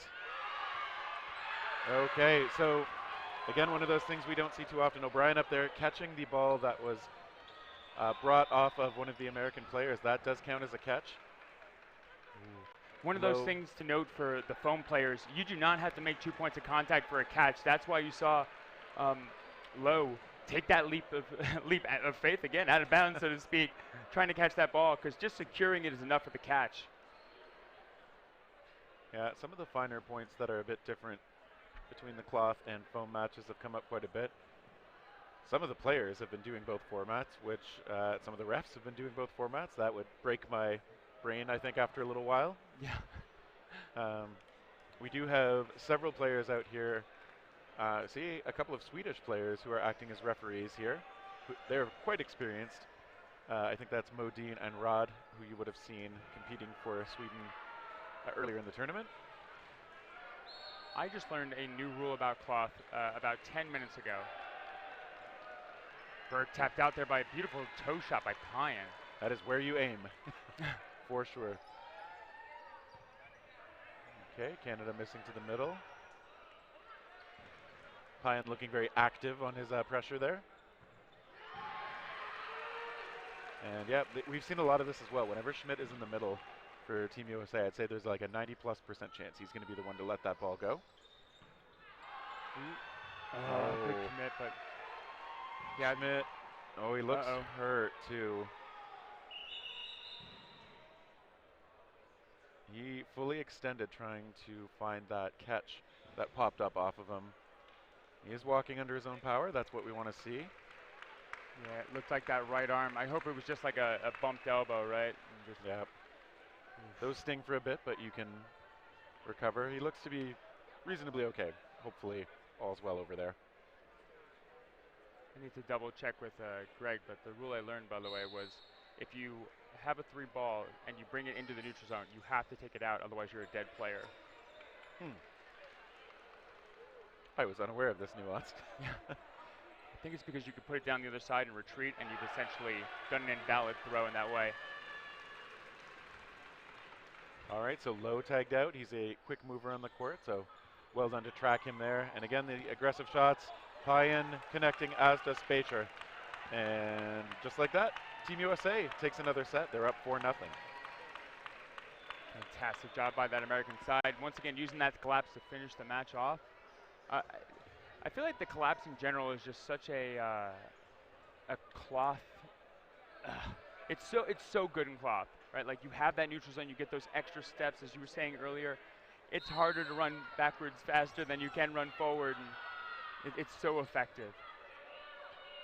Yeah, we do see it in the foam game as well. Those counter charges or even preemptive rushes sometimes show up in both formats. Oh, Schmidt not able to catch the ball. Lowe hit out as well, though. Booth and Lowe head to the Canadian sideline, so I think the Americans will probably be okay with that. Yeah, 2 for 1. Canada actually just down to 3 at the moment. Long out, up high. Okay, Burke was hit out. Hoppenbrouwer is out as well. And there's one of those preemptive shots. Long getting tagged. Hoppenbrouwer is going to have to do it alone. 4v1. Hoppenbrouwer. Stay alive. Woo! Okay. There's a line judge right at the back there. You can see her in the yellow shorts confirming he's okay. He rushes up, takes out Payan. Fantastic work by Hoppenbrouwers. Okay. Still in it, but he's got 3 balls in his side. Gonna elect to only pick up 1. Sends that a bit short on Spacer.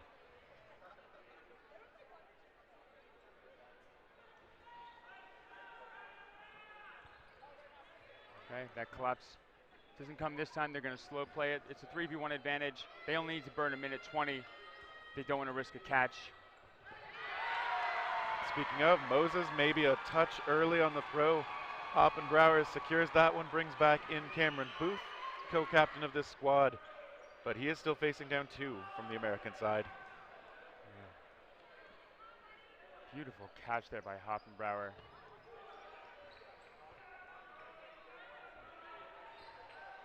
Oh, losing control of one of the balls. That is the risk when you're holding 2, particularly in cloth where you can't dig your fingers in to help the grip. So jarring the ball loose from Booth's hands, securing 2 more points for Team USA. Booth. So close. Almost had that, and just sometimes you get a little bit too much on it and push it away. We've seen that a couple of times this event.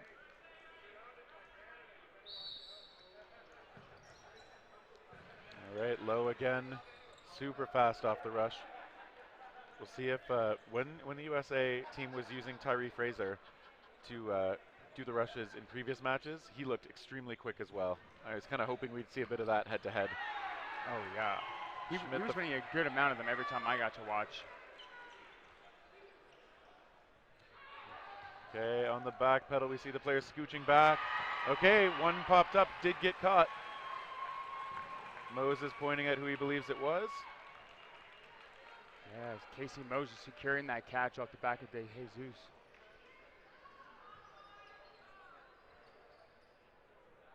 All right, so both teams with 5. Spacer just providing a bit of coverage. Schmidt with that falling back catch. Schmidt is notorious for that move. He is so big, and players just try to get that foot shot, thinking he won't catch it, and he is, for the longest time, I have been caught by him just on that backward sliding catch. He is so good at it. Yeah, I think if you can place a shot right at his feet, you might be able to take advantage of that moment, but I think, like, there are a lot of players who do that. They slide back at, you're thinking, like, oh, they're vulnerable, they're down, they're not really able to backpedal quickly, but, like, if you think about it differently, they're facing you, often with their arms, like, wide open, inviting the throw, which should always make you pause just a little bit. Yeah. Putting the ball on the torso like that, for people who have shown that amount of ability with making the catches, is super risky, and Schmidt gets the best of that moment again.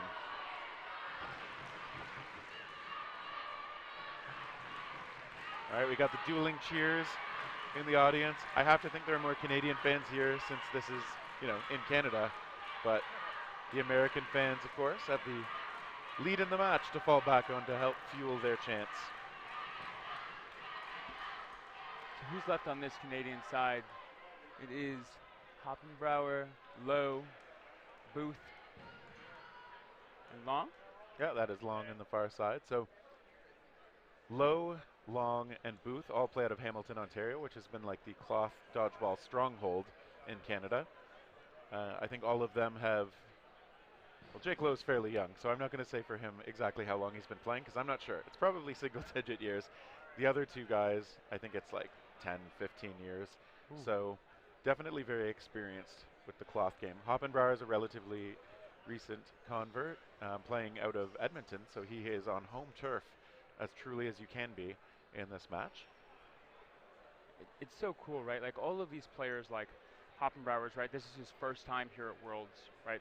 Hasn't played in a World Championship in WDBF before, and to show up here, right, and like come from those communities and just be, you know, competing for a medal in the world level, right? Yeah, in front of hometown fans in a place you grew up. That's great. All right, we get a replay. Spacer, right in the way of that camera. Yeah, we're still not totally sure what it is they're talking about. I think they may be breaking now. I think the head referee over there is one of those players you would have seen on the court earlier in this tournament as well. Taff from the Irish team.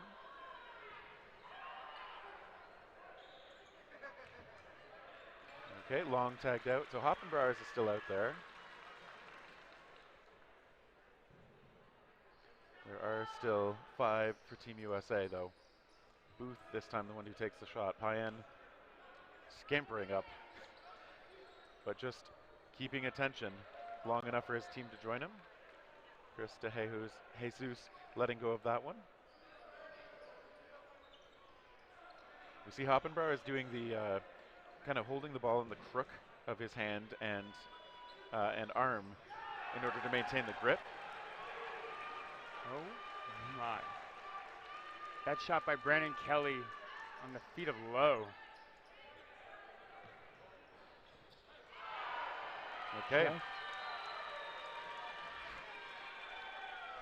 Payen not making it look like he was going to throw until the last minute there. Good disguise on it. And now on the return rush, yeah, Booth I think was hit on the back. That Spacier Payen rush is so effective. Okay. Timeout, Canada. Oh my. Yeah, that throw by Payen, right? That charging up to the line and just making that cross-court shot. He is notorious for that shot. Like that no look, I hit the corner, like that 1-6 shot. And it is amazing to see him pull it out with essentially a brand new ball type. Yeah, that's some of the dodgeball experience. Payen obviously has been playing dodgeball for quite a long time. Has achieved some fame and renown with Doom in the UDC circuit, and I guess like foam and rubber generally. Probably basically anything that he's been a part of. Him and his longtime teammate Vince Marchbanks out there together on this cloth team. Yeah, years and years of playing with that duo. It is scary to be on the other side of. And they are not newcomers to the world scene. New to this ball type. Been around the worlds for quite a bit. Yeah, and I know they had at least played with cloth well before this tournament happened, and the training period for it. I mean, I feel like they've participated in just about every ball type and format at some point. Okay, this time instead of Lowe, it's Hoppenbrauers who wins the rush ahead of Schmidt.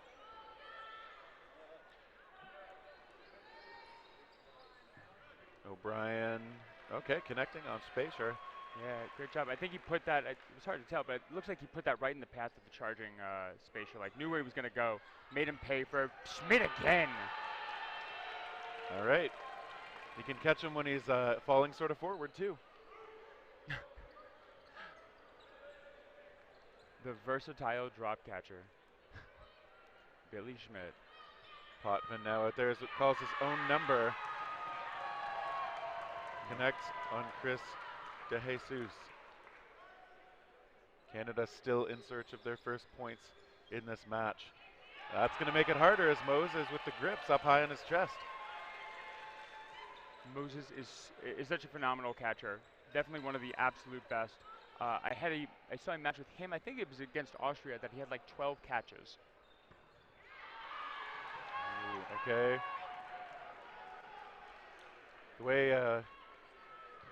way De Jesus went down there, I thought he might have been a little hurt, but he seems to be fine.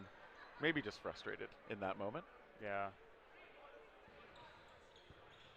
Wow. Okay, that one apparently hitting the ground before it got to Spacier. I appreciate it. Again, he checked with the ref. Just in case, you should do that. Okay, they track down the movement from O'Brien, hit him out as he jumps. Decker as well.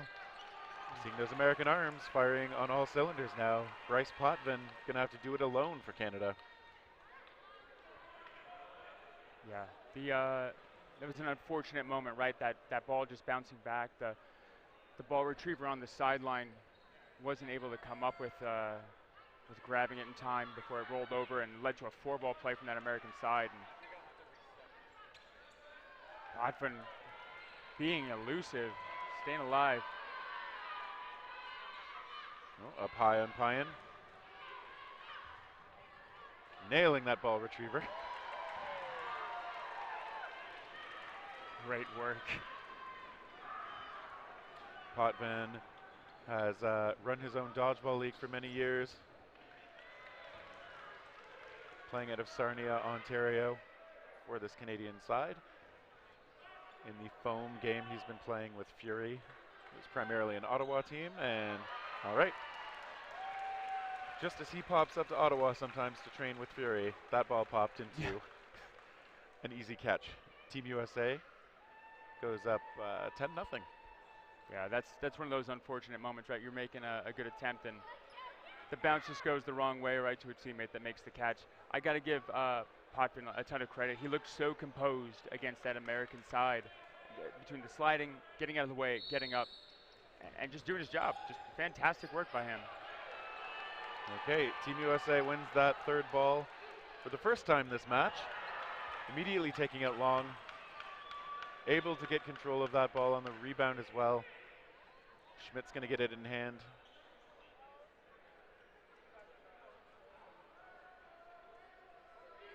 Burke alive still. But for how long? Schmidt wasn't going to let that happen. Okay, and there's a catch. More.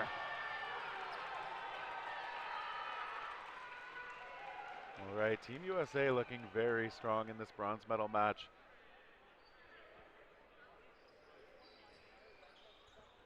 Okay, Payan trying the sneaky shot. Spacer is going to get control of that ball before it rolls back to Team Canada. Yeah, O'Brien stared at Spacer for a second looking to see, but didn't take it, but now he does. And he comes up with that catch on the return. Payan's ball read as it came in by O'Brien, bringing Long back. Okay, O'Brien tagged out Long as well. Great counters and pressure out of the American side. Hoppenbrouwer is out there by himself again. 1 minute, 30 seconds left. A lot of time to burn. Nice low dodge by Kelly. Schmidt really pushing that pressure, hoping for a back line out, it seemed. Yeah. And okay, I like the aggressiveness out of Hoppenbrouwer, trying to, while he's got a bit of time, to push Schmidt back a bit. Trying to make it work. Again, he's coming up, he's eyeing Spacer, he takes the shot that way. Good block though. And just under a minute left in the set. Hoppenbrouwer is going to have to eliminate 4 just in order to get a single point for Canada. Schmidt with the authoritative blocks there. Oh, line out by Hoppenbrouwer. Oh, okay. It happened eventually. 12-0 USA. For those that maybe tuned in a little bit later, every win in cloth is 2 points. Because of that 3-minute timer, there's a chance that, you know, you can have even player amounts on both sides, which is one of the conditions. More players at the end of 3 minutes, and you'll award 1 point apiece to each side. So that's 6 matches, still very possible for Canada to win this. Okay, Lowe. Looks like Lowe won the ball, but did end up over the line. So Canada gets the ball, but loses the player. We do see in for Canada for the first time in this point, number 16, Samuel Coe, in his first year on this national program. Schmidt hit out. Canada also losing O'Brien. Okay, there is a blue card sent over. Not sure if that was for a release of the ball after being hit out. Yeah, I'm not sure what that was for. We'll see if we can get clarification from the refs. Samco joining. Oh. Now the refs resetting play again. Maybe just wanting everybody to be fully on the back lines and wait for the whistle. Yeah, teammates Samco, Pete Decker, and Cody Burke, hard as foam, coaching that line. All 3 involved in this national program for the first time. Frazier with the shot, blocked by Burke. Wow. Big catch. Ref confirms. It looked good to me.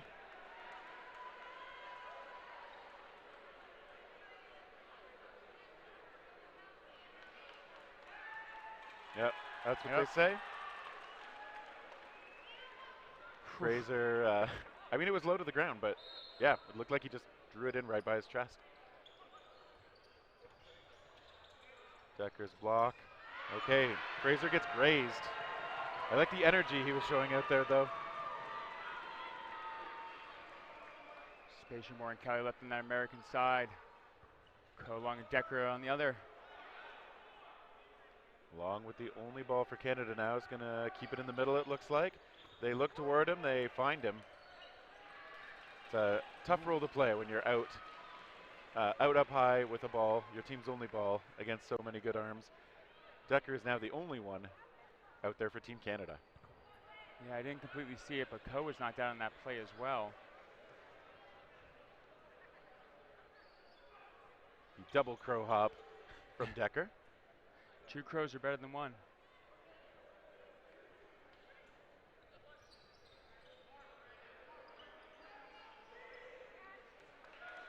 Seconds left. 1 catch will bring this back to even. And Decker's certainly known for his catching prowess, that's for sure. He's taking some reasonably safe shots, not wanting to expose himself to unnecessary risk. Of course, it's also harder to hit people out through a good block that way. Decker wanting to draw in that catch, but I like the shot from Kelly. Not going to make it easy on him. Yeah, Decker's showing his hand. He's looking for that bait. At the same time, the Americans not wanting to reach for those catches and potentially risk that a catch would put the win on Canada's side. Okay, we tried for the leap of faith. We saw the counter as well out of Kelly. Just making sure that one way or another, they're going to take that point. Those 2 points, I should say. Yeah, we're going to go to a 90-second set here to end the first half. I like that move by Decker to kind of force the hand, right? Like, you might as well, it's the riskiest thing, and much more of an instinct to respond to that move than a lot of the other ones, right, that are more prone to catching. You do get some wiping of the court on the U.S. side. Just making sure everything's good and safe for everybody.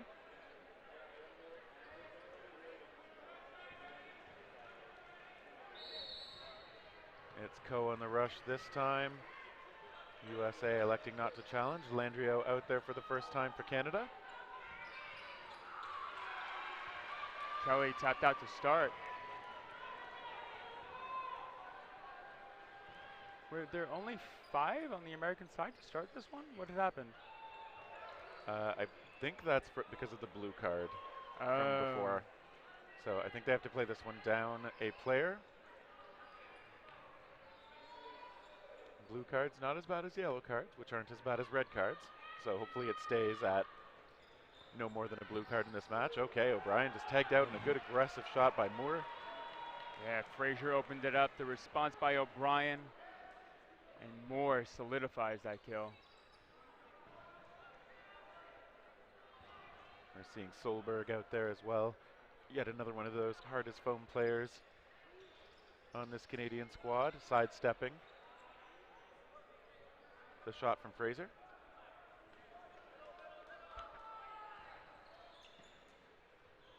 Right, Payan recognizing where the throw was coming from and taking the counter. Coming close, but just a bit off the mark. 10 seconds left. I was staying alive. More connection with Poppin though. Okay. Good sports. Fraser helping Landrio out. 1 apiece, Canada on the board. Yeah, got to start somewhere, as we often say. So that was a short set because, of course, the one before it had ended with roughly a minute remaining in the first half. So to wind things down in these cloth matches, you'll see instead of the full 3-minute sets, just 1.5. Helps keep things a little, keeps them a little more frantic, I find, in a lot of cases. At least initially. If one team is up quite a few players, then they tend to settle back and play it a bit more reserved, but yeah, we saw a little bit of that frantic action in that point. Yeah. Definitely with that 90-second set too, right? With so many players on the court, a lot can swing very quickly. We saw that earlier with the Italian women on that in that women's cloth match, where there was like 3 catches within 10 seconds, right? Like a lot can change really quickly. Catches, of course, being the swingiest way for points to go, since obviously you take out an opponent, bring one back if you have one available to bring back. It makes a big difference. At this level, the throwers are so good that looking for catches feels terrifying sometimes. But a lot of them are also, of course, extremely good catchers. So if you're kind of winding up to throw and they're looking right at you, I find there's sometimes that moment of hesitation of like, am I sure this is going to a perfect spot? Because if it's not, then it's a perfect catch.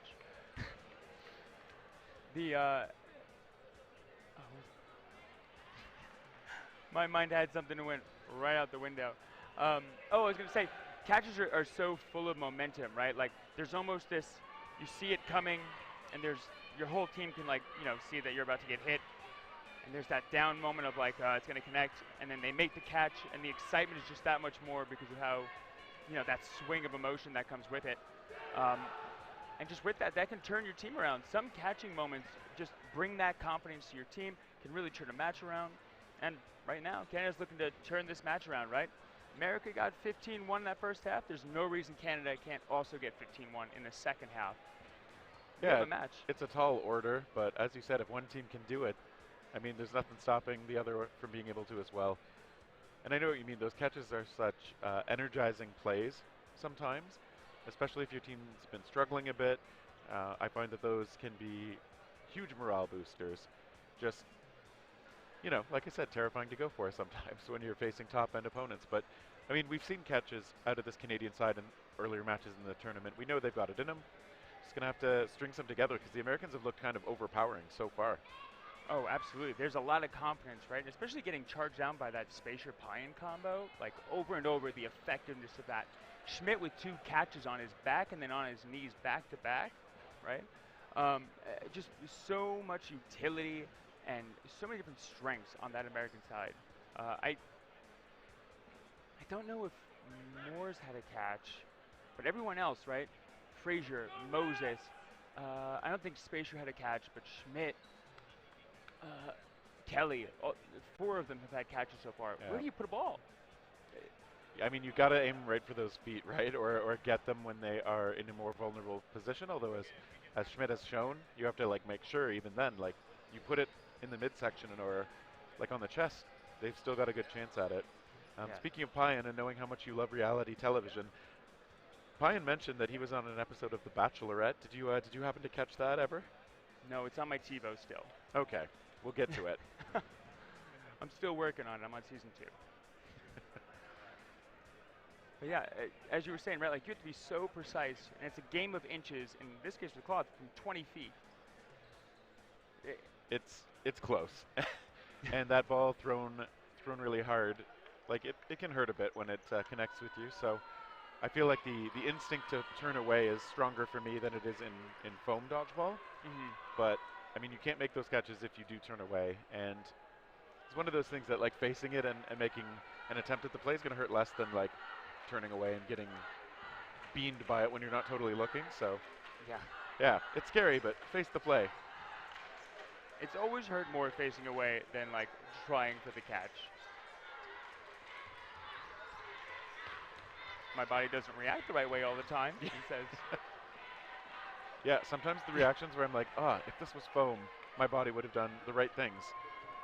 It's not totally rational. It doesn't feel great when it doesn't work out, but hey, that's maybe part of why we're not out here for our respective national teams.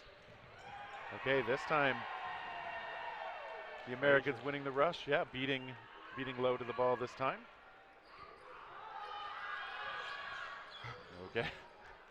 Burke doing a good job covering his head there. He couldn't see where it popped up and also doesn't want to take his eyes off that American side. That's just it. You might want to look around for a possible catch, but your opponents are going to be looking for you to do that and take an uncontested shot at you. Schmidt going to be the thrower here. Okay, connects with Potvin, and that's that spacing right down low. Yeah, Schmidt continuously showing why he's one of the early targets, is just how versatile he is. Spacer connects as well. Spacer moving to that middle position for the first time. Yeah, although we have seen Kelly play this wing spot for the Americans several times already in the tournament. Good versatile squad. Moore out on the side. Okay, they get a graze onto Booth.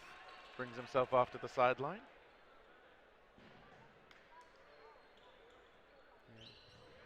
Ooh, O'Brien. Block. Got the block, yep. Thought there was a potential catch attempt. And not enough crowd cheering for that to have been a catch.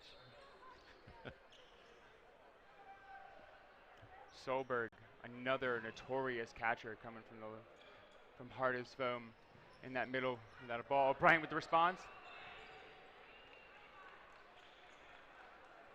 I think this is only his second set in.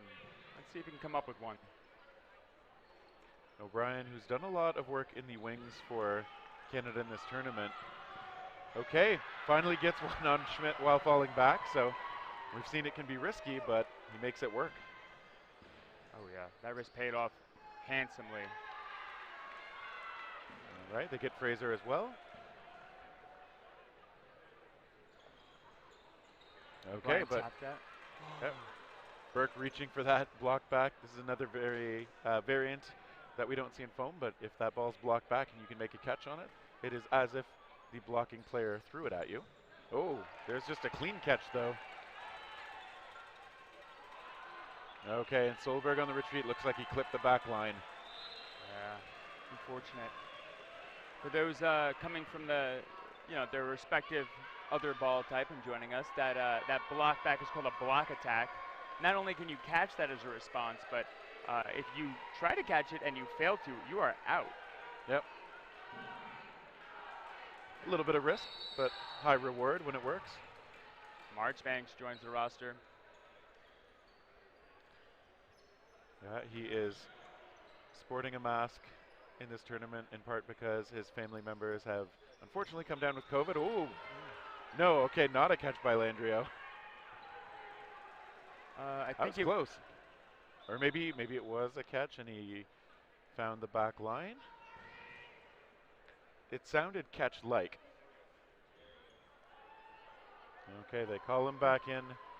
So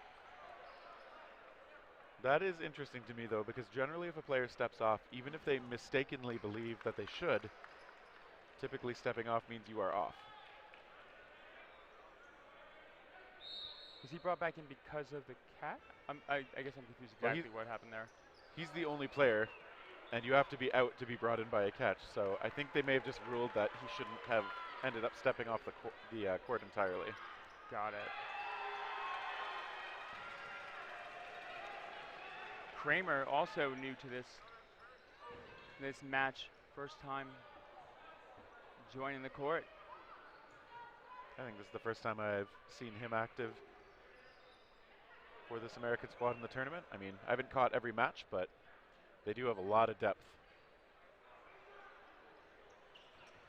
O'Brien, a little feisty with those preemptive shots, and he pays for it there. Kramer spatial double team under the back of O'Brien.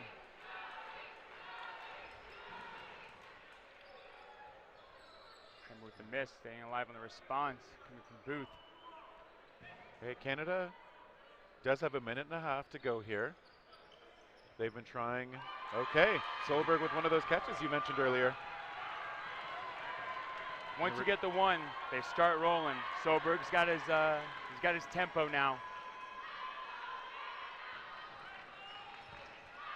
Okay, Moore just drills Potvin. Moore staying alive.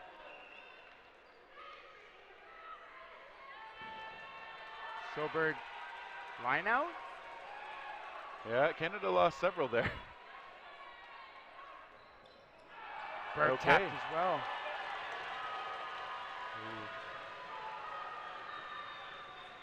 Jaquan Moore threatening to bring this back from a one-on, I believe that was a 1-on-6 to start. I think you're right.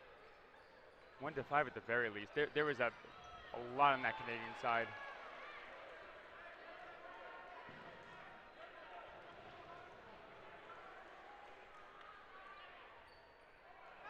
Okay, takes a shot toward Landrio there. Finally, Canada able to secure a full 2 points. Canada, their first set win. Looking to keep that momentum going. That catch by Solberg was pretty gigantic, right? Possibly the momentum changer, would you say? It could be. I think it was on that set for sure. Right, we saw him go down from a pretty big lead in terms of number of players, and keeping it going though, taking out more to finish off and get that first set win.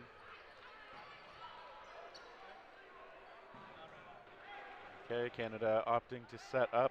Landrio in the middle makes the call. He's the one to take the shot. Gets the friendly bounce back, so maybe he'll get to do it again. Chappell, first time on the court.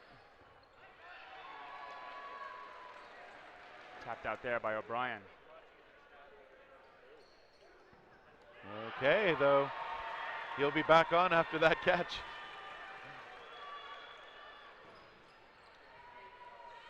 Okay, Landrio tagged out as well, so Team USA back to 6 and looking to score another set against the Canadians. Oh, Kramer just not able to hang on. He knows he was close. We saw him look skyward in frustration. Great positioning though. Oh, that's a tough break. Moore completely lays out for that one. Fantastic work, but just a little bit short on it. He had his hands on it a couple times. Just so close.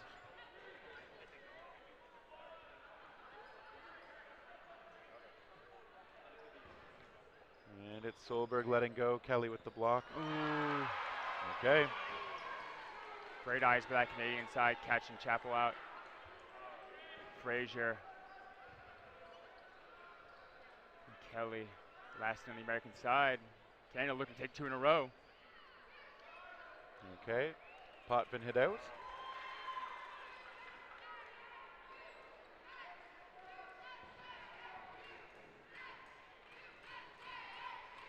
And Booth goes aggressive on the return. Not able to make that hit. Yeah, that Canada side now getting to use a bit more effectively that transition play. O'Brien out in front alone. Yeah, just maybe trying to buy some space. Booth gets a block there. Okay, that one I think bounced before it got to Fraser. So Canada needs to hang on for 25 more seconds or, get a couple more outs. And it's not going to work right away here, so Booth goes down. Nobody lost from the American side, so for 15 seconds, we'll see if it stays tied on player count. O'Brien out. Solberg, fantastic shot to keep them in this. Kelly is going to take the shot. Solberg goes for the catch. All right, Kelly converts it. Seems pleased. He seems pleased with himself. Oh, yeah. Brandon Kelly, who goes fishing as much as he can, causing Solberg to try and fish for the catch there. Yeah. Great job not letting Canada get 2 in a row there by the American side. Coming close, though. That is still one of the most interesting parts of this cloth game, that charge toward the center and then the trying to stop immediately and scoop a ball back. Let's just say that is not in my skill set, dodgeball-wise. Okay. Shot by Chappell, goes to the catch, just a little wide. All right, the Americans back to the line with 4. Okay, they send a couple. O'Brien this time able to get the block.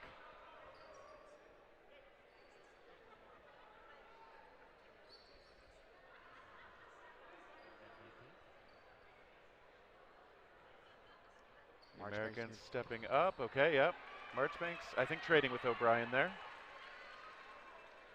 Yeah, Kelly made the shot onto O'Brien, a 1-for-1. Speaking of Kelly, Von Kelly tapped out there, first time on the match with him. Okay, looks like Chapel is exiting the court, so Canada does have a bit of an edge.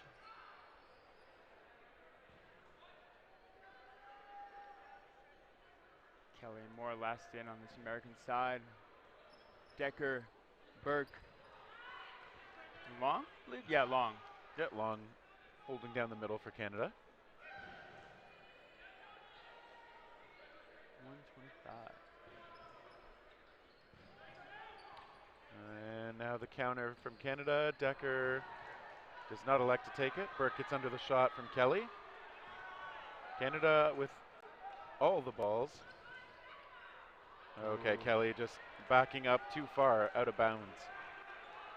Long keeping that pressure. Minutes to go in this set, but they have a lot of work to catch up on. They are not looking to win on time.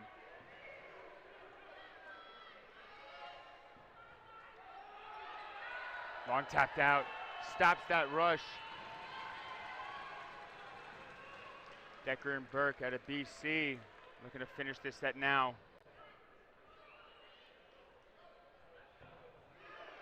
Okay, well blocked. Moore looking to put it within even.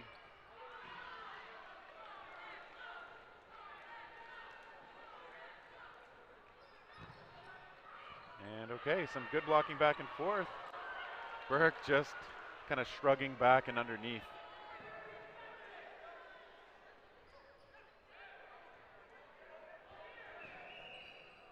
Ref's gonna talk, calls him out.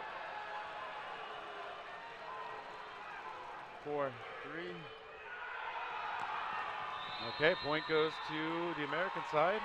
Decker hit out, Moore converts it. Whew. That came down to the last second.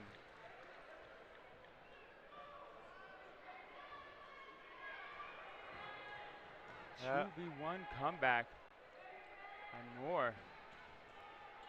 And I think that'll stand. The officials are talking,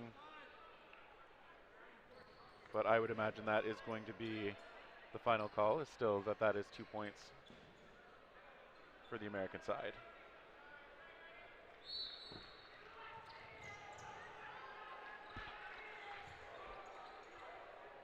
Frazier once again picking up that first ball in the middle.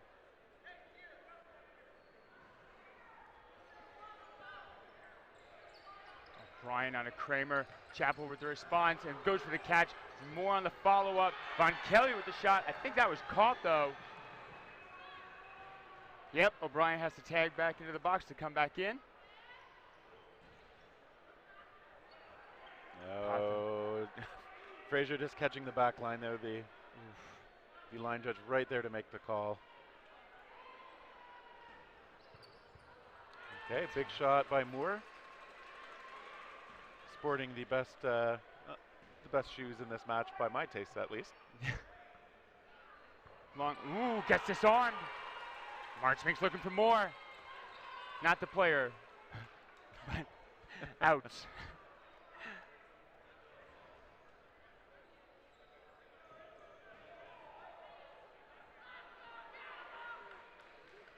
I got to talk to Pete Decker earlier. He was talking about how disarms are so much harder in cloth than they are in something like foam because of the hand block rule. Marchbanks with a beautiful shot. Potvin live. All right, Potvin to the line. Misses Marchbanks. Okay, elects to back up. Marchbank. Okay, no, it grazed.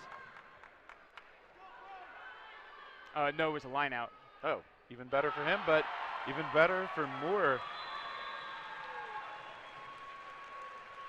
Moore. Solid catch. Made it look easy. I know it wasn't. That's how I made it look. Timeout called by Canada. We do have less than a minute remaining on the match clock, though, so I think we will go to the 1 minute 30-second point at the end. Jaquan Moore having run a 4:40 40-yard dash in college. That's fast. That's like NFL receiver fast. So yeah, it's interesting because in the cloth game, I think that does kind of come up a little bit more than foam, as we were saying before. There's a bit more of the court that you can end up running. And, you know, we got to see the catching chops there as well from him. This is, so just one more fact about Moore. Moore started in UDC in 2015, right? Trampoline, no sting dodgeball, and now he is on the world stage, hard floor, in cloth. Yeah, good variety. And I was looking at the wrong clock. We still have a little over 5 minutes remaining in the full match. Okay, there's a catch. As Vaughn Kelly will have to take a seat. To Jesus, Chapel, Marchbanks, Frazier, Moore, on that USA side.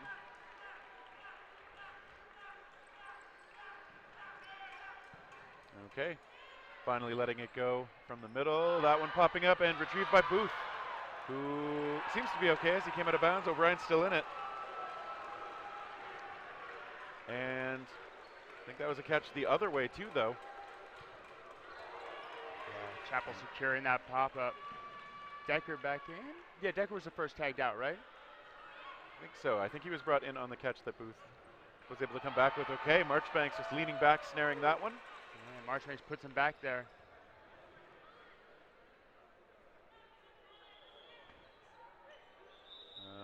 Referee stopping the clock. That is a referee timeout. Teams don't get to call those in cloth. And just a note, we do have the Beercade Player of the Match vote up in chat. So all of you watching on Twitch, make sure you follow us and give a vote for who you believe is the most deserving player of the match. A lot of very good candidates.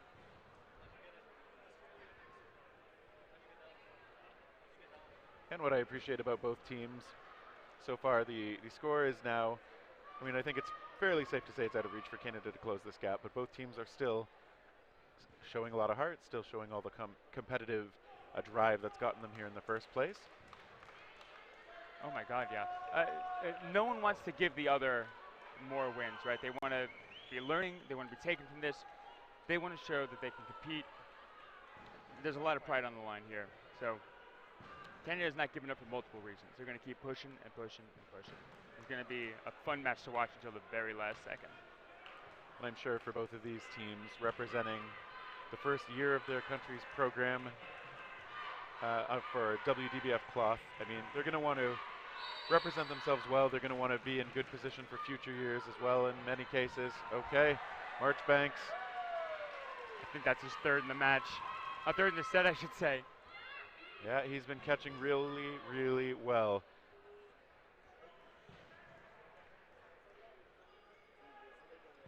He's going to come up. We'll see if he's the thrower. He is.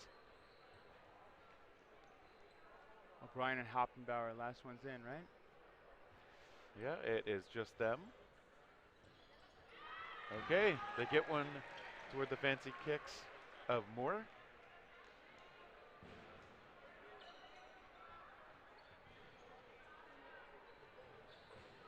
Jesus just a bit over O'Brien.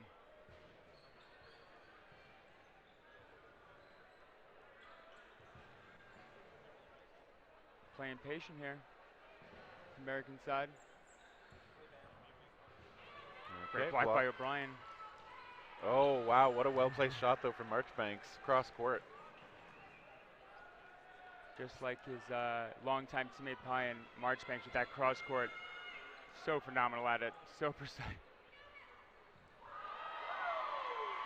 Hoppenbauer getting over it. Woo! Finished off with some authority there by Chapel. Ruan Chapel with the charge. My teammate. I like it, with authority.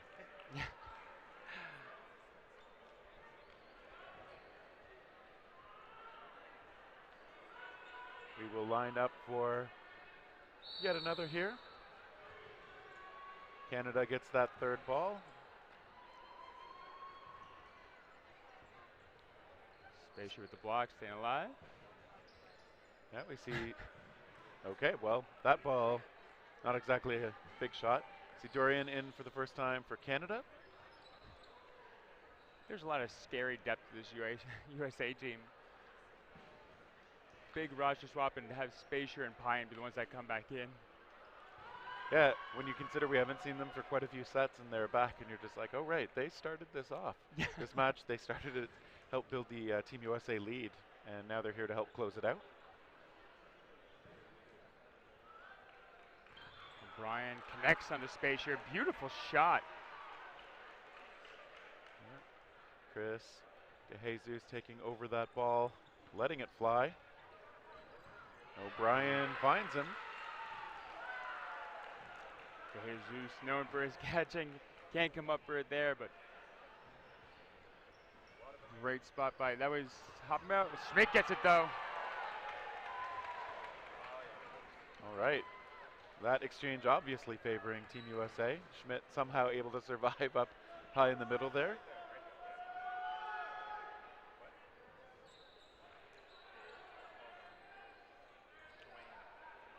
Kelly staying alive. Kelly, Moses, and Schmidt all play on Anarchy in the U.S. Schmidt and Pine played on Rise, I believe, together for a time.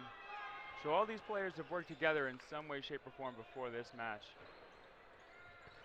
Oh, nice cross court. You could see Pine as he was running up, like glancing ahead, looking to the side. Okay, time stopped again.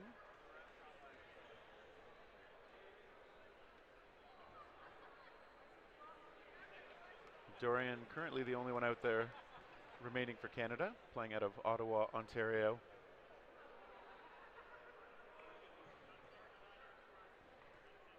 And okay, I think that's a blue for having thrown after the whistle, I think. Yeah, Clark the only one with the blue card. Before I'd read the rule book for cloth dodgeball, I'd never even heard of blue cards being awarded in this sport. I was caught off guard. Dorian missing the counter from Team USA coming up, and it looks like they find it.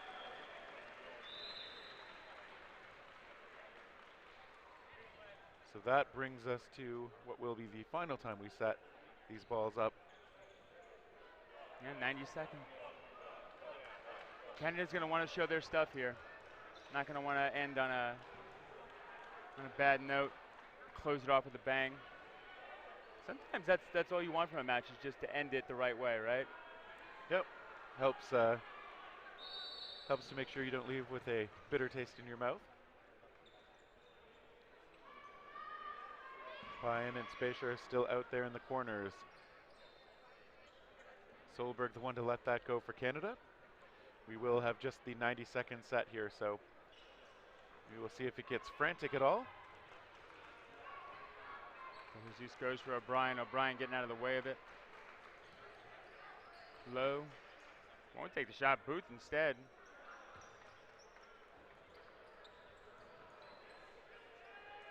Pine connects.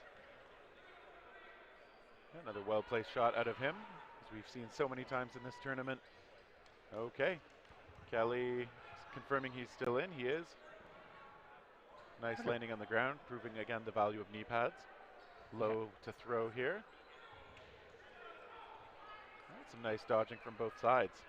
I was really impressed with that layup by Booth. Just full commit to that pancake. Okay, this time they read the jump. Got the shot on him. So Kelly heads to the side. Solberg lives. All right, Cameron Booth and Jake Lowe hit out. Solberg also out. Matt O'Brien. It's blocked. He decides who he's going to face. That's not where I thought he was going to go. Gets a double out to end it. And okay, with that, Team USA 29-3 over Canada. Men's cloth division. Team USA does take bronze. Third bronze of the day. Mixed foam, men's foam, and now their last bronze, men's cloth. We will have one more match coming up. Men's foam bronze medal match between Hong Kong and Team Canada. We will be back with that shortly. Hong Kong, just to set that up and to keep you around, I think it's about 15 minutes right until it comes up. Hong Kong has been one of the absolute stories of this match. Oh, Jake's talking. Yeah, let's let him. Forget about it.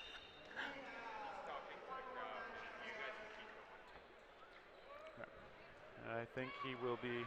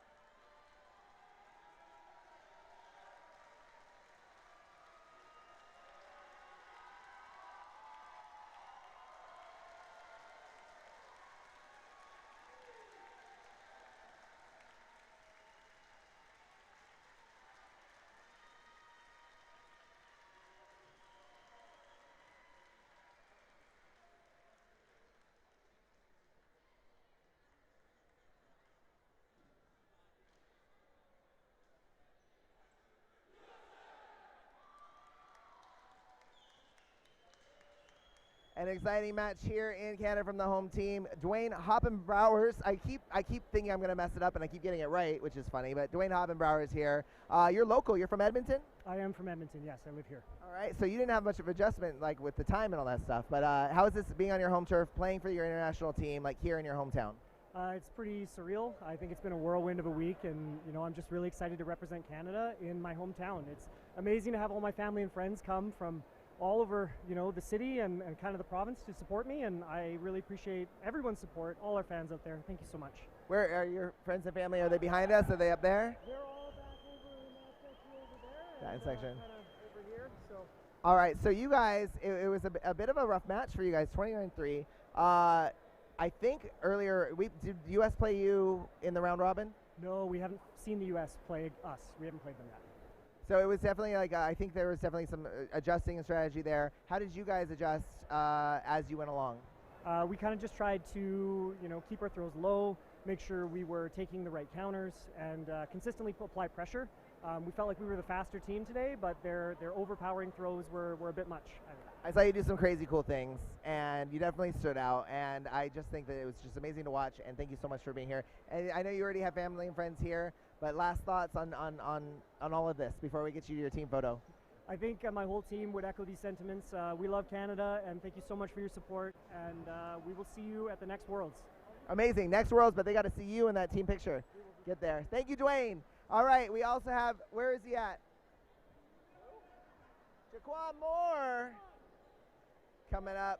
These people, they're so excited. They're running all over the place. It's really hard to keep them together. Oh, my gosh. Here we are, the one, the only, Jaquan Moore. Congratulations. Thank you, man. Thank you. How are you feeling, man? Feeling a lot of emotion, man. First world tournament, first USA cloth male tournament ever. It's just a lot of emotion, man. Literally 6 months ago, this team didn't exist. I've been saying that. 6 months to the day, we started Dodgeball back in the U.S. That journey from the global pandemic to here, what's that been like for you? It's been a rough one, man. It's hard to practice. It was hard to get reps in. It was hard to find a gym. It was just super difficult. But once everything started to open up, things started to get a little better, and everybody just had to put their foot on the pedal. That was it. You've been playing dodgeball for how long now? 7 years. 7 years. Your primary ball would be 8.5 rubber? Yes. How does 8.5 rubber translate to cloth? I like cloth better. I'm sorry, 8.5. Oh, can we scrub that? Can we cut the stream? Sorry. You basically just swore in America. It's a definitely exciting game. We are actually really loving this. I'm really enjoying the game, and it's wild. But I definitely see a huge I'm seeing a lot of 8.5 rubber players transition a lot easier to the cloth ball. Yes. It's honestly, I think it has a lot to do with grip and hand size, I would say. Oh no, I'm not going to be on the team. But 8.5 definitely helps out a lot. It goes hand in hand. I would say the game is kind of the same as well. Fast-paced, quick. You know, just got to get out of the way.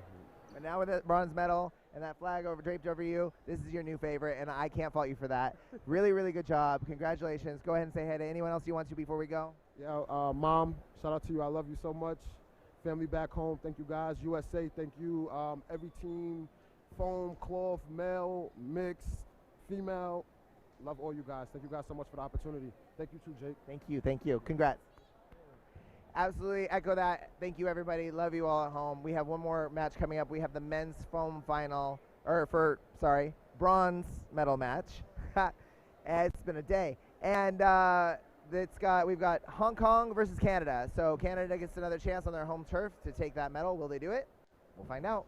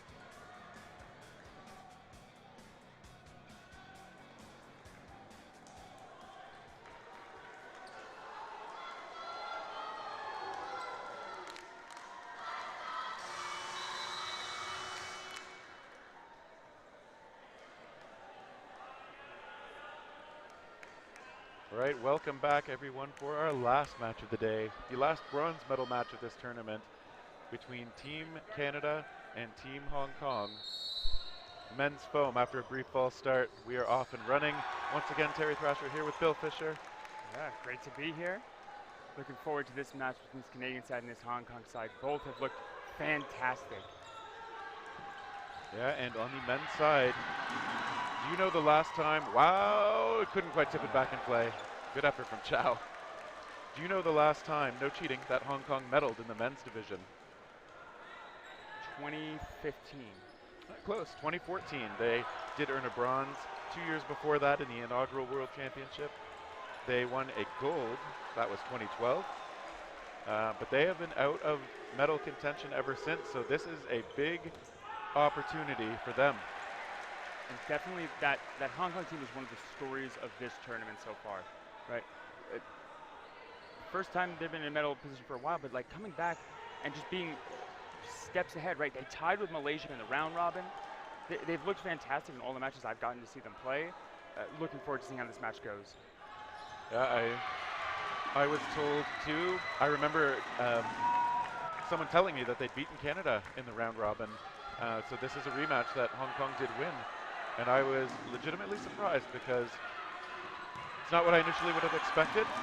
And yet, here they are. Team Hong Kong looking very strong in this tournament. Clarence Wee is going to have to do some work out there, though. He's been a fixture on this Hong Kong team for a few years. We've seen him at Worlds in previous events. Let's see. Yusuf can't connect there. Going back and forth. Wong connects. Sorry, balance. Yeah, so looks like it'll be Lau alone. Canada, of course, playing in front of a hometown crowd. Well, home country crowd at least. And great shot there, Valance. Giving Canada the 1-0. Valance has such command over that foam ball. He can make it move exactly how he wants. Yeah, very used to playing with the 8¼ inch foam balls out on the west coast of Canada. Has adapted very well over the last couple of years to the 7-inch foam as well, as you see on the court today. Got to give credit to his two teammates with those just offset pump fakes to drag the vision away. Valance coming in and striking. Beautiful setup. That was Team Dodgeball. And this is a veteran squad for Canada. Ooh, nice acrobatic dodge, but not quite able to get out of the way. Tim Cali off to the side. Hong Kong to the line. It's Loon who throws. Jackie Loon himself having also been on this Hong Kong team for multiple years now, holding down that near side corner. Okay, Byron Wong taken out. Wong, a veteran player, but is in his first year in this national team program. Again, one of those hardest foam players from BC. Okay, Yusuf hopping out of the way. So both teams feeling each other out a little bit. I'm always so impressed with Murgo's throw. It just has so much zip to it, and he gets into it so quickly. Oh, big catch though on that one. The veteran Pyong with that catch. That Pyong, who you would have seen competing under Malaysia's flag in past years, newly part of the Hong Kong team, a world-class player. Okay, another one secured. It kind of looked like it might have bounced a bit between him and Clarence Wee, but Pyong, two huge catches here. I think we walk out of this match with the first player to medal at Worlds on two different countries, right? We have Foley on the Canadian side and Pyong on the Hong Kong side, right? Foley previously playing for America, Pyong playing for Malaysia in the past, and Valance tagged out there, but I think this is going to be a first. Yeah, we'd have to dig through the Dodgeball stats database that I'm not sure is quite up and ready yet, but that might be true. Okay. This time a good shot connecting onto Pyong. It's processing. There's a lot of questions. We're getting there. Laziak letting that one go. Michael Laziak, number 1, playing out of Toronto, Ontario, Canada. Laziak just coming up a bit short by that retreating Hong Kong squad. Great job by them, getting low, getting back real fast that slide. Laziak getting over it with the response. Yeah, they baited out his dodge. They couldn't quite find him. His return shot also missing. And now as well, he will talk things over with Mahmoud Yusuf, who does not think he was hit, I think. But he did step out. The referees, I think, agreeing. So Laziak will be out himself against 5.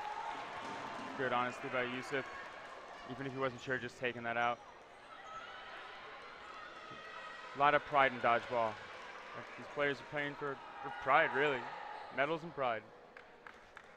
Medals and Pride sounds like my high school band's debut album. Okay. Laziak, as we often say, right thing to do, look for a catch in those situations, but Hong Kong with some very well-placed balls. You see the first one that popped up, Laziak trying to track it down, an incoming shot made sure he wouldn't have a chance. We've got a Quality Foods replay showing off just how that looked. Yeah, Hong Kong securing that tying point. Yeah, Laziak, clearly the veteran, right? Knowing to look up quickly and then immediately looking back, knowing that they were going to seal that out and not even give him that chance, regardless of where that ball was. Both teams very quick off the rush. We see a nice attempt at an aerial throw as the ball was brought back across the line. Pyong likes those kinds of moves. Canada, okay, striking quickly. Estabrook is here. He does have that big arm. He's got one of the hardest throws on Team Canada. And that's saying something, considering all the players in this match have quite hard throws. Foley, as you mentioned earlier, previously competing for the American team in past years.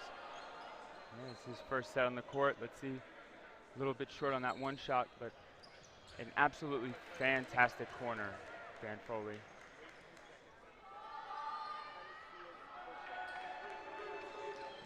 And okay, they get Clarence Wee, but they return at Estabrooks and get Cody Foley.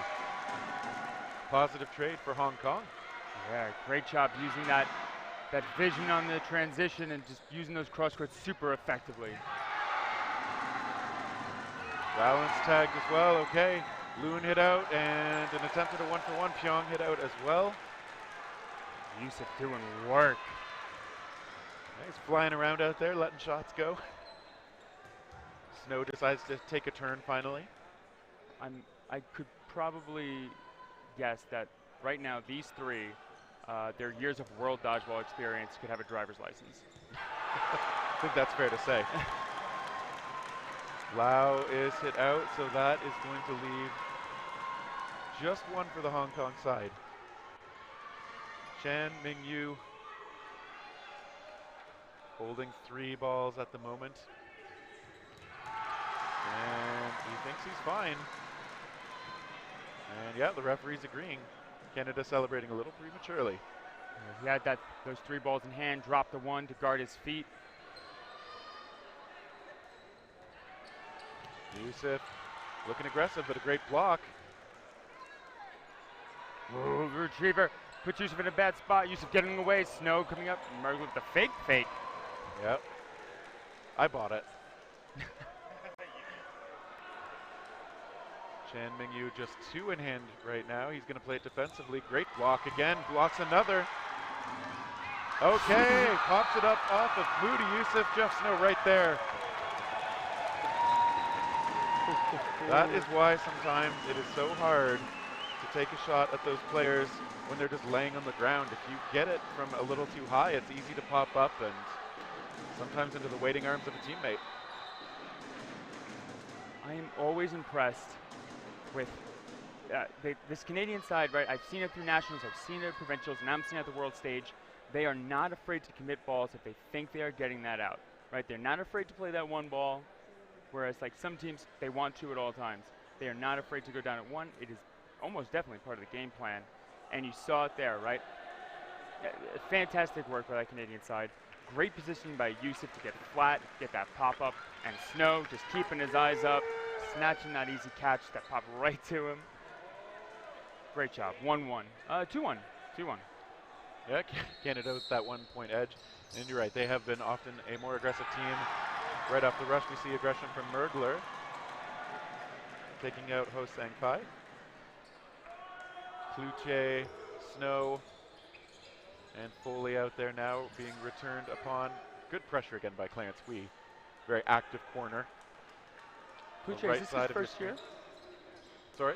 Is this Kluche's first year on the team? It is Kluche's first time on the national team. He's been activated.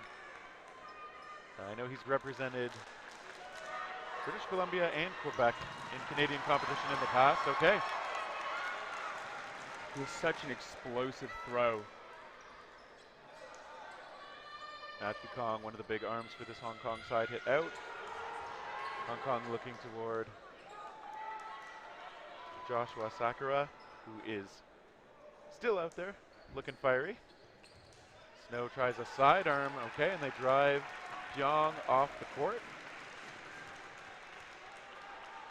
Canada eager to make sure they don't get a repeat of the loss to Hong Kong from the round robin.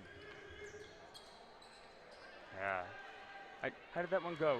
What was the two-sentence synopsis, so to speak? So here's the problem. I wasn't watching it. Okay. Okay, they get Clarence Wee. Canada fired up.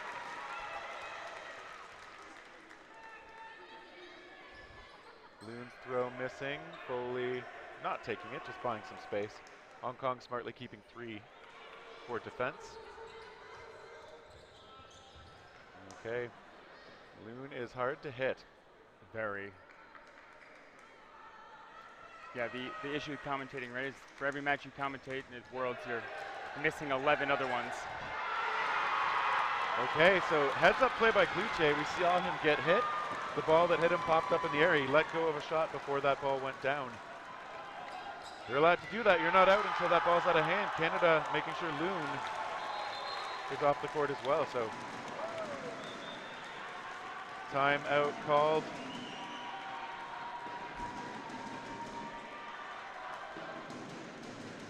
I love this replay camera.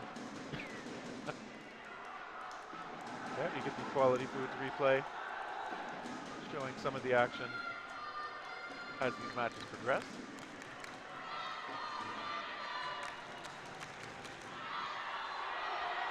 And so right away, spending those timeouts in the first half. Each team does get 1 timeout per half. Hong Kong likely looking to adjust a bit. It's not like they've been all that far off from these points. They're only down by 2. We've got just a bit of time remaining in this timeout. The teams are lining themselves up again. Ball retrievers getting those balls ready for the opening rush. 3-1 Canada. Yeah, if someone knows me out there, text me or Facebook message me if you watch the Canada-Hong Kong match. I wanna hear how that went. Yeah, it's on my list of things to watch after this event, but yeah, just haven't been able to get to everything we want to see. Liable out there for the first time, he's tagged out. Good shot by Kong. It's a rough position to be in. That pitch back, you're trying to do so much so quickly. Trying hard to process everything going out. That one popping up, ooh, maybe could have been grabbed. Luckily it was just off a block. No player eliminated for Canada, so not too bad that it was missed. Yeah, it's difficult because you're walking right toward Hong Kong if you want that catch. Okay, great dodging again out of multiple Hong Kong players.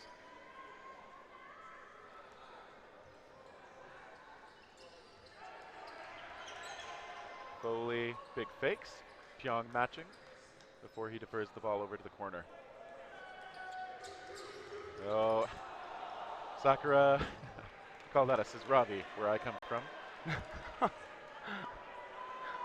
And it should be called that from where you come from. Yeah, all of you. You can call it that. We would appreciate it. All right. Kluche calling the plays there. It's Foley who takes the shot. Kluche is hit, though. He will head to the sideline. Just grazed there. Hong Kong doing work still with 6 players. All right, they earn that extra ball. Seeing that call made again. Mingyu Chan. Okay, and in that back and forth, Loon taking that last shot, Canada opting to settle things now. And Mingyu takes that first one, Loon to follow. Nothing connected either way. Okay, Hui lets one go. Out of the corner, good shot, just missing a bit high. Okay, we finally get, oh no, that's not even a hit, that's a catch.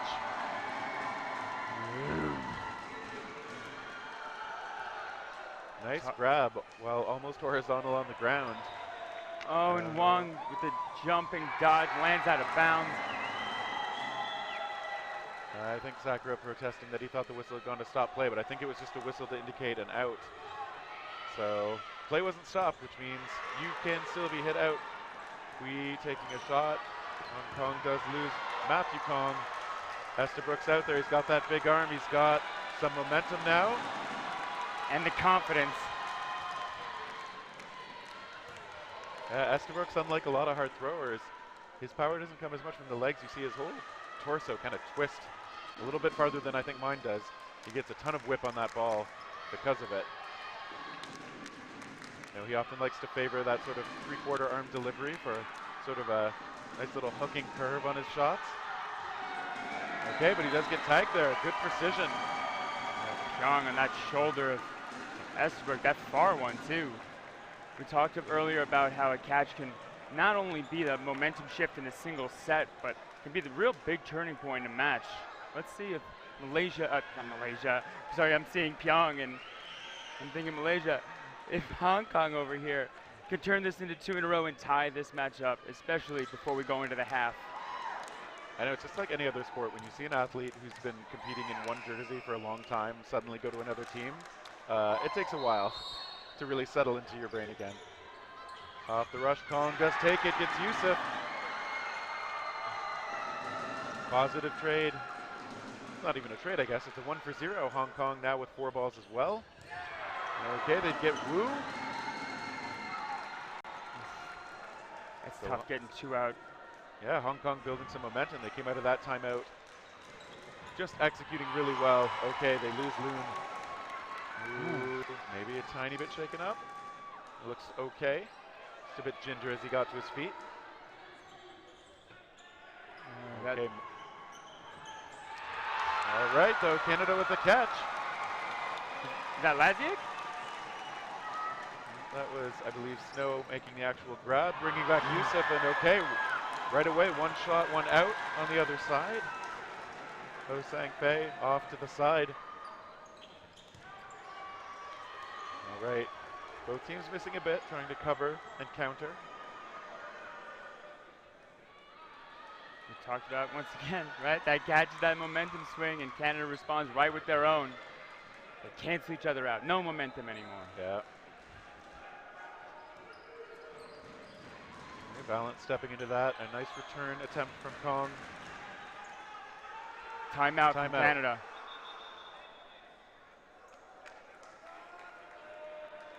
Okay, so for 1 minute, these coaches will talk things over once again. That was Canada's coach, Vic Ravili, calling for the timeline from the sides. For the timeout, sorry, from the sidelines.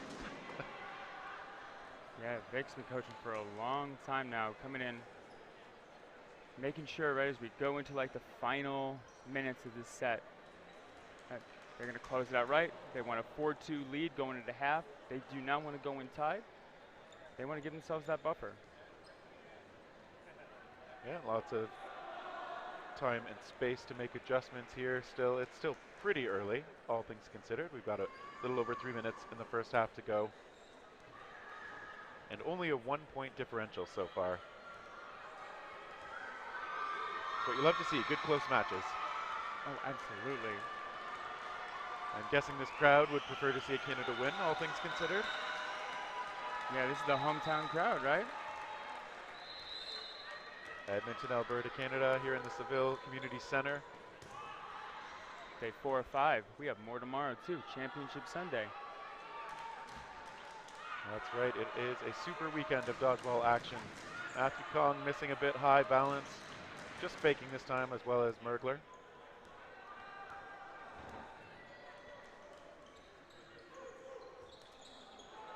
Okay, still the same numbers of players out there. This time now, Hong Kong does have 5 balls. So Canada has Yusuf playing defense out up high. Snow is hit out, as is Yusuf.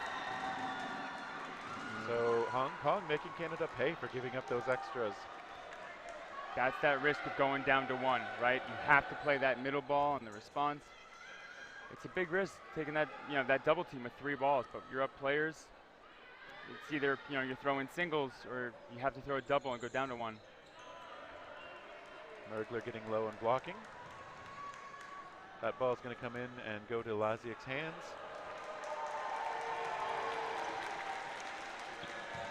Okay, they get ahead as the ball pops up way off court. Veteran Mergler making that connection. 1 more to go for this Canadian side. They got to get through Kong though.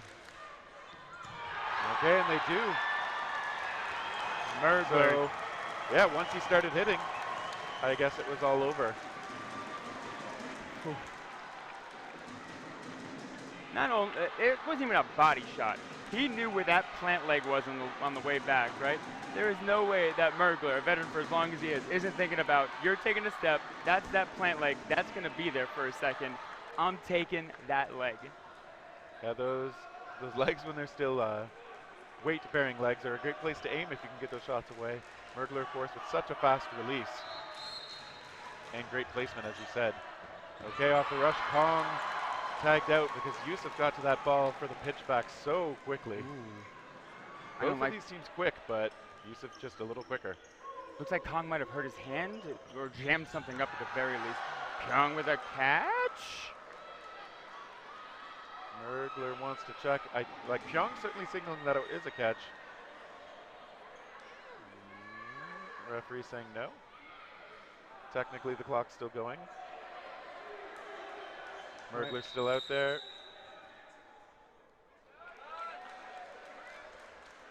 So, okay. I think they've called. Yeah, Kong's still out. That was off the rush, though. So I don't think anybody was actually eliminated after all that. Yeah. They were calling the catch by Pyong and no catch. Mergler gets one, though. Well, that was a catch for sure. And a hit by Snow. Connecting onto Ho Sang Fei. Just keeps rolling. Loon low on Mergler. That Loon hit out. All right, Canada firing on many cylinders.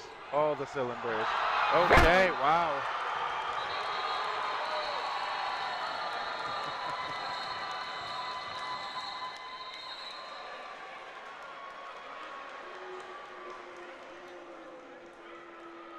Yeah, we've got to make sure that emotions don't get directed the wrong way here. Referee's looking to make sure everything is kept under control. So only the captain and the coach can talk to the ref. I believe that is one of the captains, correct? Yeah, Matthew Garcia Silveira, co-captain of this team with Mergler.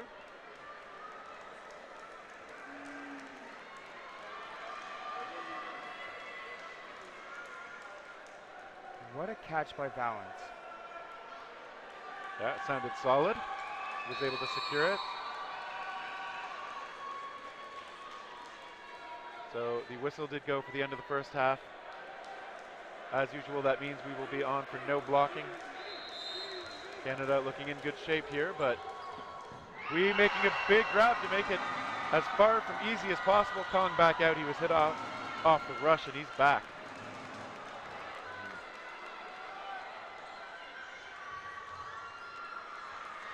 Ball retrievers working hard on both sides to get those errant shots back in play.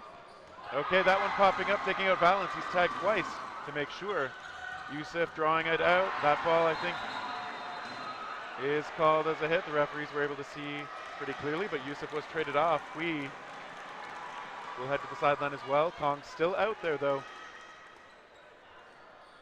Tries a little drop shot. Tries again. Okay, and this time Canada connects, securing that point. Kong with that catch. Still, so Hong Kong couldn't finish that off, but a 5v1, Kong coming up with that catch, that is so hard to do, right? You kind of have to like pick one or make a phenomenal read, right? Just keep popping your vision back and forth, see if they're giving anything away. Made the right read, got that grab, brought back Kong. Oof. Yeah, I think often what you want to do, if you're looking for a catch, you're going to want to look for the first ball coming in your way. Canada, of course, trying to disguise that, as all top teams tend to do, make it so that you don't know where to look. But yeah, Kong with a good reaction, maybe ends up tracking down where it should go. Here we do see the finish of that point, though. First half is done. 5-2 Canada over Hong Kong. Still very within reach of Hong Kong. This isn't a blow up by any means. This Hong Kong side looks phenomenal. A couple things haven't gone their way. Mergler's been making shots. Valance made that catch. There's so much, right? There was that pop-up catch earlier. There's little things that sometimes just go a team's way. Hong Kong is very much so in this. I'm looking forward to this second half. Yeah, they've proven they can do it against this Canadian side earlier in this tournament, so no reason to consider yourself out of it. 3 points in a half is quite doable. Meanwhile, Canada, according to my deep research earlier this week, the only team to have medaled every year so far, with 3 golds, 2 silvers, and 3 bronzes over the course of the WDBF Championship lifespan. So they're going to hope to keep that streak alive, which means they have to win this match. Meanwhile, Hong Kong, again, just trying to get back into medals on the men's side after an unfortunately long drought. I was talking to someone earlier, right? Like, not a lot of tournaments are 5 days long, right? We're on day 4. This is the bronze medal match. And the way they were getting themselves to this point, right? It's a lot of dodgeball. Pitchers only throw 100 times. Dodgeballers are not at that limit. They are throwing. They are tired. They are sore. And someone was saying, I have 1 hour left. I'm leaving it all out there. I just have 1 hour left. That's how they were getting through it. That's how they were pushing themselves. And we have 1 half left. Right? Yep. This Canada side's got to be feeling good, but this Hong Kong side is looking for adjustments, right? They've seen how their mistakes have been taken advantage of. They're looking to move the needle, and they have plenty of examples to look for and make changes. I want to see how they come out striking on this first set. Yeah, we've seen them show all the tools necessary. They've shown catches, hits, and acrobatic dodging. I think Canada's been doing a little better on the rushes a little bit more often, but Hong Kong's been right there and has sometimes been the team to finish those rush sequences up 6-5 in players. So, you know, a bit of better luck, some shots that are a bit more on target, and yeah, we could easily see this turn around. Right, I never get old of saying it. Canada got 5-2 in the first half. Hong Kong can get 5-2 in the second half. We could go to overtime. And who doesn't love a good overtime medal match? I have commentated, at one point I commentated more ties than I did wins. So I have had a very stressed out commentating schedule. If this goes to overtime, I'm going to see a doctor for my heart. This is... Just make sure you're back in time for tomorrow's matches. I'm starting a new team called Cortisol, because it's the only thing in my body right now. Once again, let's see how this starts off. Okay, I think that's a false start on Canada, and not even on one of the runners, perhaps. Looked like the official was pointing at Laziak, so you do get 1 false start warning per half, but subsequent false starts in the same half will result in starting the point 1 person down. So the team's getting there quickly. Those shots coming out at about the same time. Lamb hit out.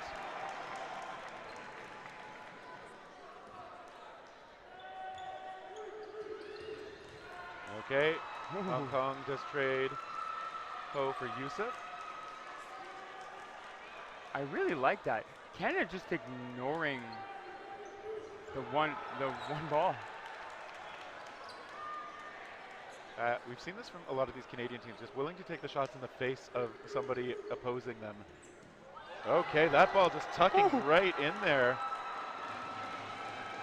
Esterbrook has a rocket of a shot, but you know, sometimes it wedges in the right place. He moved his arm and made room for that catch. Like, Esterbrook's moved the arm. That was... I mean, those are the breaks you need to get yourself back. Okay. I like the body control there. Chan Mingyu able to stay in bounds at the back line.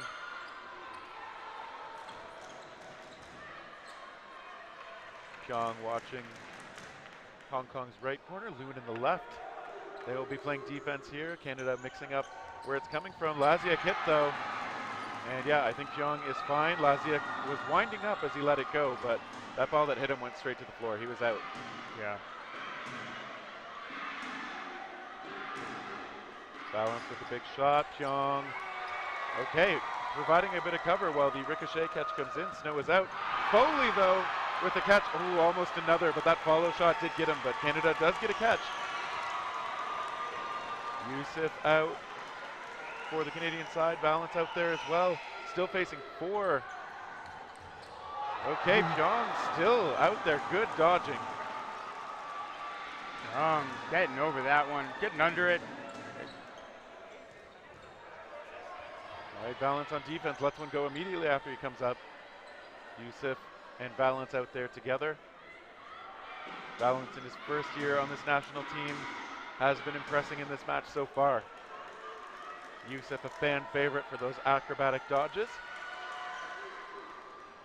And the capable throws as well. Yeah, both Yusuf and Balance have amazing throws. I feel like the aggression of Balance comes from the arm and the way it can move. And Yusuf, safe on that line, towed it, kept his heels up. Yeah, there's an official right there.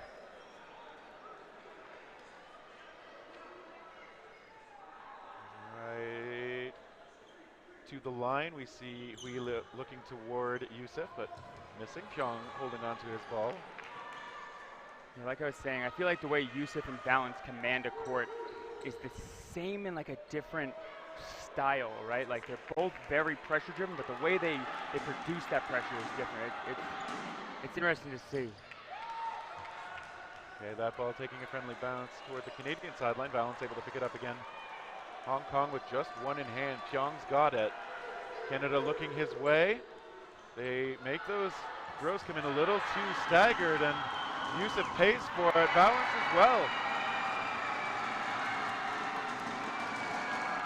Hong Kong takes the first set of the half.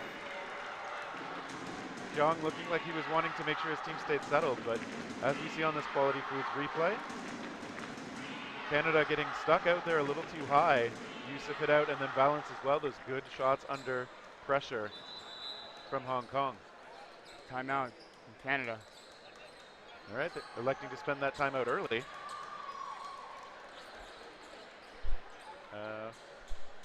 We are swapping out several balls here, it looks like.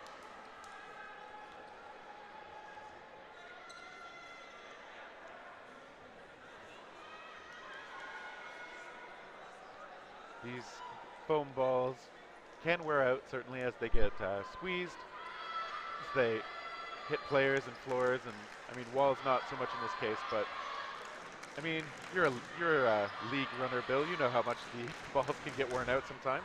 I just saw him visibly deflate as I said that. There's processes that's like when you rotate the balls with leagues, and you want to make sure the finals is the best up, but you don't want them too new because then they're too. Yes.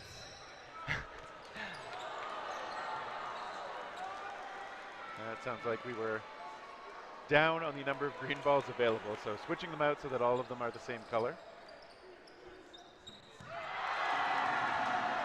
Okay, Esterbrook's out early. Ooh, coming close on Wong. No, they did get him. Oh, I think you may have put your foot out there, yep. All right, so Hong Kong Still looking to keep that momentum up. They look toward Mergler. Sakura providing pressure. A lot of it. Joshua Sakura, who also designed these Team Canada jerseys. Elite dodgeball athlete and jersey designer. He's put together quite a few jerseys in Canada.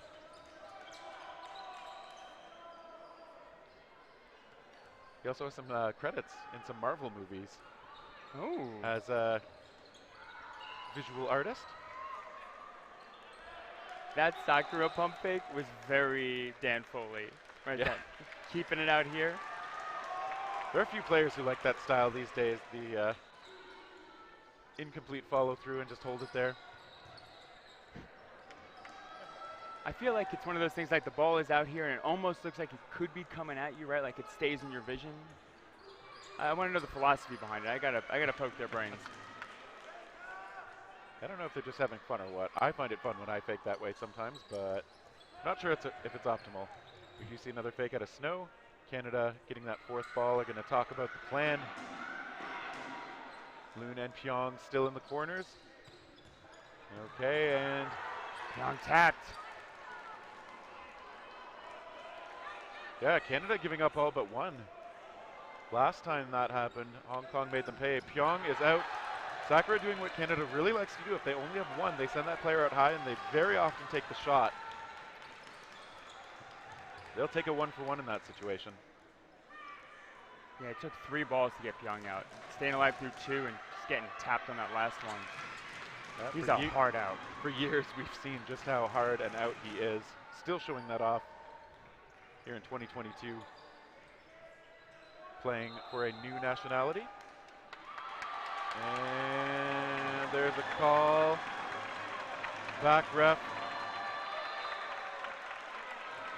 Looked like the back ref was saying there was a hit on the lower leg.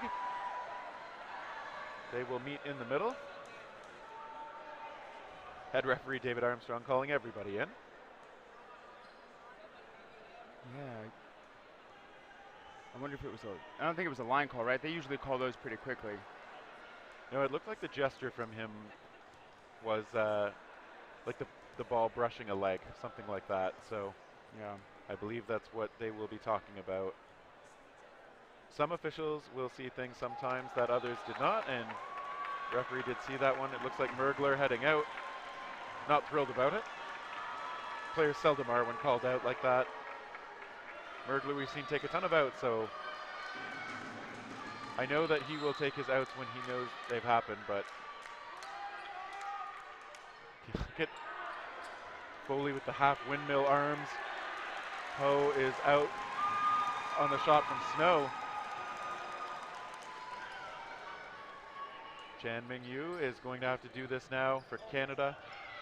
On the other side, it's Foley and Snow. They back up, spring back forward. They send 2 at the same time. Nice high dodge. Chow getting over that one. Close. All right, Foley comes up on the charge, but misses high. Snow, all right, just slowing things down again. Although the ambidextrous Snow, right back and forth there.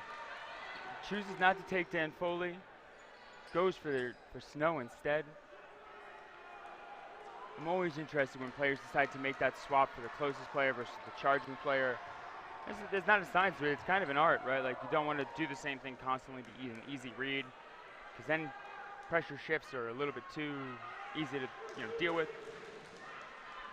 I know if I think that one player's throw is a lot better than the others, I'll try and have that player be the farthest away. But I don't think that's an option with Foley and Snow. Yeah. Okay, I like the aggressive play. Good block, though.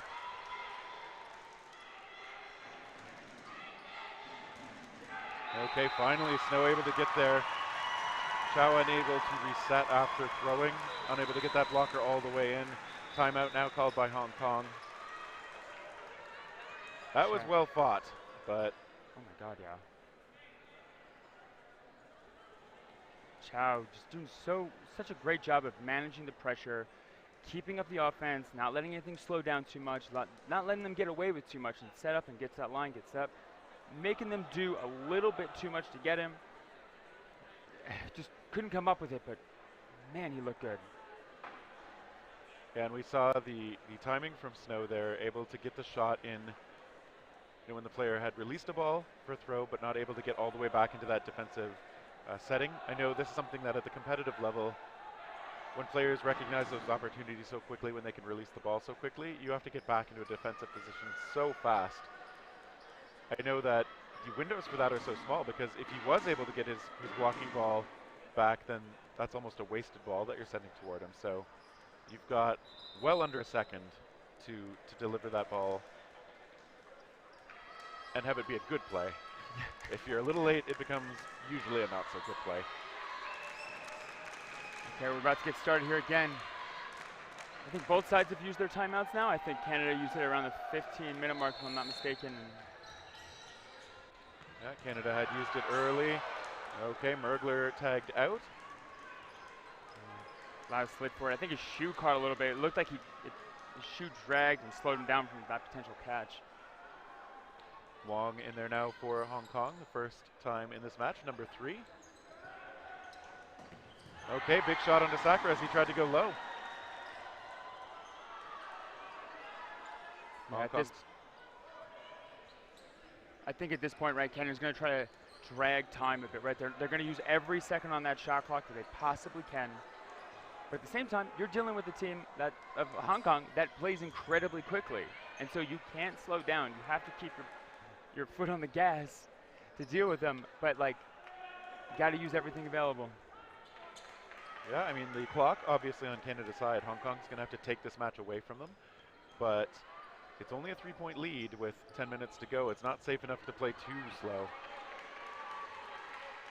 Yeah, definitely still a lot of time left, right? Hong Kong needs 2 wins, right, in regulation to be in a good place. As we often say, if you're only down by 1 and you go into sudden death, you at least can force the tie. Okay, they get Estabrooks. Well-placed shot out of Hong Kong. Oh, they try to break up the huddle. They came close. Yeah, but that is just 1 ball remaining on their side now. Okay.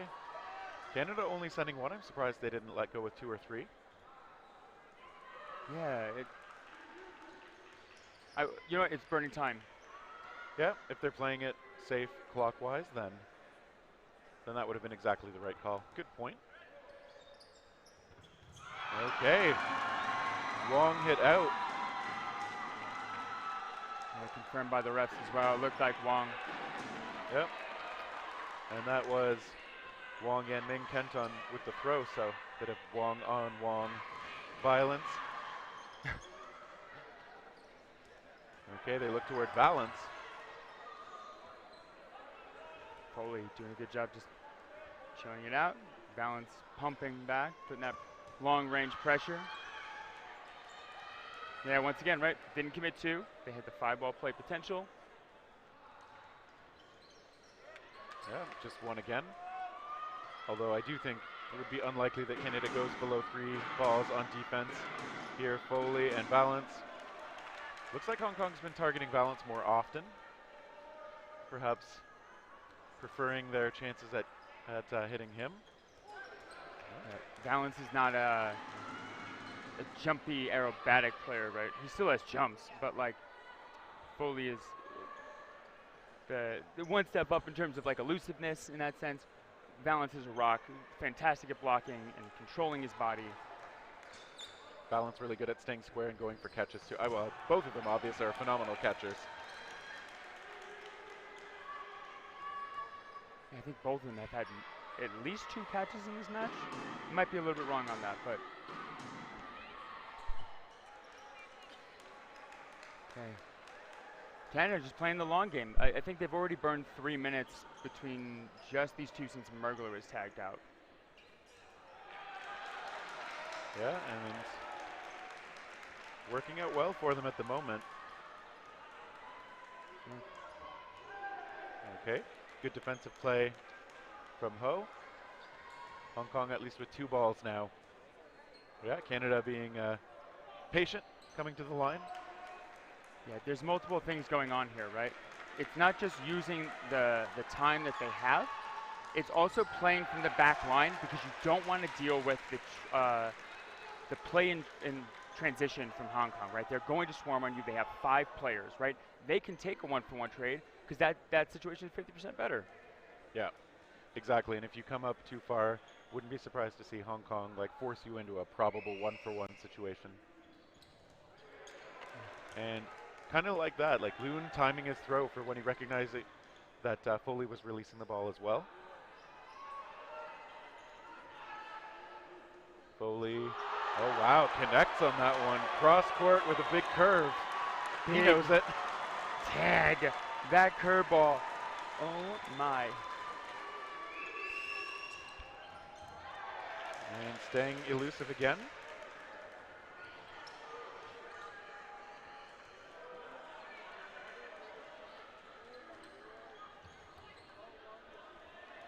So Hong Kong can't let themselves get frustrated. They do have to get the hits.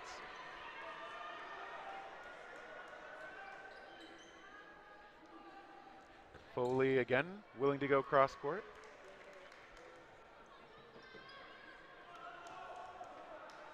Already burned 5 minutes. I think I have that math right. I think if not, it's like 4.5. So they're doing a lot of work with the clock here. They're playing for a medal, right? Okay, but finally Hong Kong able to get balance. He's spending a lot of time on him. It finally pays off.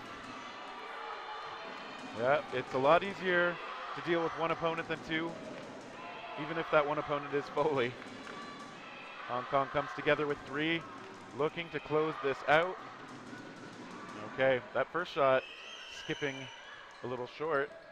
Okay, Foley gonna try and make sure that Canada takes this point. He's still facing down 3. Nice tag on Lau by Foley. That drop ball, another curve. Yeah, not as deep of a curve, but still playing that back line, staying safe, not getting caught out again. 4:40 to go in the match. Foley pretty happy with how things are going at the moment. That ball even bouncing back to him. Hong Kong just stymied right now. Canada playing it so safe.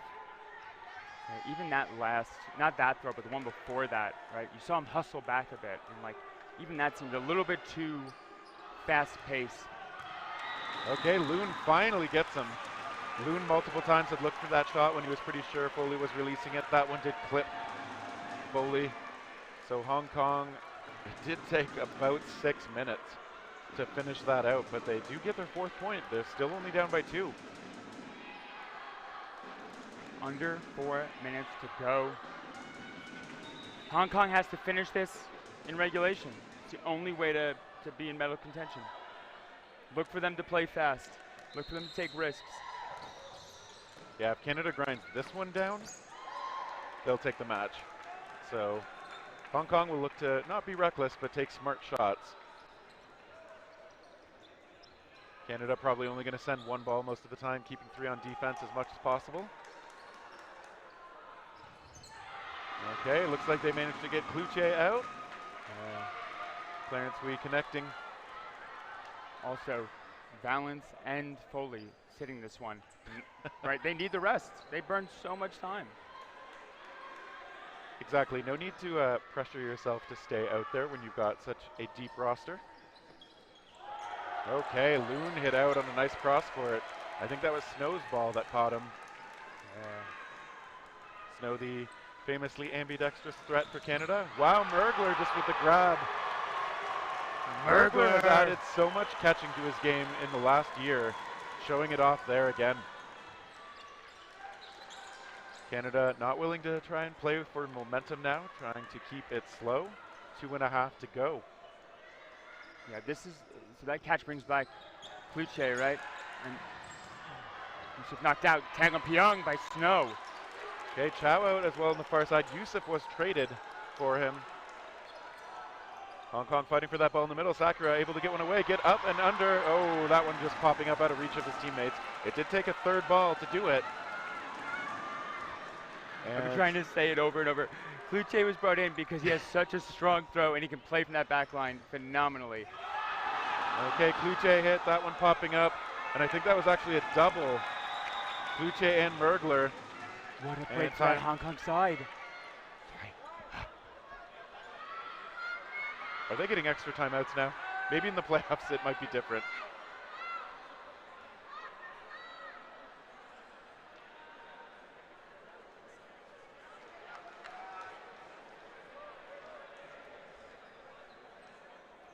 Control F for timeouts.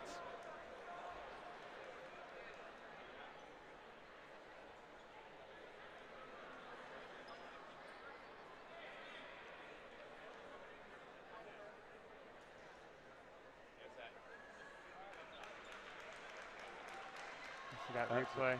You will get the double coming in here that popped up off Kluche and off of Mergler, and then too far for anybody to reach. Unfortunate break for Canada, but a very good one for Hong Kong.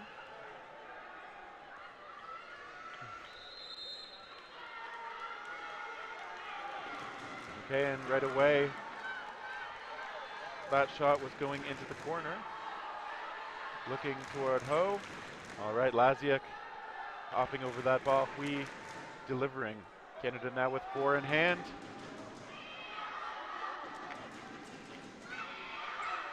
Laziak and Snow. It's their turn to burn this clock. Yeah, there is a minute 23 to go in the match. Canada looking for bronze. Hong Kong looking to even things up. Looks like Hui a has line the out. back line. That's so disappointing. Okay, very close to the side and unprotected by the ball. That was one of the retrievers who was hit though. Ho has a minute to go. He's got some time to work with, but not that much. And Canada has 2 long-time veterans out there. Rampage teammates in Ontario, Team Canada teammates for many years. Laziak with the block. Snow retaliates and does get clipped. That tag. Oof. Beautiful shot, just skims that shoulder. And that's going to do it. I think that's what the ref was signaling. And only a few seconds left, so. Yeah, no reason to play out a no block when a win won't finish it. Congratulations to this Canadian side. Hong Kong, phenomenal play. Canada will continue to have that medal streak. Yeah, Canada earning the bronze does keep the streak alive. Hong Kong fighting hard, coming close. Again, only a 3-point deficit. We saw how close a lot of those were. But congratulations to the Canadian side. That is it in terms of matches for today. We will have another interview coming up, so stay with us for that. And of course, please return to see all the gold medal matches tomorrow. It'll be like today, but for gold. Those matches will be starting at 10 a.m. Mountain Time here in Edmonton, which you may need to head to Google to convert that to your local time, because we have viewers all over the world and I'm not going to do a good job of telling you all of them. I think that's noon on the east coast of North America, and then that's 8 p.m. Europe, or like UGC, something like that. Yeah, check with Google. Yeah, Google knows better than I do. And okay, with that, we are going to be signing off for the day. For Bill Fisher, this is Terry Thrasher wishing you an excellent night.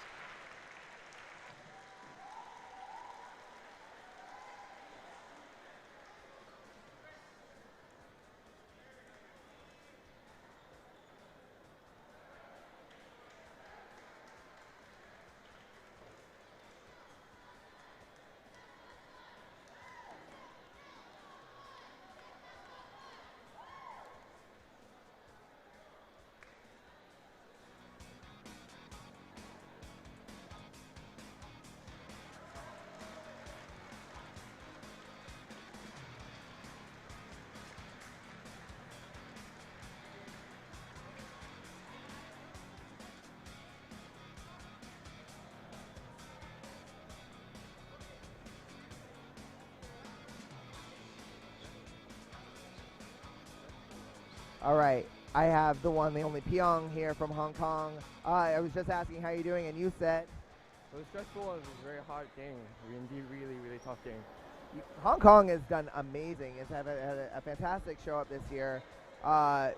You used to play for Team Malaysia. You moved to Hong Kong. How is that switching, you know, how has that experience been? What's it like playing for two teams? Well, when I started playing against Malaysia, I was actually very, very nervous. I didn't want to play with Malaysia at all because it's my own country. I love Malaysia as well. I do love Hong Kong as well. So I actually wish the best for both teams as well. Yeah, and that's absolutely, of course, without question, you wish the best for both teams.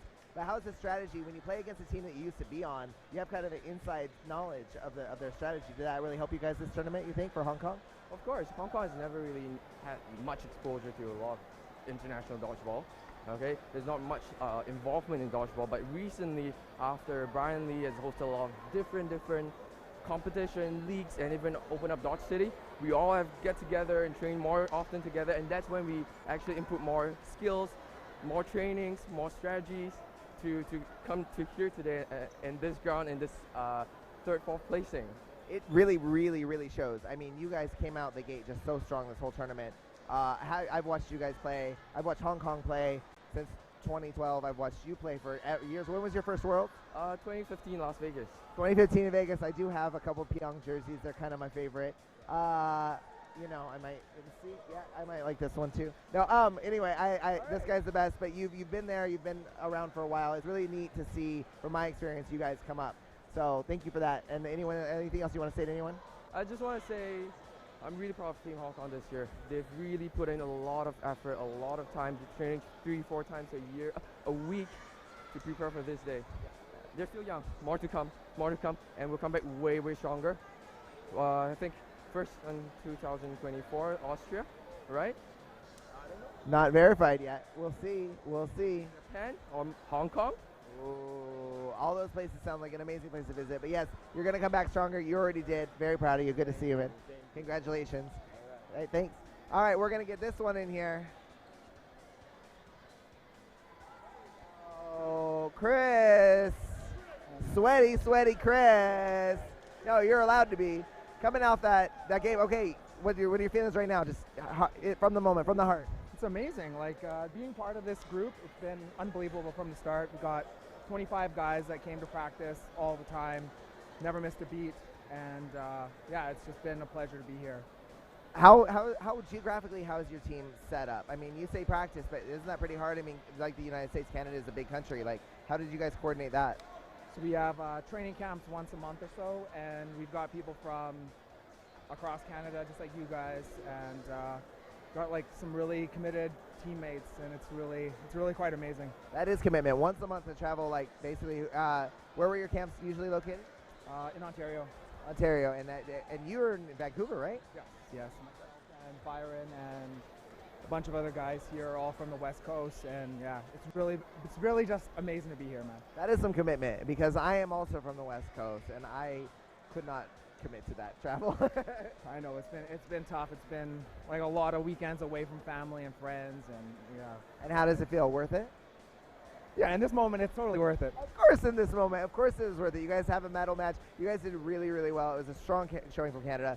All the teams this year, the competition is intense.